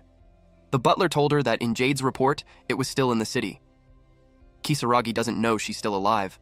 No matter how capable that old monster was, he'd never imagine a clone of a dead human coming for him. She thought about the best condition for an assassin. It was when the target didn't realize they're being hunted. And to her, it was the golden chance to wipe out a bunch of capital's nobles. She couldn't just let it slip away. She ordered the butler to proceed with the original plan and tell Jade that there were no changes. She was so annoyed with that monster. She vowed that once her job was done, she would find him and grind him into mincemeat. Meanwhile, Amorph carried some monster for food. He told them they could eat now. Number 26 got excited. Number 26 told him that he should eat too. The Blue Galagon asked if he could join. Amorph told him to eat with them, but he was hesitant because it was his food. So number 26 gave the food to him, and he thanked the little one. 2 days had passed since Thunder was offered the mutated Galagon. Instead of killing it, he made it swear to serve him, the adult. It said it was an Adhai belonging to Odo, but since he doesn't do packs, he decided to just call it Adhai. Finding the nest was a real pain in the game, so he needs to protect it until they get there. Number 26 showed him something. He got another tentacle, and that made him so happy. Amorph had no idea what his growth conditions were, but he felt good being able to gauge strength just by looking. Number 26 promised to protect him too. Amorph pats his head while thinking that their world was totally different from the game. Amorphs are solitary creatures that live and evolve alone, but he's carrying around 2 creatures like that. He told them that they would be leaving. When Amorph first came to that world, he had 3 goals: to survive, hunt, and evolve. Then rise to the top. Those goals haven't changed, but the journey was way too different from what he thought. He realized that it could be because he's evolving too, and he's adapting to that place while dealing with humans. From an Amorph living in solitude to a predator that builds a group of hunts together. He jumped to the roof and sensed something. A big guy was standing outside Jerry's house. This guy doesn't look like someone with a normal job, and he doesn't look like the police either. Amorph wondered who he was. He decided that they would hide for a bit. Amorph transformed. The guy wondered when the bastard would come back. Someone approached him and asked if he needed someone from his neighbor. The guy asks Jerry if he knows who lives there. Jerry replied yes. Then he asked if he knew that the guy had been messing around with someone's woman. He was worried about her, so he bugged her communicator, but he hadn't been able to reach her for a week, so he tracked her signal and ended up there. It was a twist that Amorph didn't expect. He never expected Lloyd to have a man, but he also saw an opportunity since whatever the guy was doing was illegal. That's why he came alone, instead of reporting Lloyd's disappearance to the cops. Jerry replied that the neighbor probably went out to run some errands. The guy told him to stop being ridiculous since he had been waiting there the whole time. Then, he invited him to wait inside since the neighbor would probably be back soon. The guy entered his home and told him to clean up his place. That guy wondered why it smelled like sewage. And then, he saw something. He got scared of number 26 and Adhai. Then, Amorph placed his hand on the guy's shoulder while asking if he wasn't taught when he was a kid that he should never go with strangers. The guy shrieked loudly. Meanwhile, number 26 slowly closed the door, and inside the apartment, the guy screamed loudly. A few moments later, the guy wearing a green jacket knocked on a door, and then he waited. The guy he visited was someone who always checked in no matter how busy he gets. But for him to have no word for a week, it led him to think that something must have happened. He forced his way in by breaking the pad on the door. Then he entered. The place was dusty, which led him to think that his friend hasn't been home in quite a while. He saw half-finished coffee on the table. It had dried up, leaving the powder stuck on the surface. It looked like it had been left out in the dry room forever. That made him certain that something had definitely happened. He checked the drawers, then the boxes. He was surprised, because a bunch of his friend's favorite weapons and gear were missing. It led him to think that his friend vanished while still armed. Or it could be that he's already dead. Before coming to that place, he checked reports of violent incidents near the port, but nothing showed up involving weapons bigger than laser rifles, which meant that his friend was quietly taken out by someone. He suspects that the Pajama Guy's crew was involved. He called someone to give him the investigation results on the new face. He was told that after checking the cameras all over the Special Trade Center, they narrowed it down to 20 suspicious people. He wants them to send the details to his communicator. He checked his phone, and the profiles appeared. Something caught his attention. It was the Pajama Guy. He called someone again to ask for info about a worker in the industrial zone named Jerry. He was informed that the guy had no criminal record. He stated that the face looked like a montage. They called his workplace, but were informed that Jerry hasn't shown up in ages. He was just a day laborer, so nobody noticed. After learning that, he simply told them to check on other 19 individuals. He could see that down there, low capital folks weren't considered people, they're simply parts. No one bats an eye when one disappears. More people die in the entertainment district than on the battlefield. In that rotten city, human life was treated way too cheaply. He stopped himself from spiraling on those thoughts. Before he left, he bid goodbye to the cup as if it was his friend. Then he got determined. He works for the Megacorp, and his job was to catch the criminals ruining the world, and he vowed to take revenge for his friend. A few hours later, he arrived at a certain place. He surveyed the area. It was the building C of the apartment complex where the Pajama Man lives. He ascended the staircase. He could tell that the building was thrown together with cheap materials to save money. His friend's place was like that, but that building was worse. The soundproofing was particularly nasty too. Then he realized something, that it was too quiet. It was like nobody lives on the third floor at all.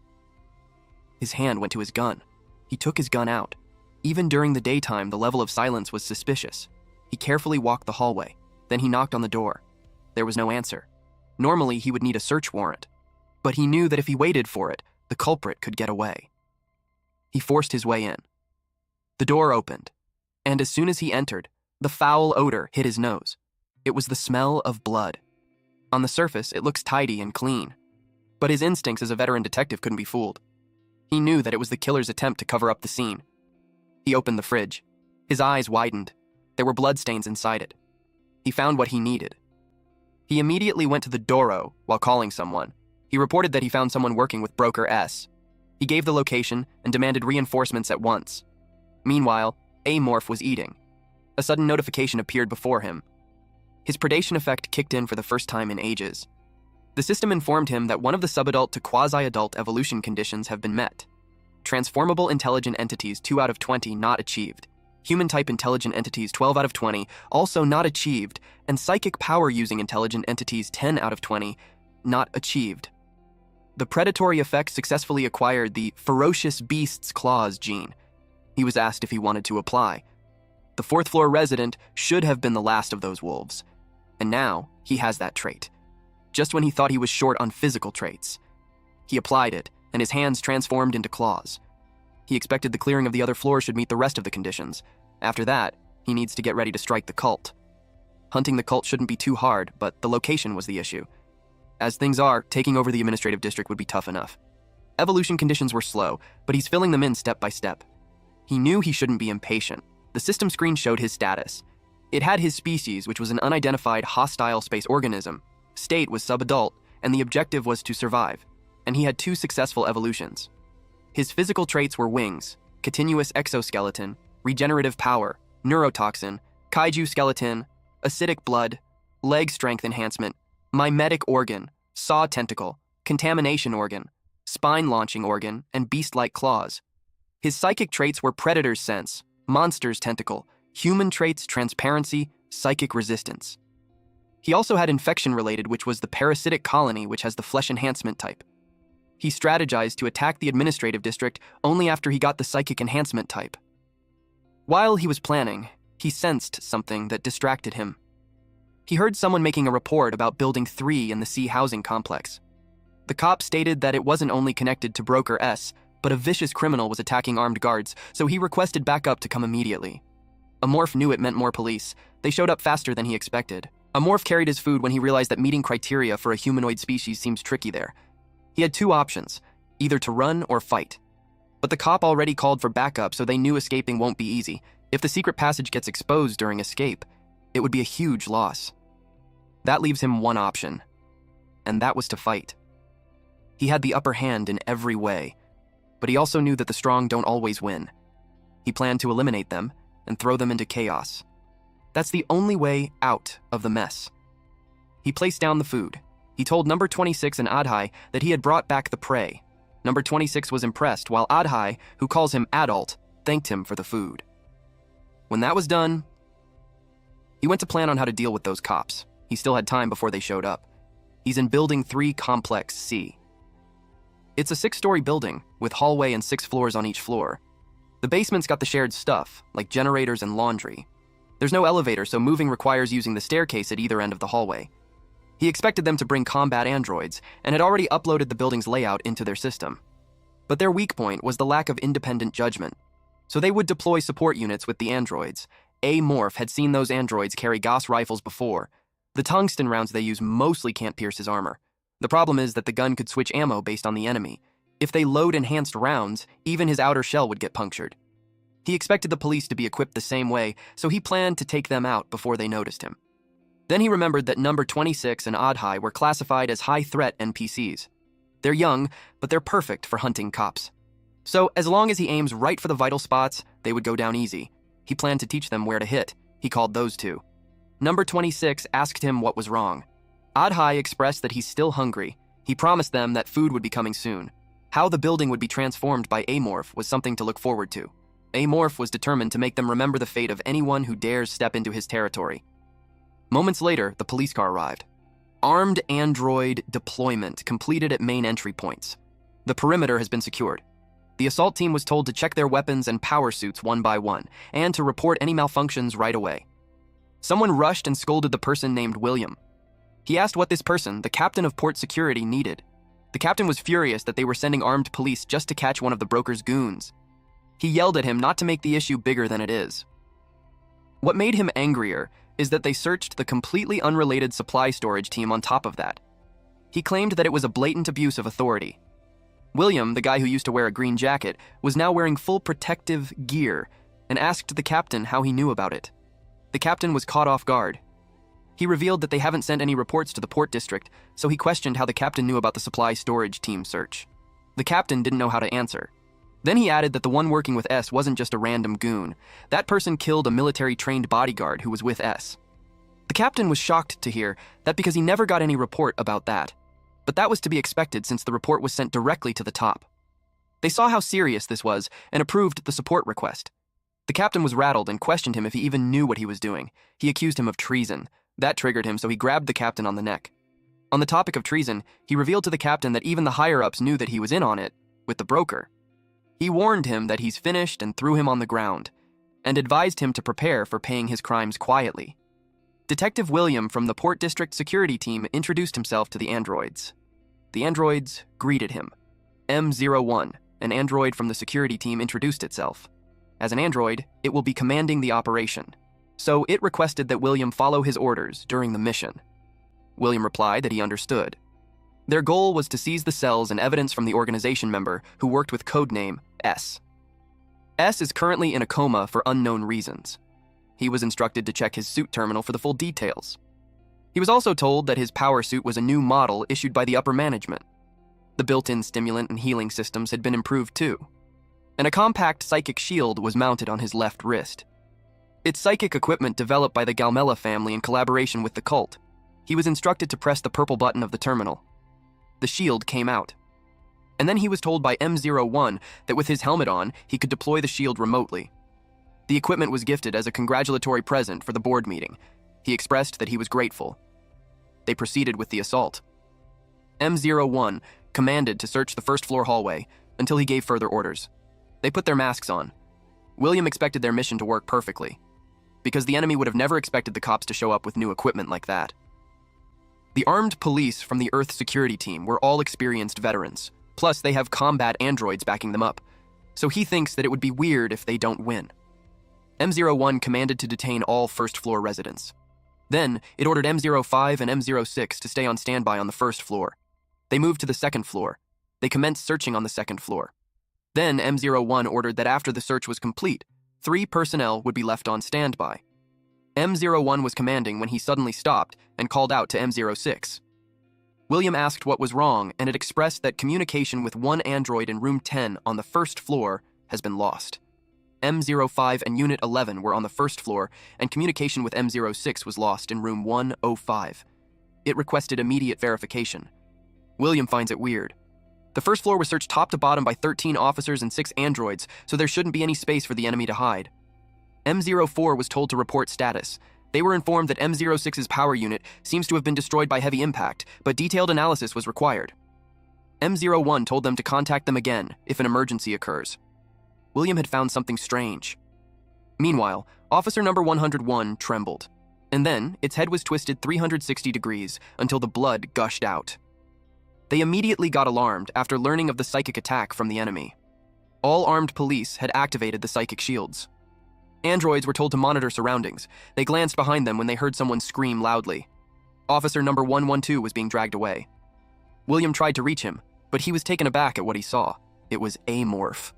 Loud screaming followed. One officer reported that number 112 was taken. They spoke to him to see if he was alive.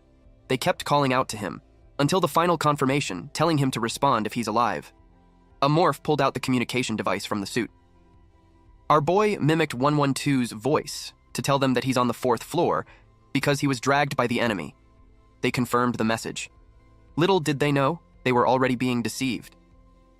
A morph then noticed that the gears of the police were pretty sturdier than he had expected. He thought it looked like mid-tier power armor, but it got a bunch of high-tier options added on, especially the psychic shield that was placed on it. A morph activated the psychic shield. He lifted the left arm and it showed. He inspected it and he could tell that it was weaker than top-grade ones, but strong enough to block standard laser weapons used by small-time criminals. Our MC now found out that these guys came fully prepared. If they were normal humans, this fight would have ended fast. That is, if they were normal humans. Apparently, the parasite that Amorph planted in Thunder sent him a telepathic update. Thunder tried to talk about Amorph but was immediately punished by the parasite. Thanks to that, the enemy still hasn't figured out what he really was. They probably just assumed that he's some space dog or goon smuggler. Either way, Thunder had become useless to him, so he now has to find another broker. Before they get out of there, Amorph would pick one cop. He planned to plant a parasite in them, so finding the broker would be easy. More importantly, the kids that he adopted were more useful than he thought. Right now, the androids think its enemy is a human, so they haven't even considered that something could be dangling from the ceiling. It's also only detecting enemies without psychic defenses. So this scenario was perfect for the young blue Galagon. He also noticed that number 26 had grown and learned the Sea Demon's bind ability, and thanks to him, it knows human weaknesses really well. But it's not perfect. He looked forward to how strong he would be. Those two had done well so far, and now it was his turn. Our MC started mimicking his victims' voices and tried calling for help. M03, the android assigned on that floor, immediately responded and kicked the door open as it had detected human presence. It immediately prompted the other androids and police to begin searching on the 4th floor, and at the same time, Amorph used this time to hide again. M03 reported that bloodstains were found in room 401. They continued the search until further notice. Little did they know, Amorph was watching them. And suddenly, he struck one officer in the back, then he choked him. Number 106 reported loss of contact with number 110. Number 110 was told to respond, but he could only groan as Amorph was holding him. He was told to respond again, but Amorph squeezed tighter on his neck, until it exploded. When Amorph placed the body down, it was already hopeless. He planned to throw those cops into more chaos, for chaos and fear paralyze reason. Seeing that the cops were still rational, he decided to hit them one more shot. He used their communication device and pretended to be a cop reporting that he's being tortured by the enemy. A morph, who was pretending to be number 112, told them that he's on the 5th floor. M01 responded and told him to stay calm, but he screamed for help. He was so loud that the residents simultaneously opened their doors. One guy scolded him for being so loud in the middle of the night. But when this guy saw Amorph, he got scared. Amorph screamed loudly. He intentionally scared them. Those people ran as fast as they could. They screamed for help. As they were about to reach the staircase, M02 and an officer had arrived. But since they were civilians, the androids were not able to go into battle mode. Our boy then used this opportunity to extend one of his limbs, and then it immediately got wrapped around M02, which automatically reported that an enemy attack was detected. Immediately, M02 requested permission to engage, but it was suddenly hit by Amorph's limbs. At this point, Amorph became annoyed. They fired at him, so he entered one of the apartments. It was the reason why he thinks androids were a pain. They don't feel pain and treat civilians like obstacles. Plus, they're way better at collecting intel than humans. They probably already figured out his defense stats from the last attack. Because of that, they would switch ammo to high penetration rounds next, and it was probably already logged in their internal system. Which means Amorph had to wipe out every android. Our boy had no choice but to contact number 26 and Adhai. He wanted them to help him. Number 26 responded and notified Adhai about the plan. At the same time, Amorph found something that he was looking for. He knew and could sense the androids and police approaching silently and fast. It was the sign of their rigorous training. They could have taken a normal enemy down. But too bad for them, they're up against him. M04 and M03 were the closest to him. He threw a rock across the wall and hit the head of one android. The androids immediately reported the enemy attack. M03 tried to retaliate, but before it could do anything, it was struck. A morph destroyed it, and it was broken into pieces. The officers shrieked when they saw a morph. They had no idea what creature he was, but they refused to back down. They fired at him, but to their surprise, one officer got dragged by the neck. It was done by number 26. Odd-Eye helped to take down the other officer. The backup has arrived. The officers screamed loudly. Odd-Eye broke the helmet of one officer using its many short tentacles, and then he bit into it. While number 26 chokes the other officer, a morph helped out but grabbed the head of the officer using his claw-like hands, and then he ripped it out. Then he praised those two for the job well done. It was Amorph's first time relying on someone like that during a fight. If they could sync better, it would help with their future hunts. He wanted to praise them, but there were more enemies on the lower floor, so once they clear those, there won't be any more obstacles, and they would be able to enjoy the spoils later. Officer number 102 wanted to hurry upstairs. M01 told him to calm down. They had already requested external backup standby. Officer number 102 didn't like that, because it meant they would let the enemy do whatever he wanted until then. He suggested that they move before he picks them off one by one, but M01 didn't permit that. It made him angrier that he told him not to mess with him because he's just a piece of scrap metal. William noticed that Megacop's hatred for robots hasn't changed a bit. Back when Megacop was still new, there was an incident during space development. The androids managing the colony ships malfunctioned and turned on their masters, the High Capitals. A massive uprising led by machines, supported by workers, was the beginning of the Star Union. The Star Union claimed body mechanization was key to survival. They were humans who agreed to become cyborgs.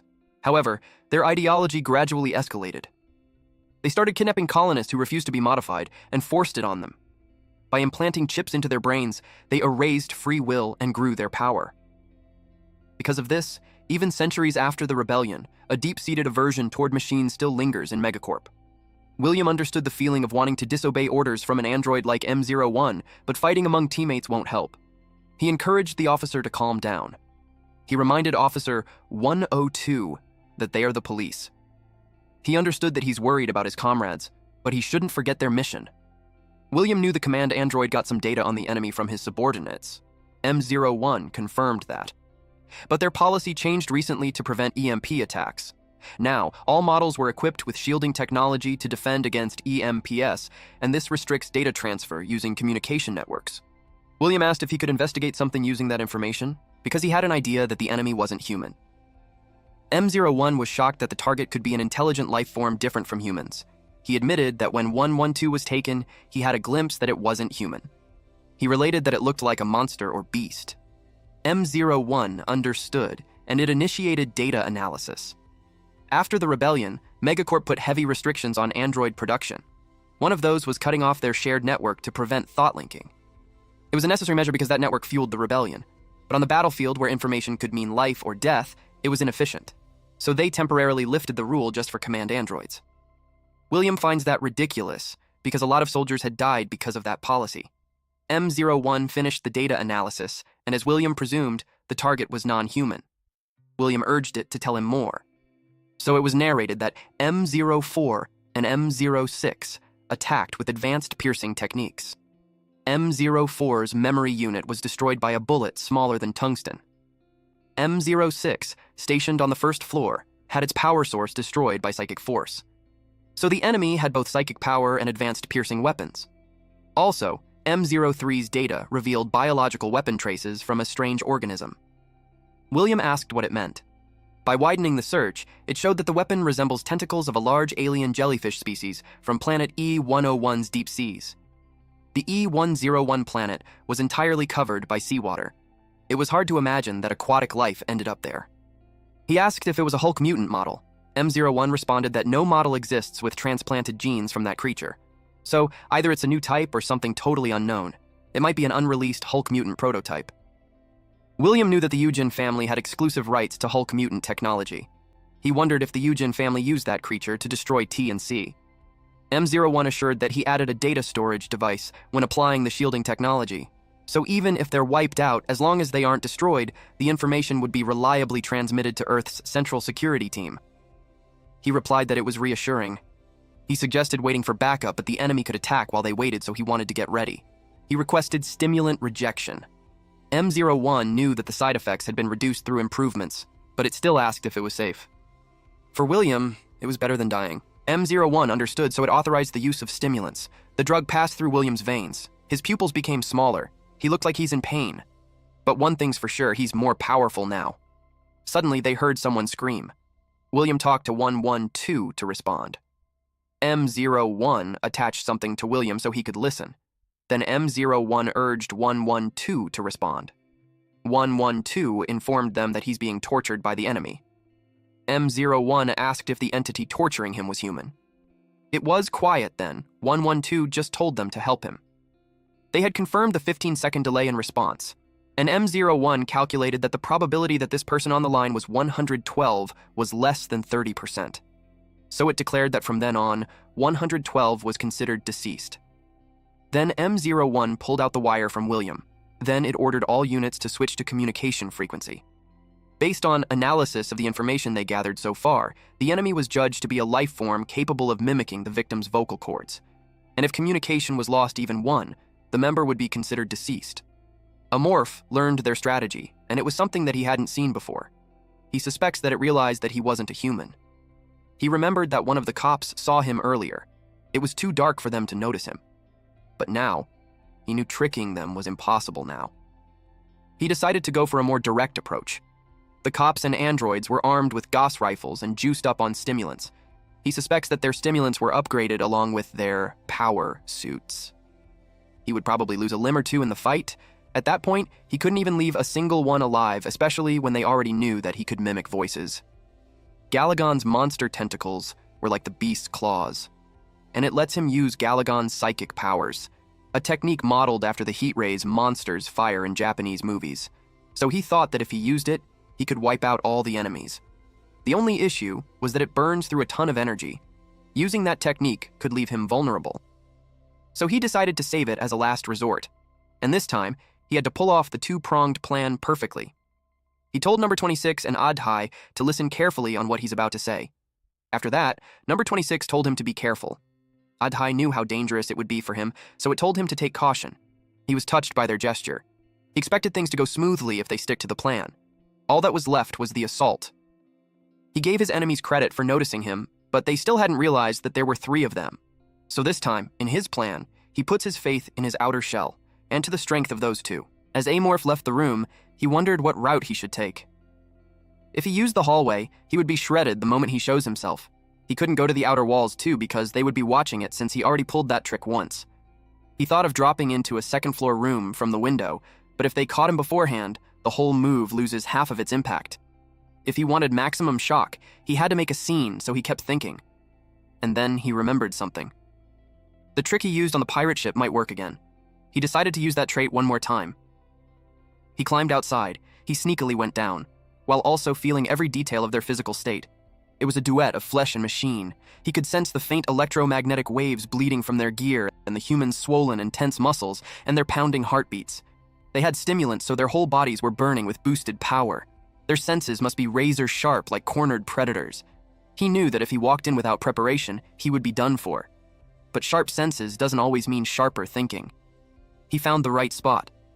He released the acid from his body and dropped it on the floor. They expected him to be at the stairs or outer wall, and they would have never imagined he would come crashing down from the ceiling. Our boy thought that a few minutes from now, there'll be a giant hole right there. Then he crawled again. One of the officials noticed that the ceiling was melting. They panicked when they realized it was an acid attack. While they're trying to move, Amorph charges at them. He hit the wall, which hit the official. M01 commanded open fire. Amorph grabbed onto the cop and used him as a meat shield. But as he expected of the robot, it tracked him and fired non-stop. At this rate, even him can't use the humans as shields. M01 had finished the analysis and learned that standard rounds had negligible effect. All units were called to switch to penetration rounds. Amorph hid because he was hit. Right after he exited the hallway, they started firing again. And while he was running away, some bullets scratched him. Those penetrating shots were even stronger than in the game. Some cops came out from his left. He immediately sprayed them with acid. They complained about their eyes. They realized that its blood was acidic. Amorph kept going. but they wouldn't let him get away. A cop forced its way through the wall. Even if he lost the left side of his head, he was determined to kill the monster. He tried to punch Amorph, but Amorph was able to evade and ran. Immediately, he closed the gap between them. Even if he had to pass through several walls, and then Amorph grabbed him, he was surprised and groaned in pain. Amorph lets parasites into his eyes. He screamed at it to stop. Suddenly, an android appeared. Amorph lets out a chain attack. M01 detected this, but it got surprised when the cop was sent flying in its direction. And then, Amorph ran away. M01 announced 104 was down and ordered all to cease fire. Amorph hurried as he needed to reach the first floor at once. He expected number 26 and Odd Eye to be finished and had been waiting for him. Meanwhile, Unit 104 screamed as the left side of his face melts. The other official comforted him while the other got nervous because the healing agent wasn't working. He yelled at them to get the thing off him. William asked what was happening. Judging by the symptoms, M01 suspects it to be a virus or a small organism that invaded his brain. William asked how they should treat it, but M01 wasn't equipped for medical use. It couldn't administer treatment. The man required immediate hospital transport. William got angry that he punched the wall. He realized that they couldn't beat the target with a few people. And the target's abilities outclass even a Hulk mutant. He kept wondering who the hell Thunder had made a deal with. 104 expressed that he could no longer take it. He apologized, but his colleague told him keep hanging on. Then his colleague got confused. He suddenly fired at him, then expressed that from the start, he should have done that. Then he let out a laugh. M01 declared that 104 had shown abnormal status. It knew that it was controlled by a parasitic organism. It rushed towards him to neutralize it. 104 was pinned to the ground. M01 neutralized him. Then William suggested that it calls for the personnel on the first floor. It ordered them to assemble on the second floor. William was tense. M01 repeated his command, but William heard a buzzing sound. Then M01 declared that anyone not present on the second floor would be presumed killed in action by an enemy attack. William wondered what was going on. Then he realized that the enemy wasn't alone. Back to our MC, he checked his wounds and they were deeper than he expected, but even then, everything went as planned. All of the punctures should heal within 10 minutes. And dude, that was way too OP. A few moments later, Odd Eye and number 26 came in, and they asked if Amorph was okay. Odd Eye noticed that there were some heavy bleedings. Amorph then quickly warned him as his blood's everywhere, and remember, it is highly poisonous. Even just a drop of the green blood was enough to penetrate the metal flooring. Odd Eye backed a bit and said he understood. Amorph was glad. Our boy also assured the kids that they shouldn't worry as all of his wounds would heal soon.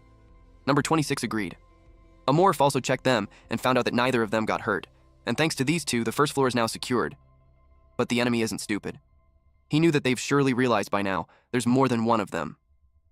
They'll regroup any second and head to the first floor. Our MC stopped for a while and thought about using his psychic breath. Unlike Amorph, they can't move across walls at will. To reach the first floor, both sides have to funnel through the staircases.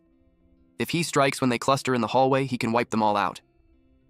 But what came after that was his concern. You see, psychic breath, although it's a super powerful attack, has a major drawback. Once Amorph uses it, he will be paralyzed. It takes 3 to 5 minutes before he can move again, and if he was attacked during that window, he's sure it's all over. While checking the surroundings, our boy thought that his enemies had already called for backup. And if he stalls for more time, more units will arrive. It will get chaotic fast. And with that, he had no other choice but to use psychic breath. Amorph then told the kids that after he fired the attack, he will be weakened for a bit, and during that time, he asked them to protect him. Number 26 asked if he was growing again, and Amorph told them that it was different this time. Regardless, number 26 assured him that they will protect him. Although Odd Eye got confused and said he didn't understand a single word. Number 26 downplayed it and explained that Amorph just takes naps sometimes, and that's all there is to it. Our MC wanted to elaborate further, but the time is already ticking. Suddenly, Amorph heard the sound getting closer and it alerted him. He knew the police were already there. He slowly exited the door, but before he could get out, bullets were already fired towards him. Amorph was hit and he thought that he'll need anti-ballistic defenses later. With his senses, he also found out that the androids tore concrete walls and were now using it as shields, and the close combat police are following behind, firing to cover them. For Amorph, that was a clever move, but they picked the wrong prey. The tentacles on his back started glowing. A pink aura started gathering towards him. Against psychic breath, all that is worthless. Our boy had already started charging up his attack, and while doing so, he could already feel the exhaustion. His energy was being drained. He knew he only got one shot and he needed to make it count. In a split second, he revealed himself towards the enemies. The android M01 immediately noticed him and warned the police about the ultra-hazardous level psychic power. It advised everyone to evacuate immediately. But they do not have enough time to react. William got spooked. They turned around and tried to run right away. But it was no use. They were blasted. A morph fired his attack at a point-blank range, and it hit all of them. Some policemen were able to activate the psychic shield, but a few seconds in it got shattered and the attack went through. Only one of them was able to survive it. It was William. But even then, his body blasted towards the wall of a building outside. His protective suit was severely damaged, and he got burns on half of his body. He couldn't even move at this point. Upon opening his eyes, William trembled, and that was because Amorph was slowly walking towards him. I would have pissed my pants if I were to see an Amorph like this. He then gathered all of his strength and bolted away like a child. Luckily for Amorph, William didn't notice his also trembling body. This is the drawback he was talking about. He couldn't move his body. Before falling to his knees, he told the kids to catch the fleeing officer. Adhai praised and told Amorph that he was astonished by the amount of destructive power he had. Then, they went away. Back to William, he struggled to run and was cursing along the way. He still couldn't believe that all of this was real. He refused to accept his current hopeless situation. Anger got to him, as he thought that the Eugen family was the one who sent a monster like that. He thought of Amorph as a demon that will surely burn the city to ashes. He knew that they should deploy the defense force now. William screamed that he didn't care how many people they would lose, but they must kill it. Upon his desperate run, he heard something beside him. It was the backup. Lots of police cars gathered in front of him. And he shouted that they can't just stand there. 3 androids came out and immediately approached him, and they identified him as Detective Captain William. While being checked, William told the androids to not leave. M42 was still asking for his credentials when William shouted, "Don't go." Since this one is just an android, it assumed that the captain was just in a delirious state and prioritized the treatment. A serum was injected to William so they could easily transport him to the hospital. With that, he lost consciousness. The androids declared that the first aid is complete and they will just wait for backup, then move. But then, the driver of the vehicle noticed something. He trembled at what he was seeing. He wondered what the hell happened there. The psychic breath that Amorph released pierced through several buildings and messed up the surroundings. A few hours later, they tried to wake up Captain William. When he woke up, he was at the hospital. He asked what happened to the others. The android informed him that the target escaped before reinforcements breached the perimeter. So, there were no further casualties. They have also recovered the android's secondary memory units. The Earth Central Security Team was already on the target's trail, so they told him to rest for now, but he knew that wasn't enough. All androids deployed on the mission were wiped out, and M01 was vaporized. Not a single trace of its data was left behind. He was the only one who could tell the command center how dangerous that monster was. He told the android that he needs to report it to the base at once, but he was inside a capsule, receiving treatment, so he can't leave yet. He insists that every second matters, but the android kept telling him to rest until tomorrow. But he wanted to go right at that moment. They gave him a mist, so he would fall asleep. After a while, a man checked the computer, and William jolted awake. His body looked well. This man approached him and informed him that he was summoned by High Command and he has to report immediately. He was asked if he could walk.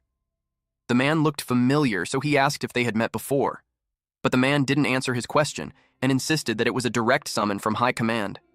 And William had to head in for debriefing immediately. He asked if he was fit to move. William told him to wait as he gathered his things. William knew that the man wasn't from the Port District. He was curious about where he had met him. The man tapped his badge on the door and his identity was verified. He told William to follow him since he has a vehicle waiting for him outside. It was nighttime when they drove away. William wondered why he's using a private car for official business. He kept thinking who this man was and if they had met recently. One of his guesses was that he's an armed police officer. He saw the barge earlier and confirmed it was from Earth Central Security Team. Those things can't be forged, duplicated, or stolen. If anyone else holds one, an alarm goes off instantly. William got suspicious of this man's behavior, but the badge also proves that he's a police officer. They have arrived at their destination. He was shocked, because they were in the planetary boundary. He pointed a gun at the man and asked what was the meaning of that. The man chuckled and told him that he would understand once he stepped out. Suddenly, William remembered this man's face. It was the armed police officer infected at the apartment complex. It was number 104. The man bled through his eyes and nose and apologized to the captain. He told him it was already too late. William had no idea what he was saying. He was also oblivious to the limb creeping through the car's window. While he was pointing the gun at number 104, he was suddenly struck with acid on his neck. That created a small hole on his neck, and then his body was pulled out of the car. Amorph was pleased that he was brought to him as instructed. He particularly targeted Captain William, because he never lets his prey escape. The last thing William saw was his sharp tooth when he ate him. Amorph had his meal. Meanwhile, a woman named Kevin called someone. She wanted to talk to the captain who took part in the housing district operation recently. She wanted to interview him about the incident, but she was told that the captain was off duty. She asked for his address instead. She was told that it was in the administrative district, corporate housing, block B, number 21. She was pleased that it went smoothly. Her plan was to squeeze every last detail out of him. The train left, and eventually she arrived at her destination. She was impressed. It was a stylish neighborhood with marble-paved streets. It was a lifestyle worlds above the other districts. She noticed a house where the windows were sealed, curtains were drawn, and there was a distinct smell. And then she saw the house number. It was close to the address that she's looking for. Eventually, she found the house. She rang the doorbell. In her head, if the interviewee was unstable, it would even be better because he would answer easily. The door opened. She asked if it was Captain Williams' residence. She introduced herself as Kevin, chief reporter from Daily Mars. He glared at her while she asked if it was okay to interview him about the disturbance in the housing district. She revealed that there were heavy casualties that day. He simply replied that he had nothing to say. He was about to shut the door. But she propped her foot in so it won't close, and she expressed that she's curious about the case and who he was targeting. Then she threatened him that if he won't answer, she would write the article with what little data she has. So she suggested that it's better to cooperate for the sake of the public's right to know. That made him invite her inside. She thanked him for agreeing. When she stepped inside, she could feel that the atmosphere felt different from outside. She noticed the medicine on the table. It was the strongest painkiller available. She knew that if William has PTSD, he would be on antidepressants instead. And she noticed that despite his irritation, he was composed. She was starting to think that she hit the jackpot. He told her to make it quick. She took out her voice recorder and began. For the first question, she made him describe the incident briefly. After that, she brought up that Mr. Thunder had passed away, and she inquired if William knew anything about his trading partner. He was quiet. So, she asked again. But he replied that he can't answer it, and it was for her sake, not his. She asked what he meant. She told him that if he's trying to threaten her, the Daily Mars, even the Zhao family of the Prime Capital won't sit quietly. He asked her if she really thinks that those useless bunch could protect her. She asked what he's implying. He warned her to tread carefully, but since she already stepped in, he doubted his warning would be of help. He ended the interview on that note. She was annoyed when she thanked him for his cooperation. Before she leaves, he warns her not to walk alone at night. That startled her. She was about to ask about what he just said, but he already shut the door. She banged on his door to ask about that comment. But her phone rang and she got distracted. She received a call from the branch manager. She turned to leave as she answered the call. She informed the branch manager that she had just wrapped up and informed him that it went perfectly. And she's on her way there? William peeked at her through the slight opening of the curtain. He called someone. The person on the other side asked what happened. He revealed to that person that someone was after her husband. That's all the time we have for today. If you want to watch the next part, please like and subscribe. Thank you, and see you on to the next one.